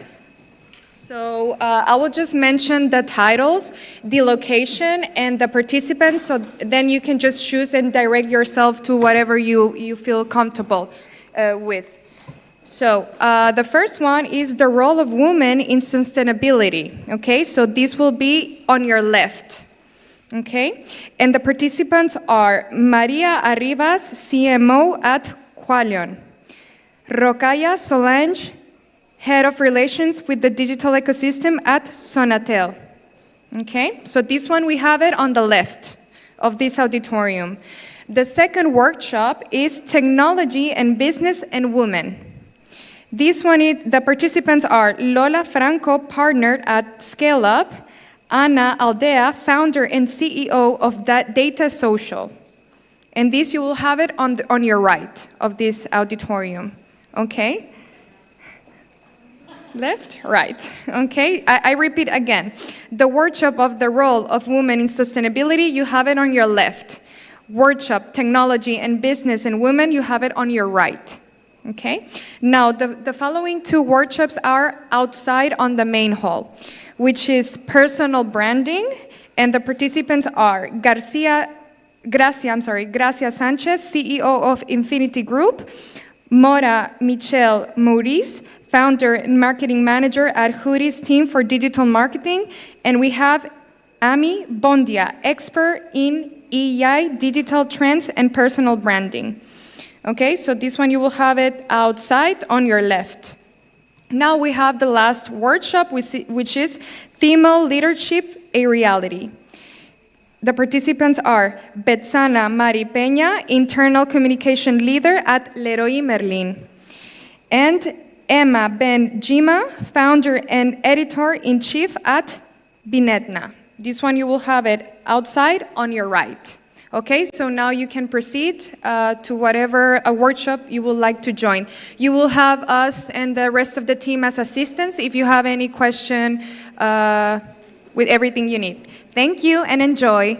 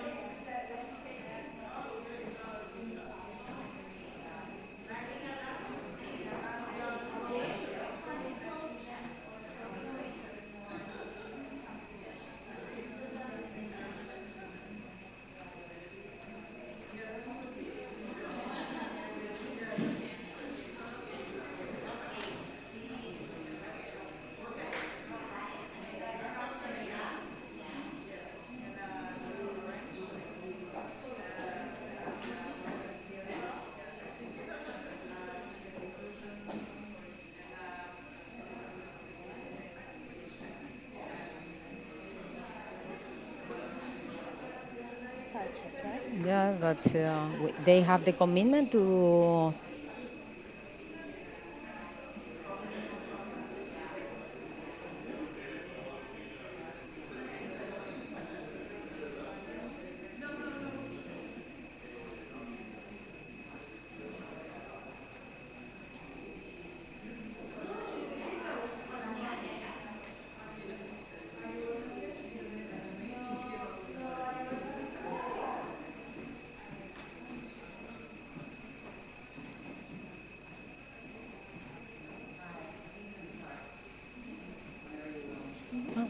We are going to feel like unpopular singers, like singing to full empty. We are just a few.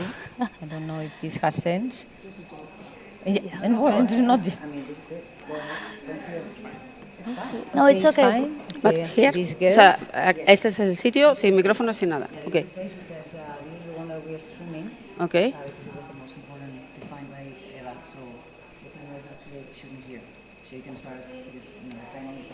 Okay, and the micro is on as well?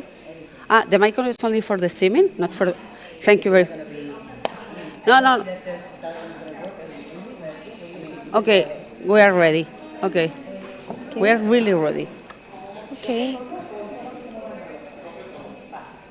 And then we sit there or we Aquí, así, sit there? tal cual. Yes.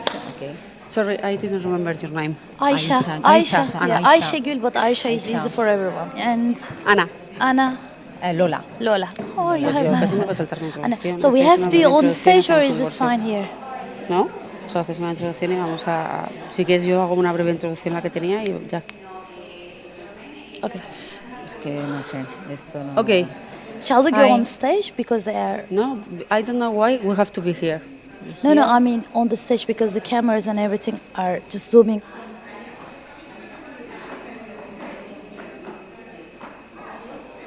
They told me. And no, I'm sorry.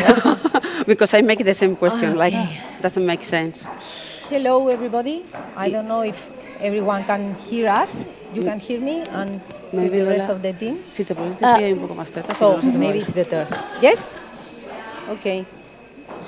We are ready. We are ready ready, to go. yes. Lola. So thank you to join this workshop. So first I would like to thank FM Foundations, Alicante Council, Alicante Casa del Mediterráneo to host us, Euthenia conference. And you know, this workshop is about technology, women and business.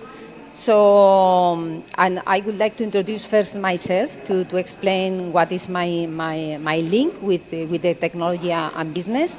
I am biochemistry. My background is biochemistry. I started research at the beginning of my career, and after 2 years, I joined to a company in business in the healthcare industry, where I passed more than 20 years holding different C-level positions from sales to leading growth, leading strategy, and also leading companies. The aim of this workshop really is to discuss the main challenge that the women in MENA country face. To do that, so I'm going to make a brief introduction, and after that, what I would like, the three of us, is to open a discussion. So I launch some questions, but that is not just to talk about that. We would prefer to open and to give your insight. No? What I introduce my colleagues. So please, if you can introduce yourself and yourself. Yes, Anna? it's going to be easy. Introduce myself. I am Anna. I am Data Social founder. Data Social is a tech company. We are expert in CRM implementation, and we help big companies implement the CRM.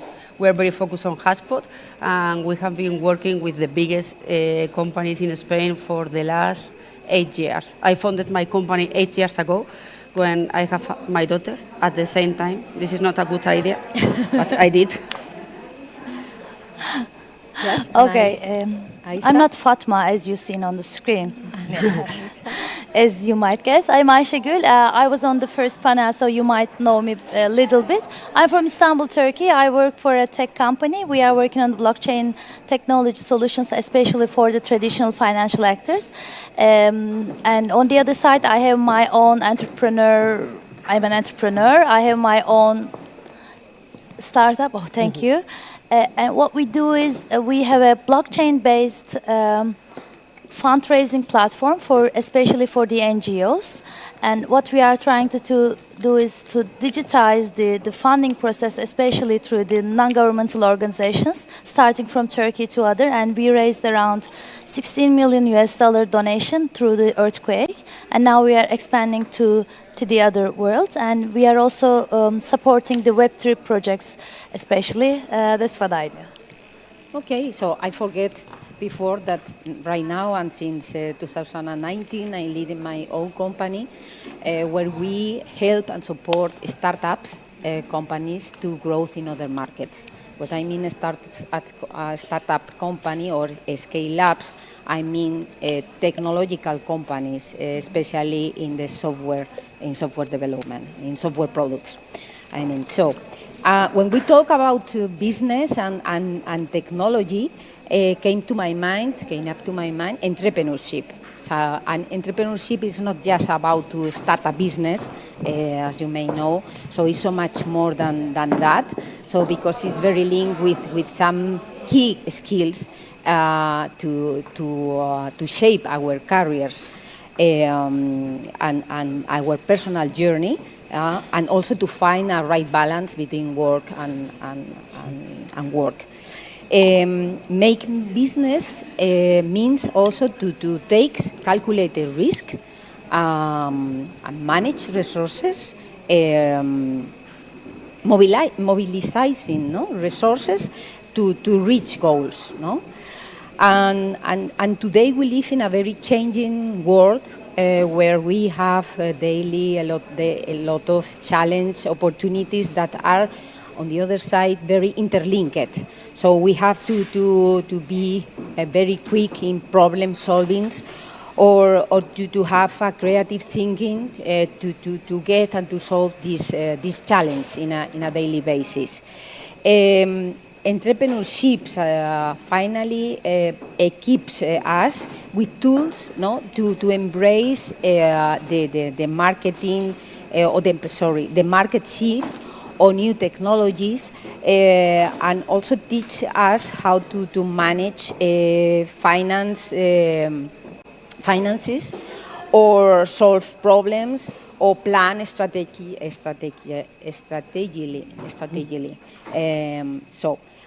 But overall, to tackle unexpected challenge. So for me, it's very important to recognize the crucial role that entrepreneurial skills play in overcoming obstacles. And when we talk about obstacles for women in the tech world, so came to my mind some, that is not all, but that for me are important, like access to funding, limited networking opportunities, balanced work and family, cultural and societal norms, risk-taking, and mentoring and support. And I have to say that Euthenia is here to play a key role in most of these challenges as networking and educational for women in tech and financial skills. What I would like, or we would like, is to open the discussion on this subject and find or deepen the meaning of this for MENA countries. No? Before to start with the question, I would like to give the word to Anna to give a brief introduction on or give a historical perspective about technology and or women in tech. Thank you, Lola. Don't worry about the historical introduction, it will be 5 minutes. And it's going to be 5 minutes because I really don't feel any comfortable speaking in English. I have to be honest. I was really scared when they called to me and they said, you have to speak in English. And I have been thinking about why I am so scared speaking in English, because it's something that I do almost every day with my mates, but I don't like to do in public. And one of the reasons I think that is important is because all the girls in the world, we think we are never good enough. I don't know if you have the same problem, but I think that if I spend like the next 10 years studying English, I will have the same feeling, And it's something very interesting, because when I open a position in my company, I always check the applicants, and I never find a girl who doesn't have all the skills. We only apply if we have all the skills. But when the applicant is a man, maybe they don't have any of the skill, but they apply, and it's something that I really admire. And this is one of the reasons, but yeah, they never have the feeling that they are not good enough. It's something that we have, I don't know, maybe in our all information, and this is my main reason to be here. Because when they called me, my first answer was, no, I can do. And I was thinking, I am just now the applicant that don't apply for a job having the skills I can do. With my level, this is the best way that I can, but I can do. And it's something that is very related to the STEM career, because I have been reading about when the girls change their mind about the STEM career. I have a daughter, she is 7 years old, and when they are 4, they are really interested in science. I think that all the mothers know, because they want to do tons of experiments at home. But when they are 10, they are not so interested in science. Why? Because they think they are not going to be good enough. They think they are not going to be good enough. And maybe we are part of the problem because we are raising them. Maybe we are part of the problem because they are raising them. But I was speaking before with Lola about something very important for me in technology and the story about the woman in technology. I am from a little town, 45 kilometers away to Madrid. It's a really little town. The name is Fresnedillas de la Oliva. And when Neil Armstrong put a feet on the moon, Fresnedillas was the first place with the signal. My daughter, with 7 years, she knows the name of all the 3 astronauts. She knows the name of the mission, Apollo 11. She knows the name of the rocket, Eagle. But she doesn't know the name of the software engineer. Why? Because she's a girl. Maybe now, in the last 5 years, we have been speaking about Margaret Hamilton, but 20 years ago, nobody spoke about Margaret Hamilton. It was impossible to put a feet on the moon without her. We have been there, and I think that is very important in this kind of conference, speak that in the 60s, there were tons of women in technology. There is a company founded in the UK for a woman in the 60s working from home. It's crazy. The founder is, I have the name, is Stephanie Shirley. It was founded by Stephanie Shirley, all by women working from home coding. And they were coding for the Concorde, for Airbus, in the 60s. What happened? What happened after this year? And I was really interested to trying to make a little research. Why we have been erased for the story. And there is a very important point. In the 80s, the personal computer changed everything. I don't know if you remember the Mac advertisement. It's very famous that everything is going to change. It's true. But some of the bad results of this change is that all the people that are not rich, are not white, and are not men, are totally off of the technology. And I think that is very important to remember that we have been here. And when we are working on trying to help our girls to go for scientist career, we have to remember that we have been there. And we have to make a place for these kind of people like Margaret Hamilton.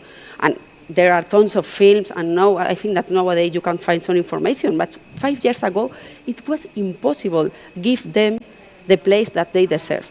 And if we think now about the technology, where are the main companies?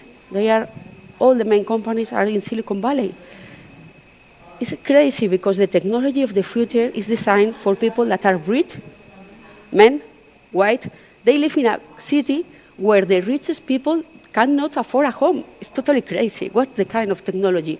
What are the future of the technology if it's only programming for this kind of people? I think that Euthenia and this kind of communities is really important because we have to change. We have to be everybody part of the technology of the future. Speaking about MENA, I was checking some stats, and I find two important things. One is bad news, and the other one is good news. I'm going to start with the good one. In MENA, in the MENA region, we have better numbers with the people that are, with the women that are graduate in a STEM career. We have like between 34 and 57. And in Europe, we have a 30, and in the States, they have a 20. And I think that we have to celebrate because we are always worried about the bad thing, but we have some good news. Okay, let me add, Anna, an interesting figure also, because 22% of the women in African countries are entrepreneurs. It's the highest raised worldwide. So that is also interesting. Yeah, I was speaking before about Turkey because I am part of a network of entrepreneurs around the world, and the country with more woman founding a company is Turkey. I think that there are some things that it's not easy to find in a first look, but if you check, there are some good news there. And the bad news, in the MENA area, only the 4% of the company are funded by a woman. Only the 4%. It's crazy, it's crazy. And this is one of the reasons that make me to be here, because if we are only the 4%, I have to be a role model for the other one, for the next one, because we are only the 4%. There are not anymore. I think that this is very important. We have to have our responsibility as a woman, as a leader, as a mother, to be role model for the next one, because it's important that my daughter know that there were, before Margaret Hamilton, tons of people were coding, programming, founding a business. We have been there before. And this is the thing that I want you to remember, that we have to make a big effort, but it's not impossible because we have done before. It's like, it's nothing new. We have done it before, and I think that is very important. And in all this kind of conference, I try to say, we have been there. And this is my conclusion. We have to do, we have tons of things to do, but it's going to be easy because we know how. Thank you very much. Thank you. So, thanks, Anna. So Anna mentioned, from my perspective, a key point to develop the women's in tech or in any business, in any domain. That is to have role models. Feminine role models, and the other one, for my view, is also education from the very beginning, from girls and boys. So, and straight to the point. So, where we are questioning is what has been missing in these last, I don't know, 100 years to not get enough women in these areas, in these domains, in tech. So, and especially or particularly in these countries. So, and I would like to get the direct experience or insight of a person who lives in Turkey. Yeah. And lead a business in Turkey, a tech business, or works in tech business, leading an area, important area.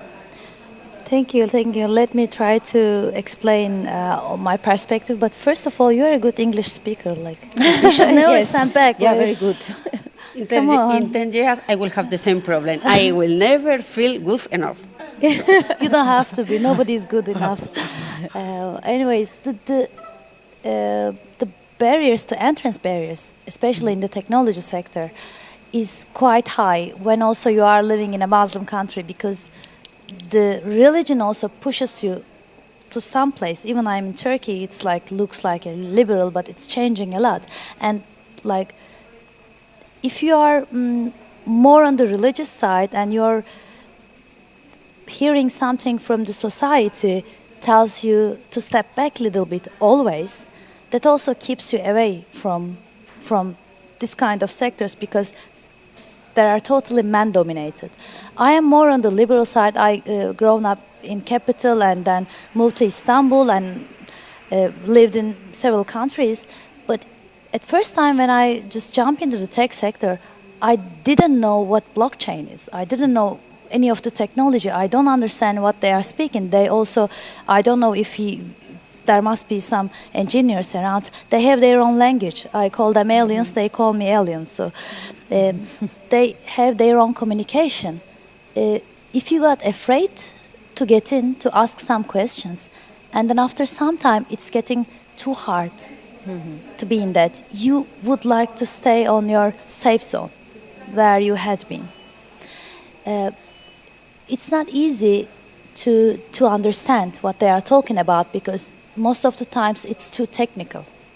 And to clarify the things and translate this to something that all the other people can understand is a business area. That's what I am working.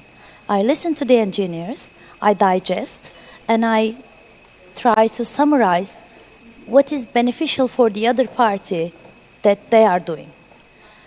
And there's a huge gap between those. I work mainly with the traditional finance, as I said, and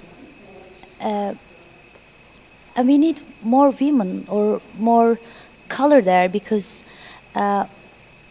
it's not working when you just man-to-man working together, and it's going to be man's world, and there are some different things are going on afterwards because there's, as you might heard, some of you, there's metaverse is coming. Web3 is totally decentralized world, and I'm working on this area where you can be some person totally digitalized, and nobody knows if you are man or woman, if you're born in Turkey or in Madrid or somewhere else. So you can create your own personality. So young generation is creating their own personalities. You don't belong or you don't have boundaries where you're born, but the new world is offering you something else.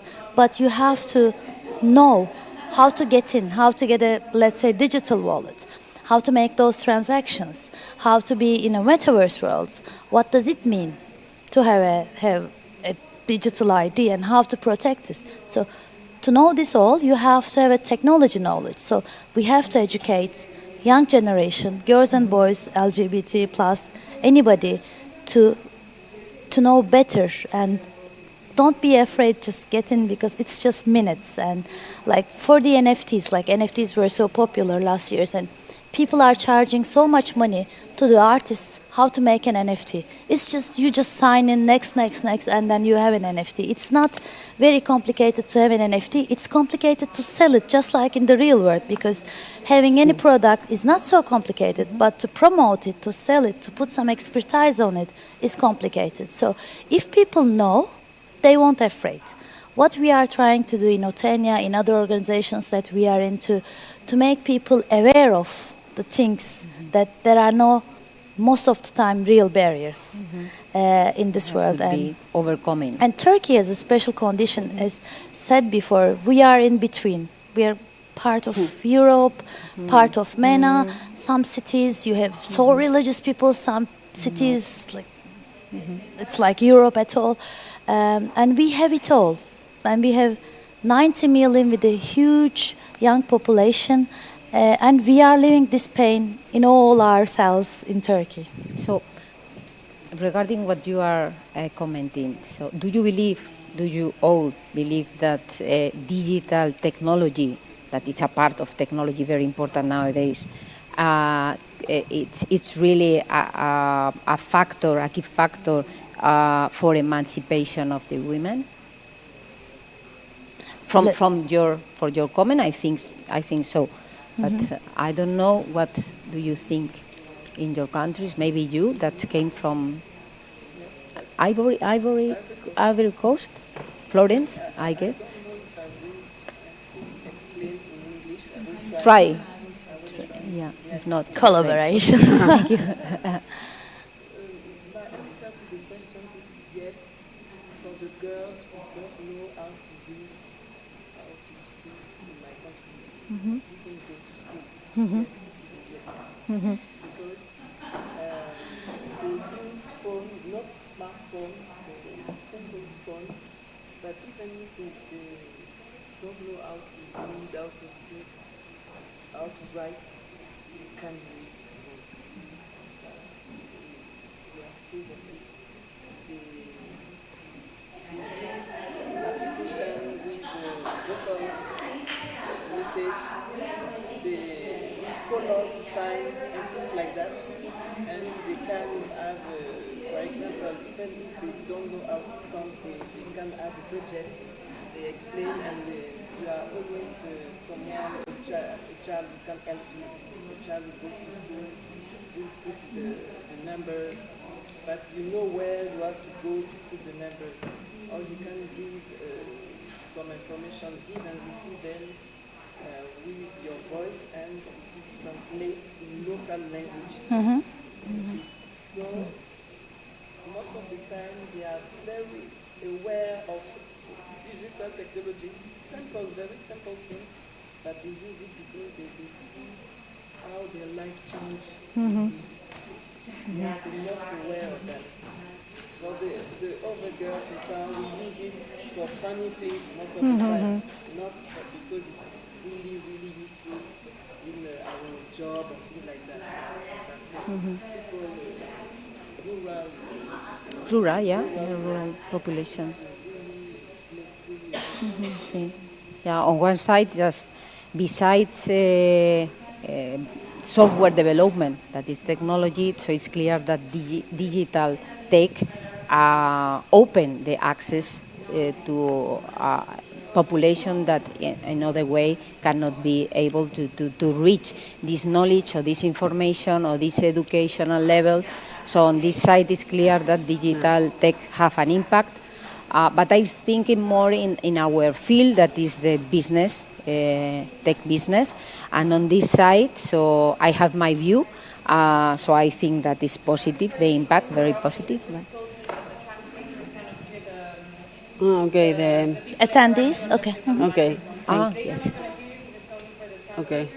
So from now on, I'm sorry if you could pass it on. Thank you very much. Thank you. Thank you. So, let me give it to you so you can pass it to whoever is talking. More than okay. So, and this is the question, no? How we can use the digital technology to improve, to support women to develop their careers in tech, or to get women to tech field. Can I share a little experience? Yes. Because one of the things in my company is that we have been working from home from the beginning. We have been working from home. I founded the company 8 years ago, and at the first moment we started working from home before COVID. And it was, I don't know, like 6 years ago or something, when I checked all my employees, we were like 30. I think that 90% were women. Why? Because they can work from home. And it's in Spain, and we have other people in other countries, but one of the reasons, because they choose our company, is because it was easy to manage remote with their families. And if I think the reason why I founded my company, it was I was very focused on digital marketing, and I was working for different agencies, and the schedules and the time that I spent at the office was totally crazy. And when I have my daughter, I say, okay, I'll do by myself, and I will manage my time to spend time with my daughter. It was the reason where I decided to found my company. And I think that it's very important that not the digital technology, because there is a huge conversation about working from home, coming back office, and I think that working from home is a key point to close the gender gap. Yeah, it's a good point. But it also has challenges, to be honest, like being at home all the time. Big challenge, of course. So the negative point about that also impact on women or have an impact in the you are more women at home, right? We are more at home, but you lose capacity to networking. That's correct. I totally agree. After 8 years, I have been working with a mate that now I can say is a friend, And after 8 years, I say her, you have to find another job because you need to go to the office. You are at home working with me, with your kids, and you are totally alone. And after 8 years working together, she is a good friend. And I was her boss, and I said, Alba, I love you.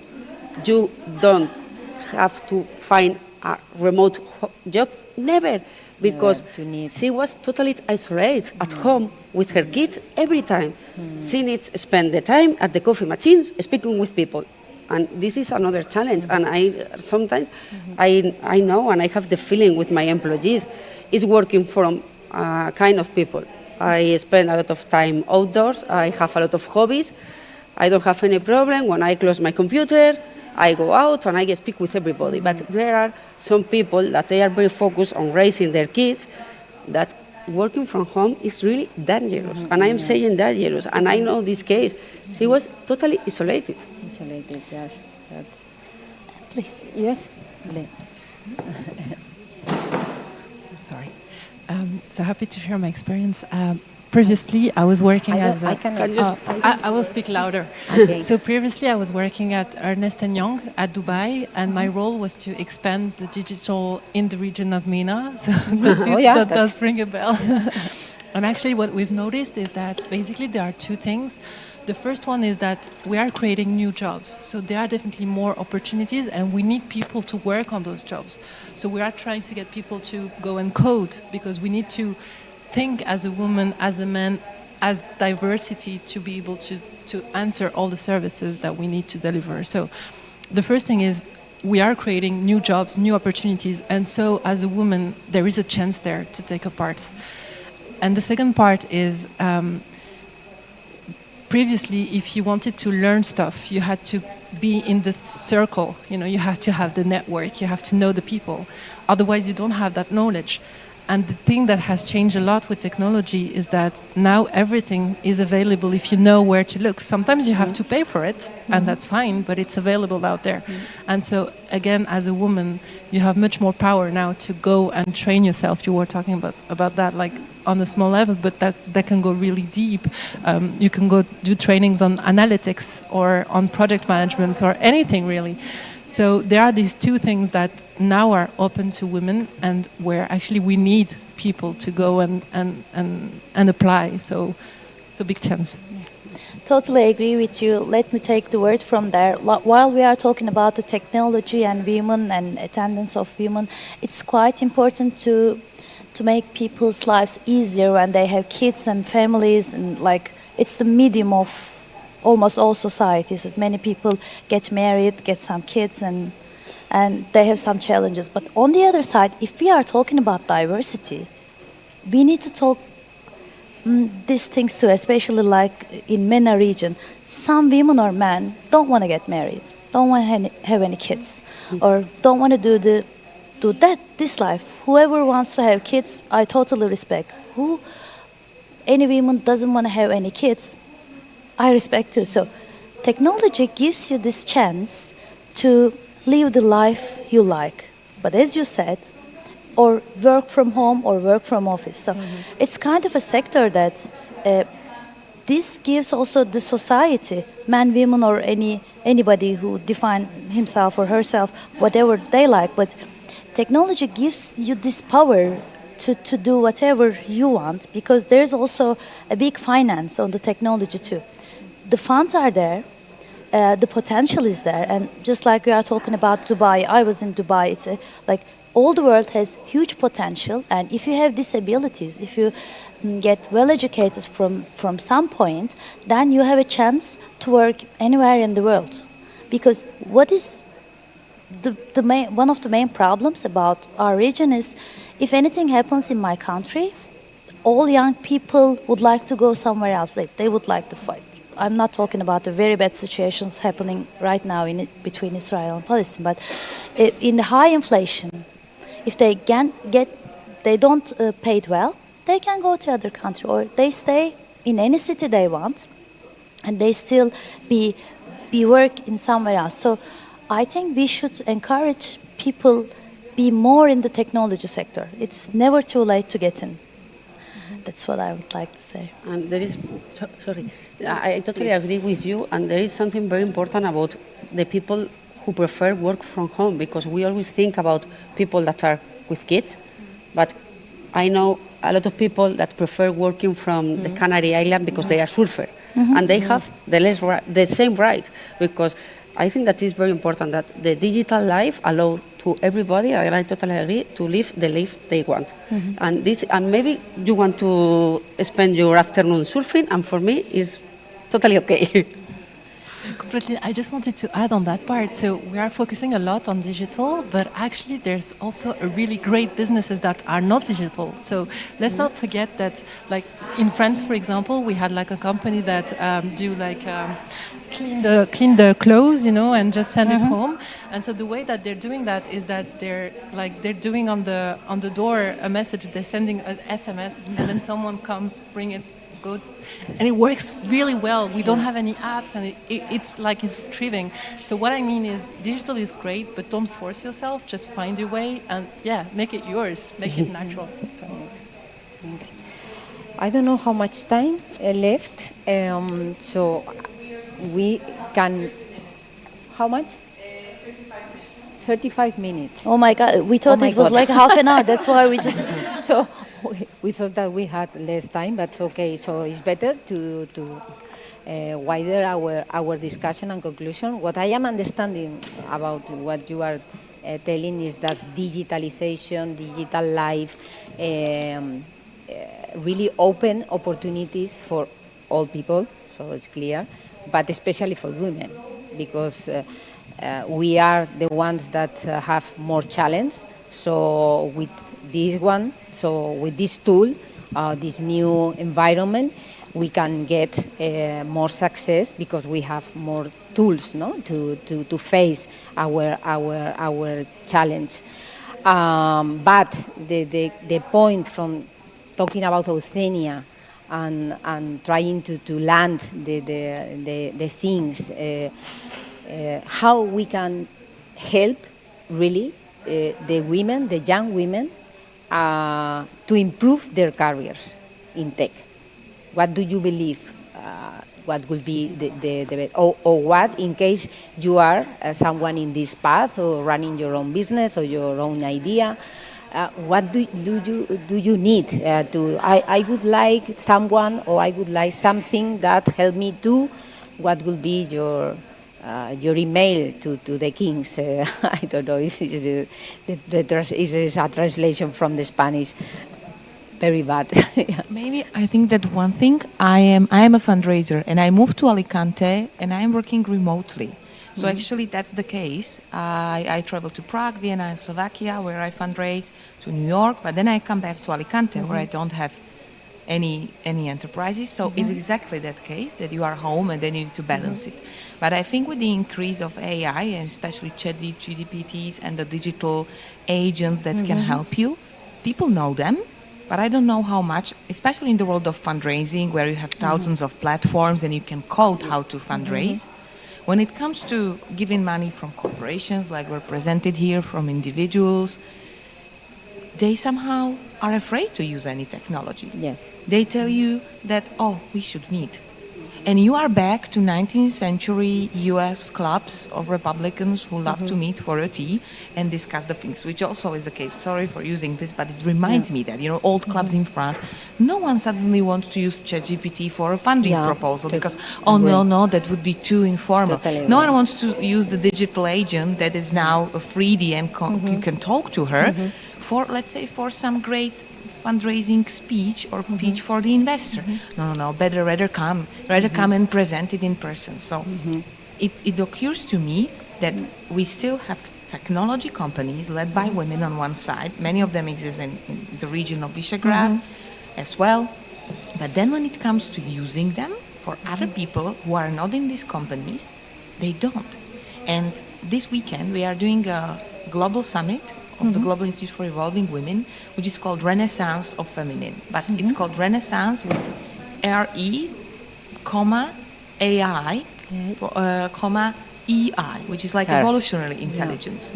So I can share a link, it will be in English, and we're gonna develop or think about this. I think we should more address the gap, which is still between or among the people who are in technology and who understand it, and who are in every other businesses, and somehow are scared to use it. Yeah. And also look at the NGOs. The world of philanthropy is still using the same way of raising the funds if you don't use the platforms. I agree. Yeah. So I have to say here, because I'm living in this world, I live among the scale-ups, startups, and the corporate worlds and the companies. And I agree, totally agree with you, because so on one side we have totally amazing technologies using powered by AI, machine learning, quantum computing, deep tech, so everything in technology in many fields that can be applied to many industries fields.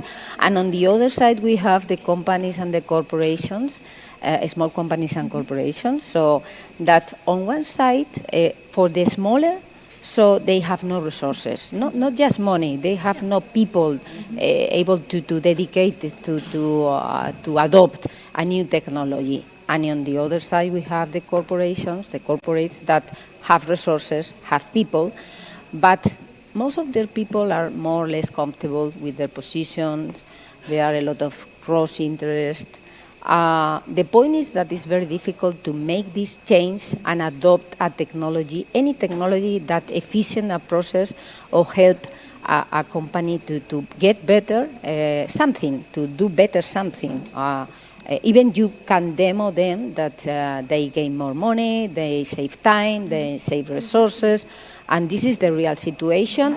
My main experience came from Spain corporates, but the scale-ups as startups came from every place in the world, and this is what is happening. So I believe that we have to step forward, but I don't know how much time will take that. Yeah. And in terms of women, so this is the other part. Most of the scale-ups, from my experience, are leading by men. So that means that we have a bias in this development right now. So for that, it's so important that women came to the technology world and start to run their own business or departments or ideas or software or anything. So really to eliminate this bias that we unconscious we have, everybody has in our mind. So. But this takes time. I don't know if 300 years, as Sandra said before. I hope no, because I cannot wait so long. But some years, I believe that we will take. No, so. I think that there is something important, because I think that when we are speaking about digitalization or technology, I think that is different to be a digital business and to be a business who needs technology. Yeah. Because I think that this example that they are not, maybe they are not using network, but they are using a CRM. They are using, I think that it's almost impossible to run a company without technology nowadays.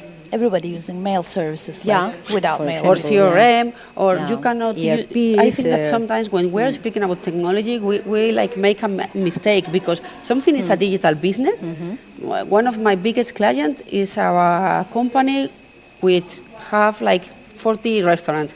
The restaurants are not a digital business, but they have a CRM, they have platform, they have to send mails, and sometimes different. One thing is a digital business with a lot of things that I think that are good for the gender gap, because you can start from scratch, you don't need any money. This is a digital business, but if you are running a traditional business, you're going to need technology as well. I think that is impossible, and I have some clients that they are in the countryside raising food, but they have a CRM. I can't imagine a business that you say, no, I don't need technology. I am alone at my home and I write in my notebook. It's almost impossible. And this is something very important, because sometimes women are scared about technology. And for me, it's something that doesn't make sense, because it's everywhere.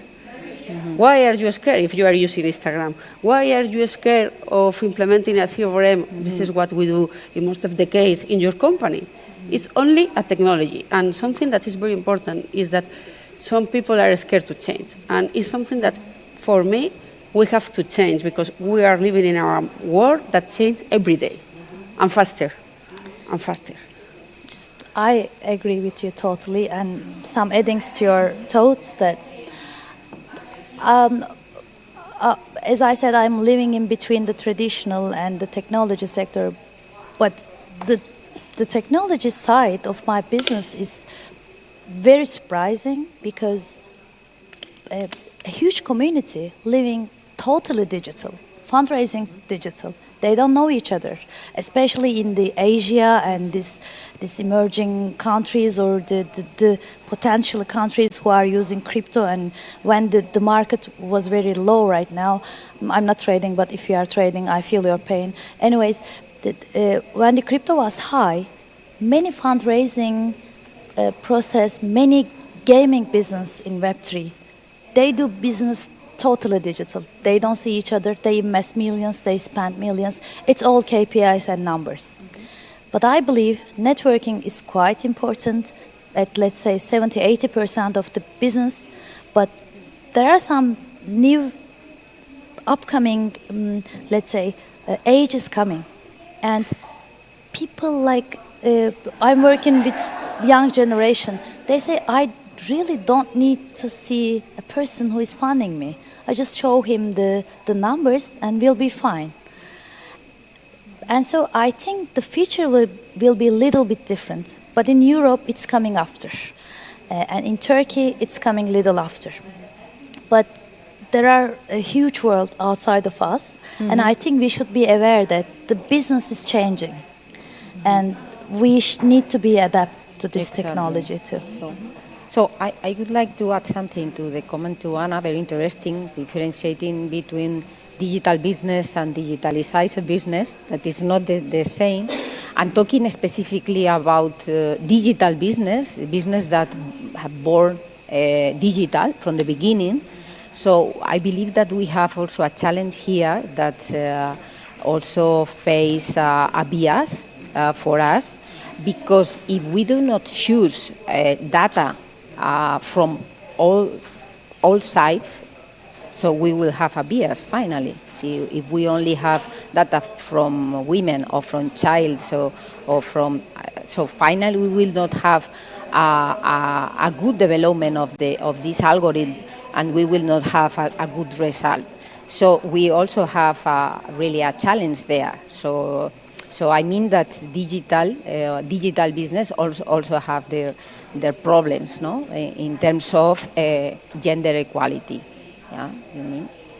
I think AI is an interesting case nowadays, because I'm not so expert on AI, but I'm trying to learn, and the outputs of AI or ChatGPT gives you the general picture of humanity.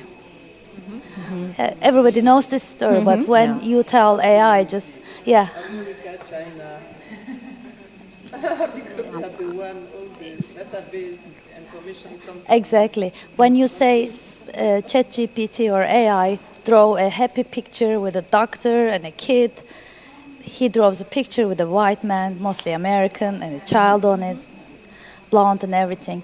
But I think we have power to repair this. Like, you can educate AI. And I believe that AI will be changing many things on our lives too. It's not replacing your jobs or so, but we'll be more lazy. And I think we'll have more time to think of the things that we haven't done before, because most of the job, they can do this. I see the robots in the last exhibition I attended. Yes, it's frightening. Yes, ChatGPT gives all the answers, almost all the answers. Some are stupid, but it's learning that you want. But it's not time to ban this, because you cannot ban a technology. It's coming and coming. I think it's time to adapt to the technology. It's time to educate the technology. If we need a better world, you have to use this technology in a good way. That's why I'm defending tech for good will be very helpful especially for the social economy, which is not digitalized at all. Like the normal economy is adapting the technology because they are earning money out of that. But the social economy, there is a huge money there.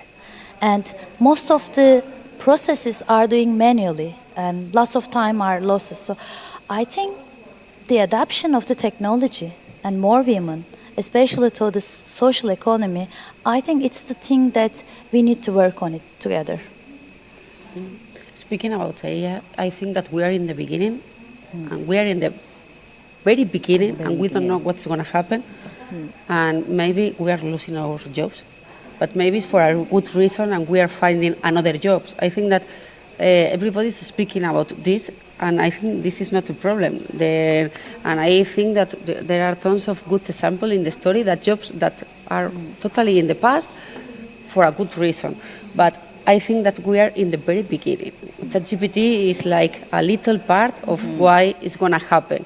The only important thing for me about ChatGPT is that it's something that everybody uses in 1 year. And if you speak about Google or other company, we need like 10 years. The thing about IA is that it's spreading really fast.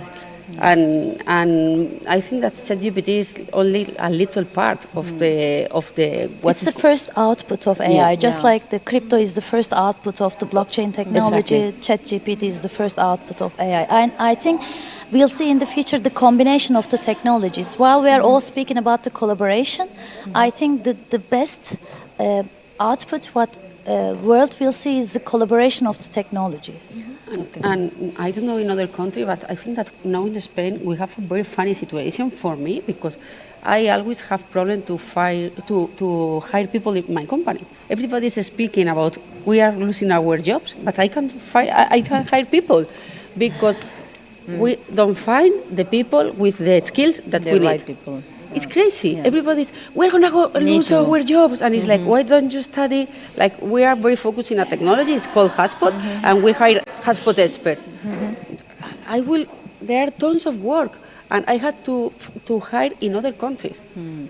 Not because they are cheapest, because it's the only place where I find. It's totally crazy, and I pay the same salary to people working from other countries because it's impossible to find people with these skills in Spain. And I think that in most of the case, the people that are thinking we are losing our job, they can be studying new things, and maybe their grandson will have the problem. But no, and I know that in all the tech companies in Spain, they are having the same problem. They are not the word. Yeah, we are also struggling with the high difference on the exchange rate, like all people in Turkey or countries like Turkey. We have great engineers, but they can offer 5 times more from US, from China, from Singapore. They just stay their homes and make the 5 times higher. I have like the 30% of my employees are in Colombia with Spanish salaries. They are having a wonderful life there. But I am, because it's like a funny story, because the Hotspot office opened there, and this is why a lot of talent know to use the technology, and it's the only place around the world where we can find this talent. And they are living in Colombia with Spanish salary. Some of my ex-workers are working for American companies with American salaries. The thing is that the work for me is getting smaller. If you have a very specific knowledge, you can be working for a company for a different country with the good things about. I have friends that are working for American company with American salaries from Malaga. So it might be not good for our countries, but it's a good opportunity for the women who would like to get into this business, because there is another opportunity for individuals, and countries should put some policies against it to support these startups, these companies, tech companies, with taxes and everything, so that people can stay in their countries, paid well, and there will be more and more talents coming from both female and male. And this open an opportunity for MENA countries, because they can work also for many other countries using the technology. And coming back to our point, because we move that's why I try to away, make the way. because we start talking AI. But I think that it's very important that now you can work from your country or the country that you choose for a remote company and with a very good salary. And I think that is important because if you have a good salary, you're going to spend more money in your city. And if you're it's an important thing that can change the world we live.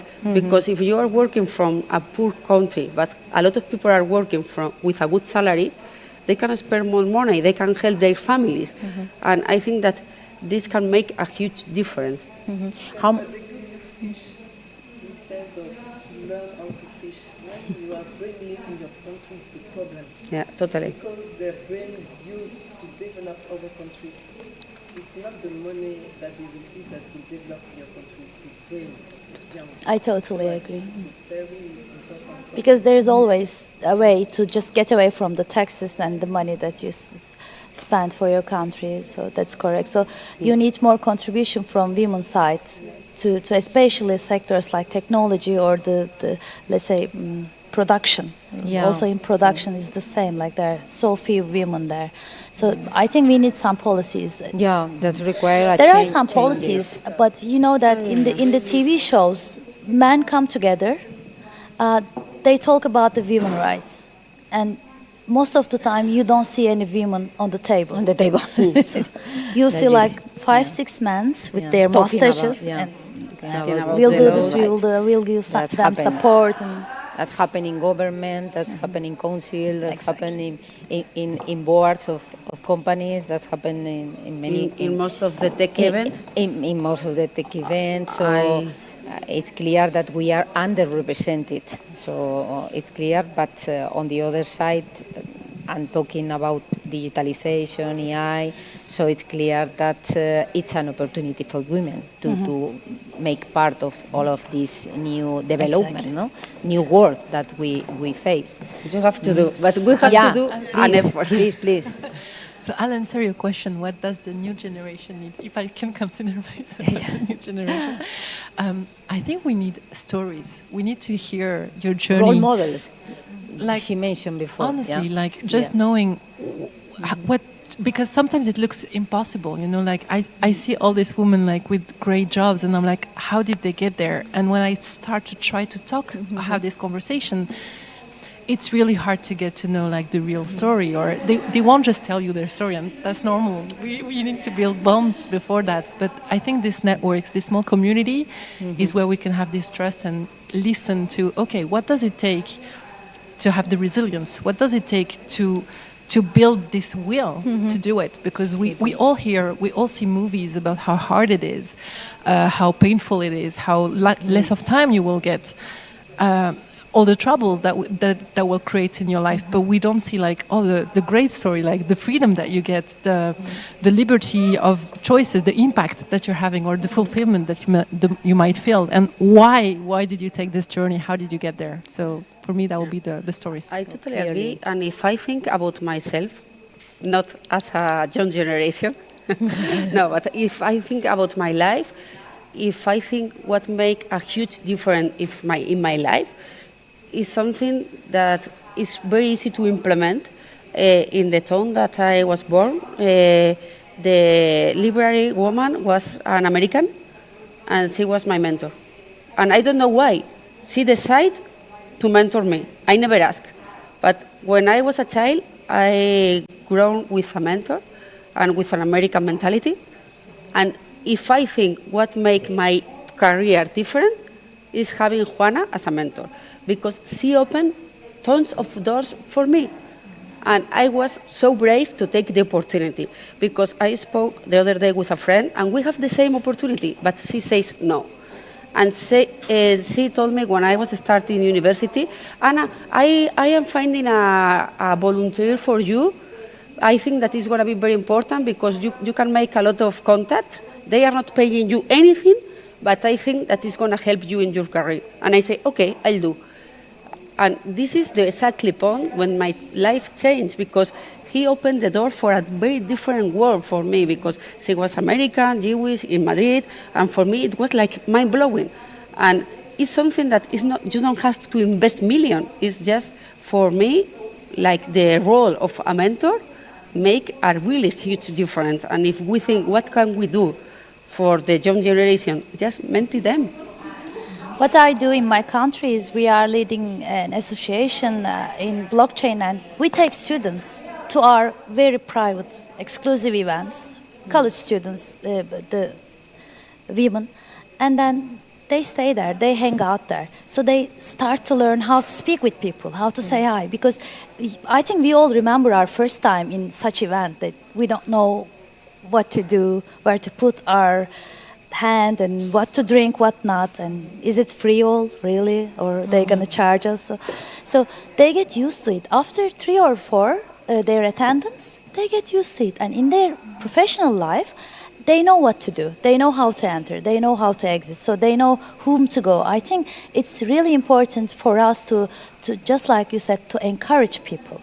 Because then they start asking questions. But this very entrance, very starting point, I think it's very painful. It was painful for me. It was painful for many of us here. So mentorship is quite important, but I'm against this too much mentorship all around. Like everybody's a mentor. Like everybody's. There are this much startup, this much consultancy. Like this is not what it should be. Like. Somebody has to do the job, right? Everybody is giving some ideas to you. And I think the biggest challenges in the technology sector as a startup leader is everybody tells you something that you did it wrong, you should do it this way, or this is better, blockchain, come on. No blockchain. Blockchain will be blow up. Just do the AI, do this. So too much noise going all around you. So, but being a mentor with a young lady is, there's a balance. You don't want to change anything. Like she's not your competitor, or so you just encourage. So it's a good relationship between. So I think mentorship is quite important. Doing in the right way is much more important. I totally agree. I don't know about you, but in my experience, in my Instagram, I will always have advertisement from people like they are going to grow my business and they don't have any business. Yes. And it's like, if you are so an expert, why don't you start growing your business? And after that, you can give me advice. But this is, I totally agree, and it's very common. In sometimes when I go to conference, there are people on the stage speaking about leading a company, and it's like, can you share? And I think this is an important point, because I think that you need to find a good mentor. And in my case, I prefer people who share their experience. I think that it's very easy to give advice, and I don't believe any who knows the answer. I prefer listen to the experience. When I have this problem, I do this, and this is what happened. And I think that there is a lot of knowledge if you listen to others' experience. And it's another important thing about sharing the stories. I am trying to do something very strange with my LinkedIn, because I am really tired of listening people always with good stories. Everybody is a successful woman. Successful. What hell? I have tons of problems in my company every day. And I think that it's important to share the truth. Sometimes it's going to be horrible, most of the days. And this is a very important point about the mentorship and the consultant and everything. That I always say when startups, and sometimes there are more people making money around the startups than the startups. And this is totally crazy, and I totally agree. Talking about that, and that it's really linked with the spirit of Euthenia. So what we really pursue is to help women playing a role model. So because all of the women that are in Euthenia are businesswomen and have a lot of experience, depending on our age and our field, but we have real experience, all of us. So we can talk with you, and change experience, no? And say, as Anna mentioned, I would do because what happened to me was that, I know this person that can help to you because I know that is an expert or have experience on that field. Yes. Florence. I don't know. It's because they want to translate Yes. to Spanish. They are.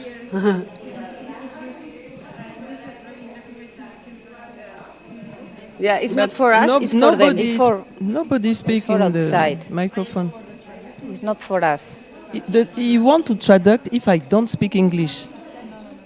They are translating to Spanish. And why they don't translate when you speak? This is a good question because they want me to improve my English. I don't understand why it's only me. I think that he thought that I don't No, they speak. translate it to If Spanish. you People want are to listening speak to in us. French, Yeah, speak no, in French. No, I will speak in cannot English. I speak will in try. Spanish. Okay. Okay. Because I don't understand.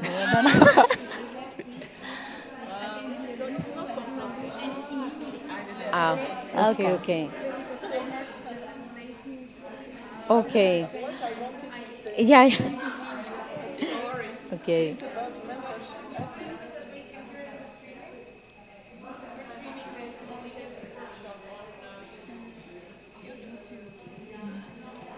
Yeah, speak like this. And My everything will question be is fine. only We why live in a it's peace only forever. me. It's just a question. No, because we have our microphone. Okay. So I think that the experience of the mentor is different because if the mentor is a senior, because the period where he's experienced his career, the things were different. The tools and the skill that these ladies need to succeed is not at all the same that the young ladies need today. So I think with mentorship, there is some good, but there is some bad. The mentor must not be too old compared to the mentee. If me, I'm the age of being a mother or grandmother, my experience is not, I don't sure that it will be useful for her because the period was too different, the environment was too different. We face some problems that don't exist anymore, but they face new problems that are totally different. And what we had to do in our time is not the good answer for the problem now.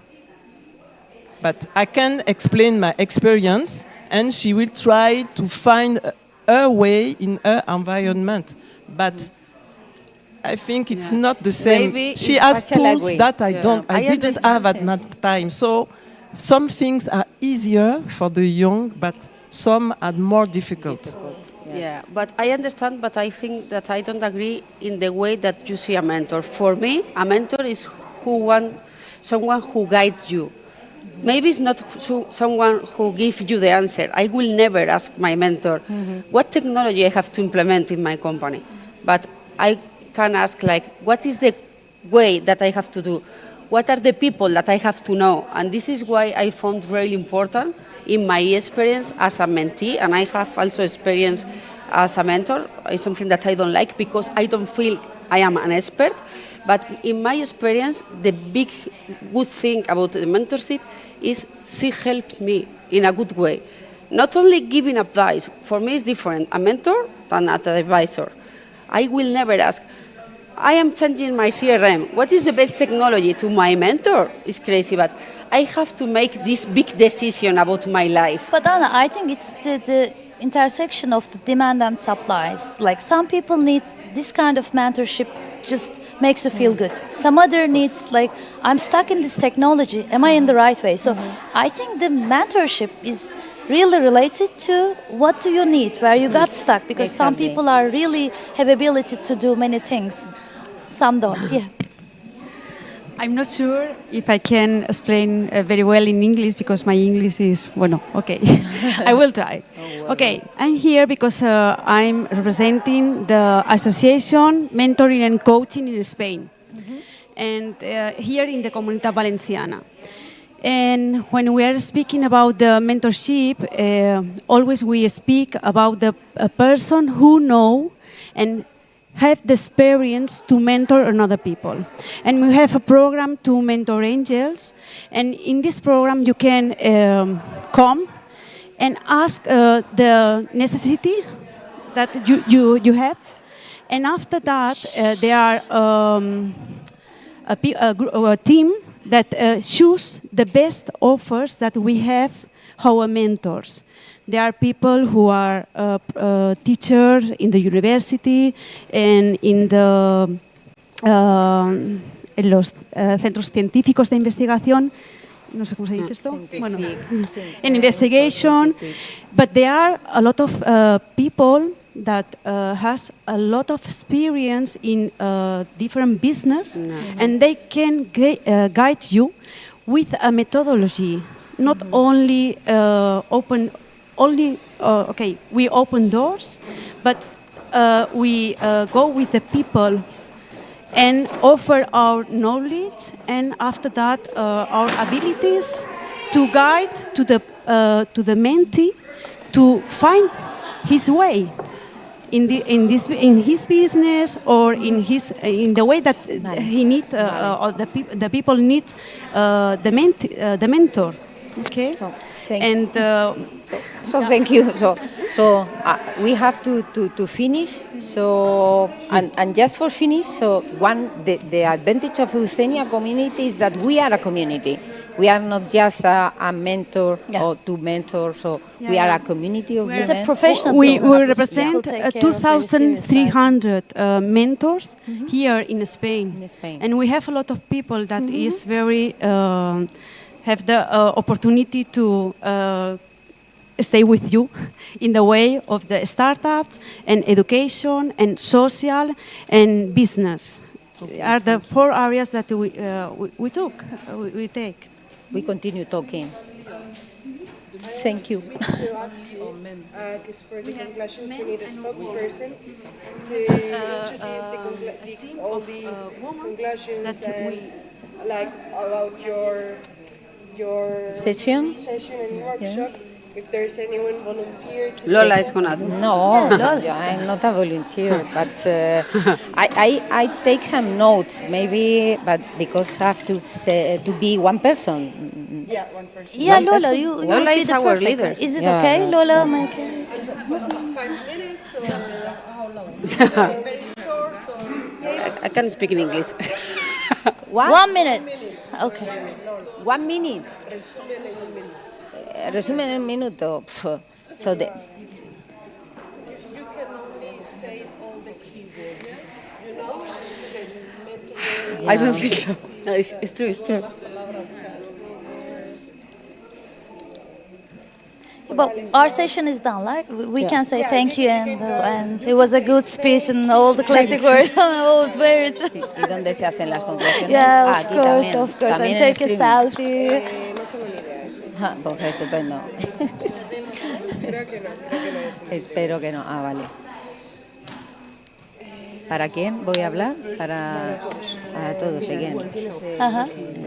Ah, pero estamos todas juntas, ¿no? El resto de... You missed the secret sauce. We were talking very secret sauce right here. To be Vale. successful, Vale. you know. Guay, vale. Exactly recipe. Oye, ¿cuál es mi botella y la tuya? La mía es la que no tiene agua. Súper fácil. Thank you very much. Thank you. We done? Yeah. Close? Thank you.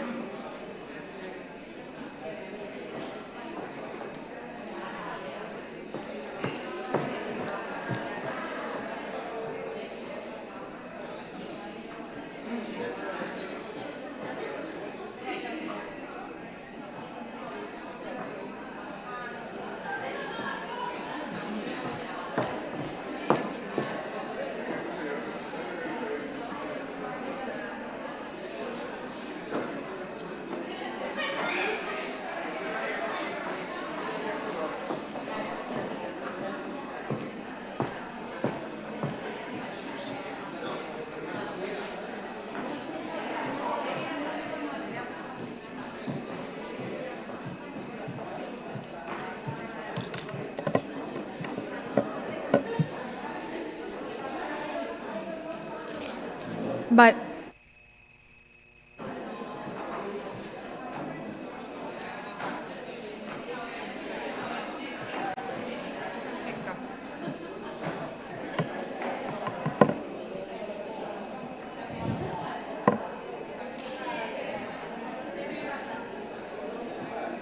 welcome, everyone.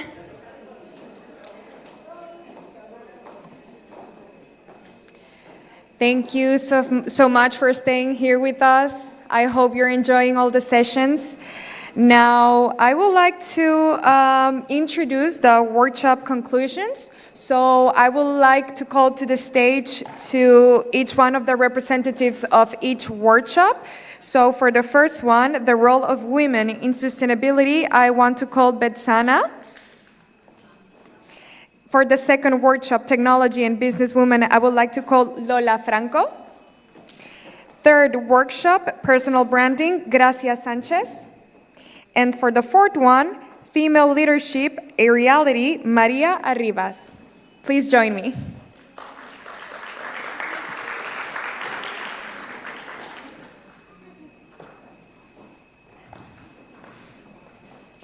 Thank you.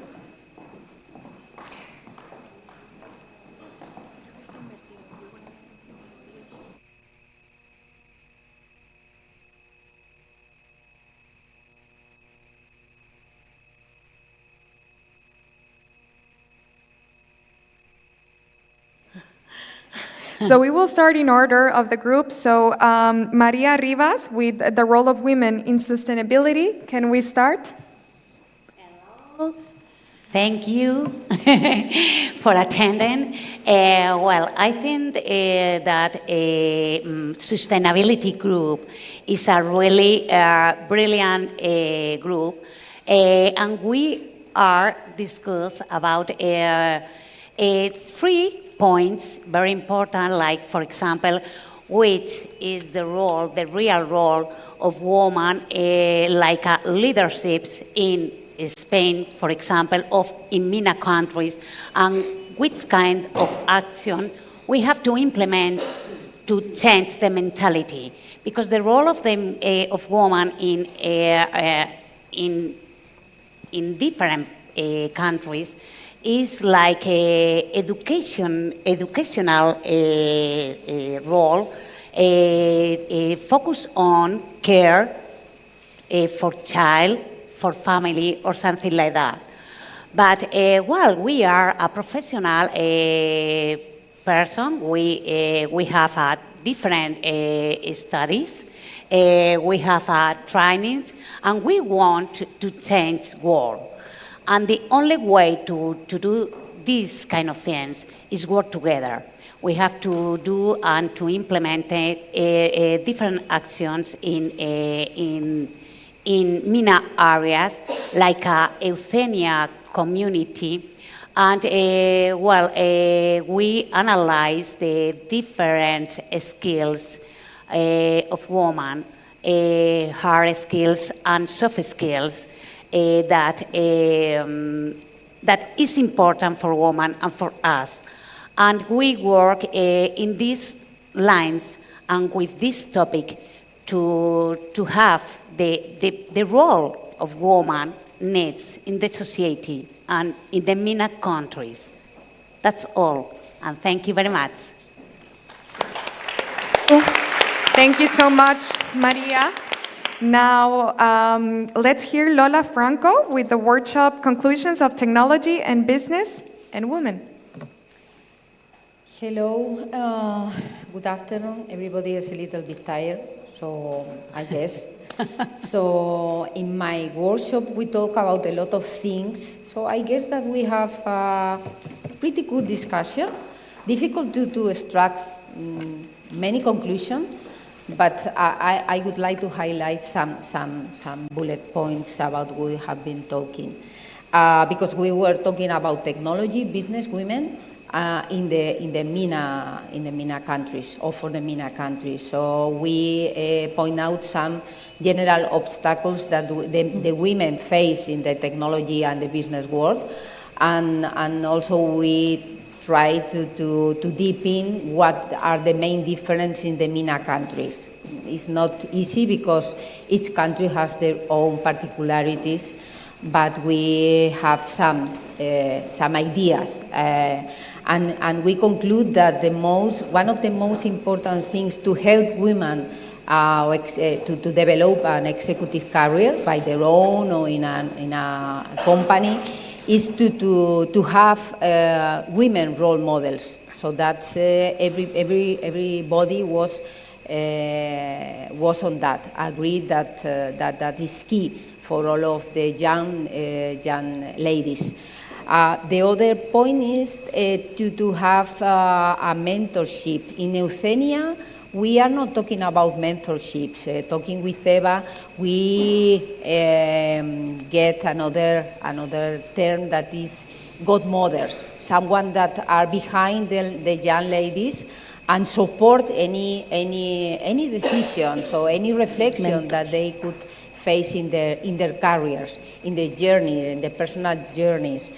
And on the other side, other important point that arise in the discussion is about the emerging technologies, the digital technologies, and how that impact positively, in most of the cases, in the development of the women in technology. So we conclude that digital technology, AI, it's an opportunity. And one of the things that someone explained is that, or the main point is that provide or enable a better access to education, to information, and also enable to work in remote way, that for many women is so important because will also help to balance works and private lives. And the final idea is that it's good for everyone, so for all the society, but especially for women. So digital, talking about digital, not just digital business, but also digitalization in general of business, to use AI, machine learning, all of this emerging, not so emerging because stay with us since a lot of years, but this, what we understand for digitalization is positive for women to contribute to the emancipation and to eliminate the bias and gender inequality. So. Wow. Yes, thank you so much, Lola, for so interesting conclusions. Now, let's hear the conclusions of the workshop number 3, Personal Branding, by Gracia Sanchez. Well, hello everyone. We all decided in our group something very important, that is that every one of us has a voice, you know, and that we have to control and decide for ourselves what are we going to tell about ourselves to the world. So we were talking about how important for all people, and especially for women, there are professional women, entrepreneurs, and any kind of person who's trying to do something in the world, how important personal branding is. And we talk about that everybody has personal branding, but if you don't know that you have it, you're not controlling it. And so we talk about how you can make a plan, and and we talk about using the AIDA process. So you can first think about yourself, what do you like, what you don't like, what do you want to be, your different roles that you have, and how can you search for different ways to express yourself. Depending of what you're doing, if you have a company, or if you're a professional, or you're an artist, whatever. Then we discuss that you may have different ways to do it. So it's important for the different countries that we work on from Euthenia community to get them first the information about the training about personal branding, which is very important not only for digital, but also for networking, because the personal brand that we have is also very important in the real world, how people see us, right? And what story are we telling about ourselves? So we talk about the importance of having also mentors, as you said, not as references, but the people that can help you to figure out what your strategy would be in your personal branding, okay? And we had a very lively, I think, discussion, but the most important thing is that everybody has a voice. You have to decide what you want to say, and you have to be consistent. And it's very important because if you don't control your personal branding, it's going to control you. So for that not to happen to you, it's very important that everybody learns how to deal with it, make a plan, stick to your plan, and also protect yourself, because sometimes when you are out in social media, you can get haters, or if you're like in politics or things like that. So we talked a little bit about how important it is to protect yourself and get professional help in either in communication or psychological even, right? Because, I mean, you're putting yourself out there and it may be scary sometimes, but we decided that if you be bold, good things will happen to you. So, that's it. Thank you. Thank you so much, Gracia. And now, last but not least, fourth workshop conclusions, Female Leadership, A Reality, with Betsana Mari Peña. Thank you.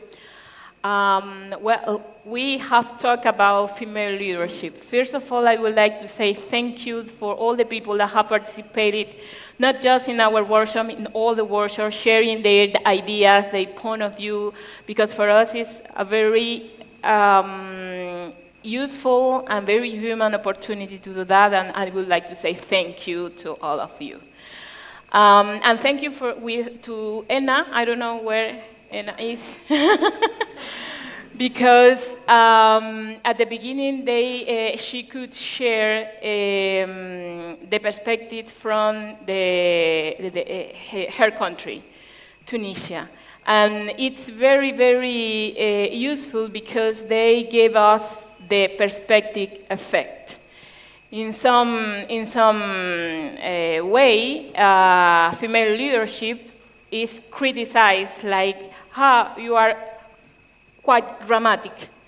But when we have the perspective effect, we can understand that we have different perspectives and different issues and situations by culture or geographical area where we are. But in the most of points in the planet, we have common ground, we have common pain points. So we decided to identify that common pain points, and we make a ranking. And we could observe that for the most painful point is that the women need to understand that not all the responsibility are really just for us in an exclusive way. It's very important. The second one is to understand that sometimes we assume some tasks because men don't want to do it. And it's time to understand we need a mindset change, a mindset transformation.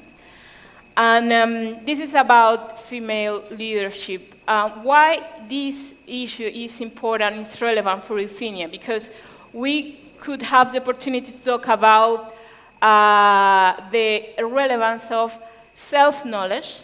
Women, we need to knowledge ourselves very well in order to increase our self-esteem, be very proud about the real value that we could add to the companies, to the society, to every ecosystem where we interact with other people.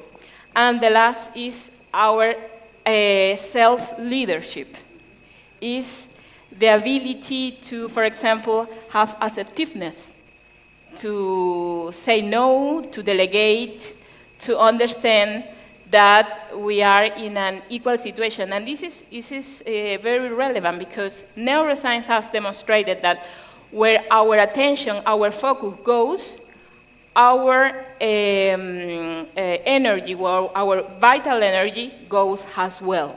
So I hope this day, all the journey could be useful for all of us, because we have dedicated all the hours that have been sharing here to make focus in the society and that we really want. That's Euthenia. Euthenia is the purpose of Euthenia. Thank you. Thank you. Thank you so much, ladies. Betsana, thank you so much. Okay, then. Now I will give a special welcome to the closing ceremony. We can go? Yeah. You can go.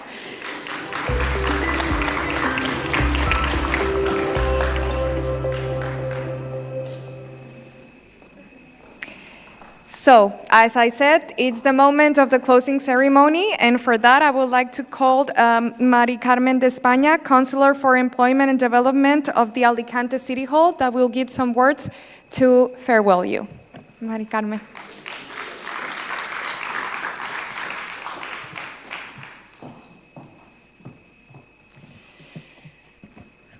Bueno, buenas tardes a todos y a todas. Bueno, yo para esta clausura... For this closing session, I also did the opening session, and I did not want to close with an institutional speech because I had the privilege of being able to stay throughout basically the whole conference. And I have listened very attentively to all the speakers that took part, and I have been absent to balance my family life because I had to collect my kids from school, but you know that Alicante is quite small, so I could be quite close and come back very early. I took some notes as the conference developed, and I think, well, I am going to highlight 2 or 3 main points that were common to most of the speakers.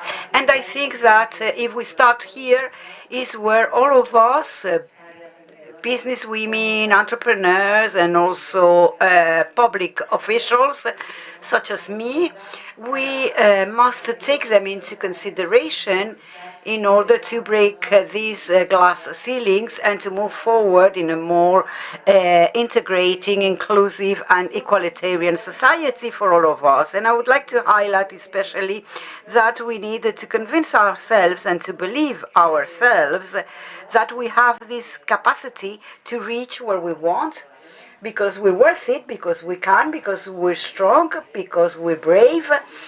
And well, from here on, we can eat the world, no matter what they say. And we also need to learn to remove responsibility from ourselves, not only for mothers, but any woman in any aspect of their life. We were talking also this morning about women being perfectionists, and it is true, but we also need to know how to delegate. We need to let other people do things. I'm sure you all think that there's no one better than yourselves to do something. Yes, but it's not true. The person next to you can do it as well. So we need to learn a bit to delegate these responsibilities so that they are either on our partner or someone that is next to us. I'm talking especially about household chores. They do not belong to us, but to everyone who lives in that house. And also at work, of course, even if we are leaders and we have our own responsibilities or duties to manage or direct or lead any company, I think that it is important to work as a team, and I think that this will make us even better leaders. And finally, I would just like to thank Euthenia, David, and the Friedrich Naumann Foundation for all their work and efforts, because they had made us think and they enabled us to be present here today, live this experience, and see how we are evolving. Everyone has talked about freedom. With freedom, they were able to say what they were thinking without any hindrance, and I think this is a great step forward. And this, we can translate it to the whole community that is here present in Spain and in Europe. We have this privilege. We are lucky to be able to say what we want in any field. But I think that we need to do this collaborative work with all these women that throughout the Mediterranean are not as lucky as us. So we will carry on supporting them and fostering all this work to reach this total equality with women at any field, and not only on enterprises and business. And of course, I would like to repeat my thanks to Eva and David for everything that you do. I think it's crucial so that we can move to the future. And of course, the Town Council of Alicante is at your disposal. We will carry on collaborating with this project and many other projects, and so that we can step forward into the future. And thank you and congratulations to all of you for your work. Well, thank you so much, Mari Carmen. Now I would like to welcome Eva Diaz, which all of you know, General Manager of the Euthenia community.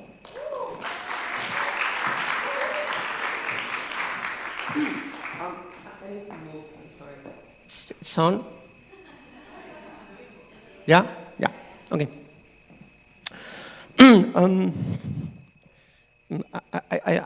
I want to finish, David, because their messages are very, sentences are very serious. I want to talk in another way. I feel very, very happy.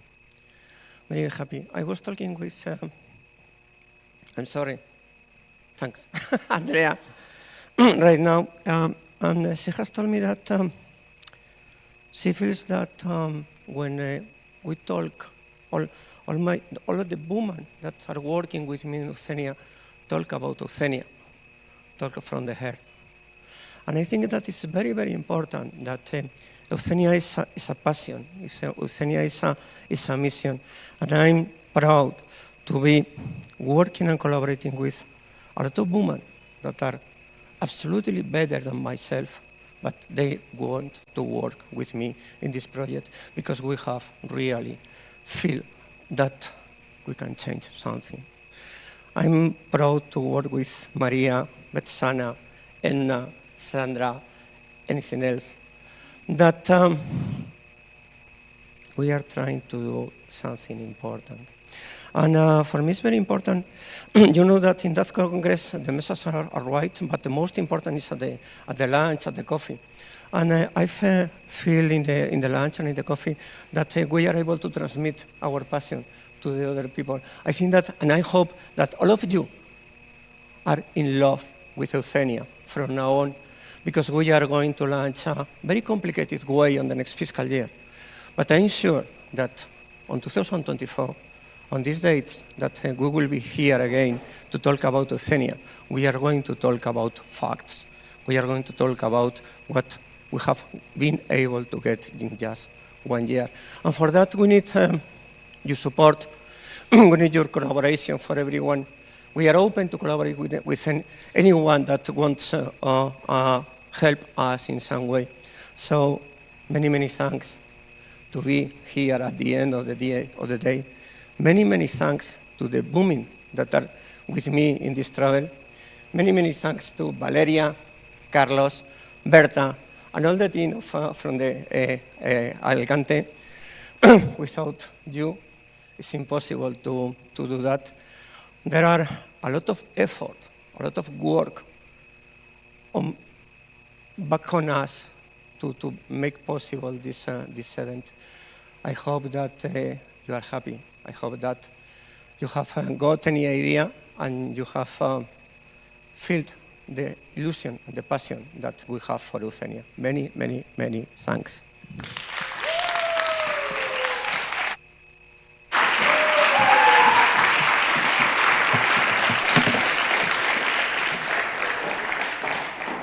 Last but not least, I call David Hennenberg, Head of Office of the Friedrich Naumann Foundation, Madrid. Welcome, David.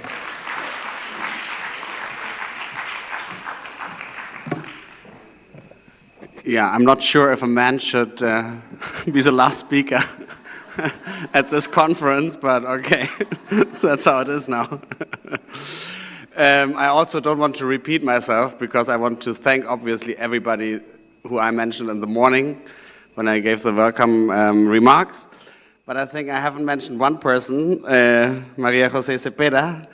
An extra applause for you.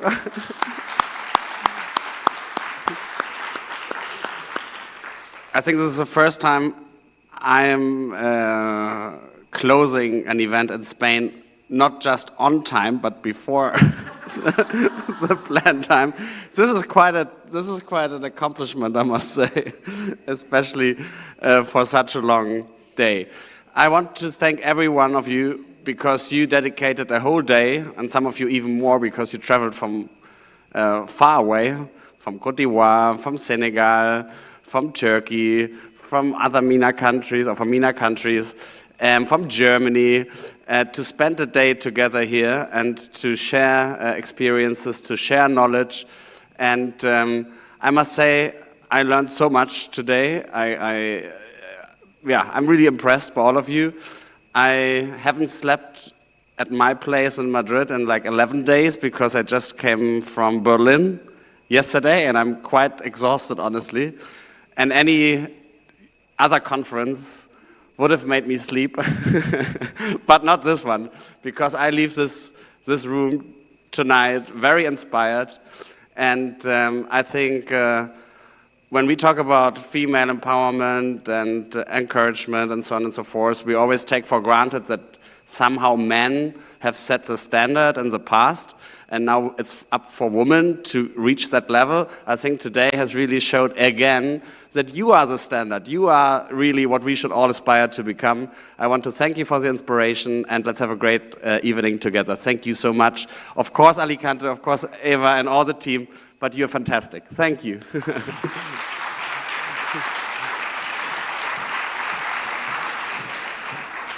Well, And I would invite everybody to come to the stage now for a family picture.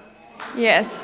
And before that, I just would like to inform you that you're invited to a cocktail after the picture, and enjoy Alicante.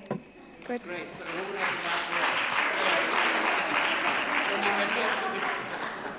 So please come up also our team, Valeria, Raki,